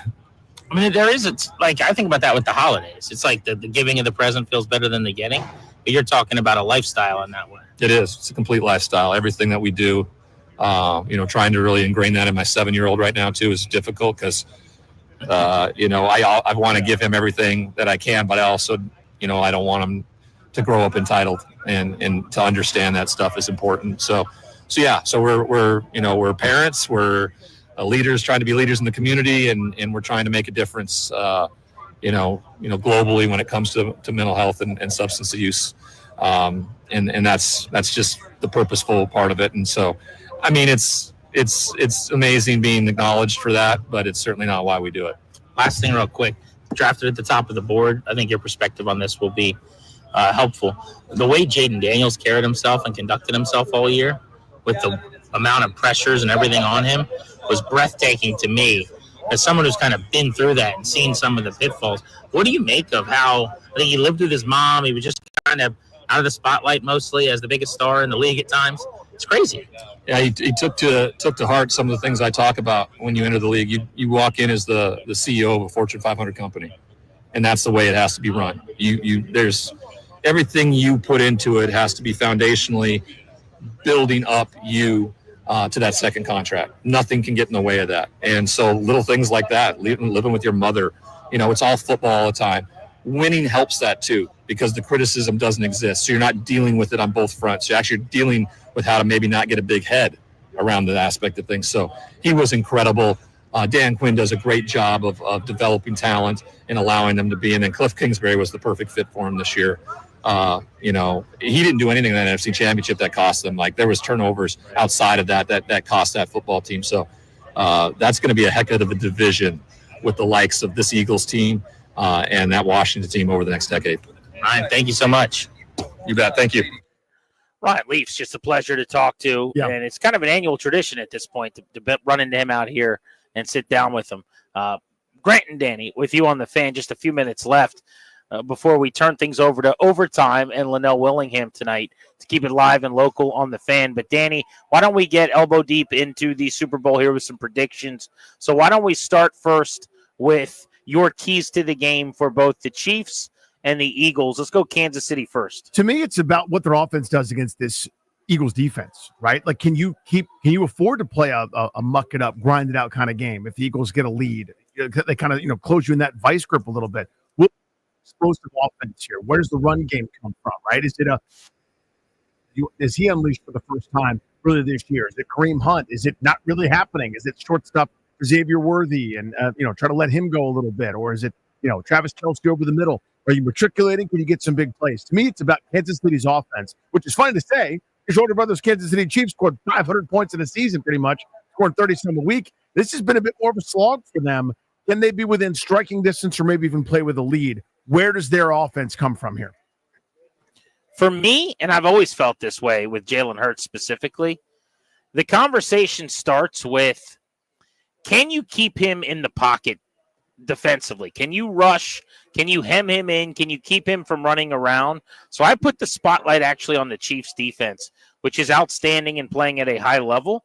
But I think the key is, can you keep Jalen Hurts in the pocket where he is very average and not moving around, extending, scrambling, creating, and running? Had the 40-yard touchdown before getting hurt 2 rounds ago in the playoffs. Then he had a big game against Washington in the NFC Championship game. We know that he looked pretty healthy, and now he's had a couple more weeks to get right. But if you look at the Kansas City defense this year, the numbers are actually probably not as good as they played overall. They were the 12th ranked defense, but they were number 7 against the run. So slow down Saquon Barkley, keep Hurts in the pocket, and I think this game's going to be very close. And that's their goal. I think about the Chiefs like I think about baseball teams with great bullpens, Danny. Like, just have a lead going into the 7th, and you'll probably win. You got a great setup man and a better closer. It's a 7-inning game, right? We say that all the time. You've shortened the game to 24, now 21 outs you got to worry about. With the Chiefs, and you started to feel this way with Jaden Daniels, funny enough, with Washington at the end of the year. But if you're in the game with a few minutes left, you're probably going to win. They've won 17 straight one-possession games. If you're within a score and Pat Mahomes has the ball, let's talk about next year. You know what I mean? Like, that's it's not just, that's how it feels. That's what it's been 17 straight times, to your point. I'll flip it over here. For Philadelphia, it's can they stay multiple? This is a group that has more net rushing yards than net passing yards. Jalen Hurts and the offense have right around 3,200 passing yards, around 3,000 rush yards, but then when you incorporate sacks, negative plays, and the like, their net rush yards greater than their net pass yards. If you make them one-dimensional, if they become, if they're trailing, let's say something freaky happens, a muffed punt, all of a sudden it's a 2-score game. If they can do all their things, the RPOs, you got to respect all the options, whether it's Barkley running, Hurts running, and then it can go to Goddard, to A.J. Brown, to Devontae Smith, or wherever you wanted to. They can keep moving the ball. They can keep matriculating. To me, though, for Kansas City, just sort of flipping that for a second, if you can eliminate some of those home run balls and make Philadelphia just kind of, have to execute all the way down, your defense is good enough, I think, to pose a big challenge. So to me, it's about Philadelphia's offense still being able to be who they are, meaning the game was close enough or they're winning for them to be allowed to do that. So I think my key for Philly is they got to hit on some big plays from Barkley. To your point, I don't think they're good enough necessarily if the Chiefs are slowing him down and it's 3 yards in a cloud of dust to just go on those long drives. But that's been their year. Their explosives are the run game more than the pass game. Wild to say that because A.J. Brown's such a great player. But I think they need a big play like a 50, 60-yard run from Barkley. I think they need 2 or 3, 15, 20-yard chunks, some explosives from him, something I'll be monitoring. It's not necessarily like a establishment thing or a can you run the ball. Just can they make some big plays, some chunks? Because I really do believe like 24, 27 points is going to win this game. I think it'll be a lower scoring Super Bowl, maybe 23-20, 24-17, something like that. So that's where the big plays come into play. So with that out of the way, let's make our prediction. Give me a score and a winner. 26-24. I think it goes just over. Then it'll be a rock fight the first half, and then maybe a little bit flurry there at the end of activities. It always seems to happen in these big games, in these Super Bowls. Bet against Mahomes at your own peril. I think Kansas City wins their 3rd straight Super Bowl. Philadelphia is better in every way except for quarterback, and maybe the greatest to ever do it is still here, still in his 20s, and this is not going to be the end of that journey. So I think Kansas City wins somehow because Mahomes does something special. And they've got more just in the tank, maybe more experience here. I think they win it by less than a field goal. So I think Philly is more talented, and I think Philly should win. But I, like you and so many others, have stopped betting against Patrick Mahomes. How could you? I've lost so many bets, and unfortunately, money betting against Patrick Mahomes over the years. Because even this football season, how many times this year did you go into a game going, they just haven't been that good? Come on, they're not really going to win again. At some point, they're due to lose a game. They never do. They are inevitable, as we talk about all the time. They end up in these one-score games making the one play and getting over the top. So I'm going to pick Kansas City against my better judgment. And I hate this analysis. It's lazy. It's boring. Anyone can do it. Mm-hmm. But I'm literally just doing this thing where I go, I can't bet against Mahomes. I think Philly's the better team. I also don't know that matters. That's the summary for me. Again, at every position almost, I mean, they're obviously not to say Kansas City's devoid of good players, but at almost every position, the same way we talked about when Washington played Philadelphia a couple weeks ago, I would take the Philly guy. Right? Like it's an overwhelming majority of times I'd go, I prefer the Philly player, I haven't done the actual math and I probably should, but it's, maybe 11, 12, 13, 14 out of your opening 22. Or if you extend it to guys that play in sub packages, Philly is the more talented roster, probably the most talented roster in the NFL. The difference is the most outsized bit of influence is coach and quarterback. And that advantage distinctly belongs to Kansas City. And that's over anyone else in the NFL. It's why they're here again. Their point differential this season is worse than when they went 9-7 with Alex Smith checking it down and a very pedestrian team. They're worse than that, and they went 15-2 and win one-score games, it seems, every week. They're incredible. As you said, the word, like Thanos, getting the Infinity Stones, man, they are inevitable. You don't get to pick a quarterback, and let's say you don't get to pick a star. Let's pick some MVPs here. For the Chiefs, I'll say Kelsey. Let's say he catches 2 touchdowns. Well, you know what? He's got to be the second star. So I guess we would rule him out. Because after Mahomes, it's him and Chris Jones. So if we're going like non-superstar for the Chiefs, what about Kareem Hunt? Say he rushes for a couple touchdowns, goes for 80 yards or something, wasn't even in the league at the start of the season, and wins the MVP award. On the Philly side, that means no Hurts, no Barkley, probably no Brown. Probably has to be on defense at that point. Jalen Carter, 1.5 sacks, 2 sacks, couple TFLs, takes the game over. I think would make sense. Maybe Zach Bond intercepts a pass and recovers a football, fumble and returns the football for a touchdown, something like that. So those are my deeper cuts. Worthy for me for Kansas City. I could see a big play somewhere that kind of becomes the story of the game, or he takes a reverse to the house or something special like that. For Philadelphia, I think it's a Dallas Goedert day. Right, whether it's carries like you saw against Washington, just stuff to keep Kansas City honest, whether it's working underneath. I don't think big plays are happening as much in the pass game for Philadelphia, but that probably means he gets fed maybe a little bit more than the average bear. I could see a nice 6-7 catches, 75.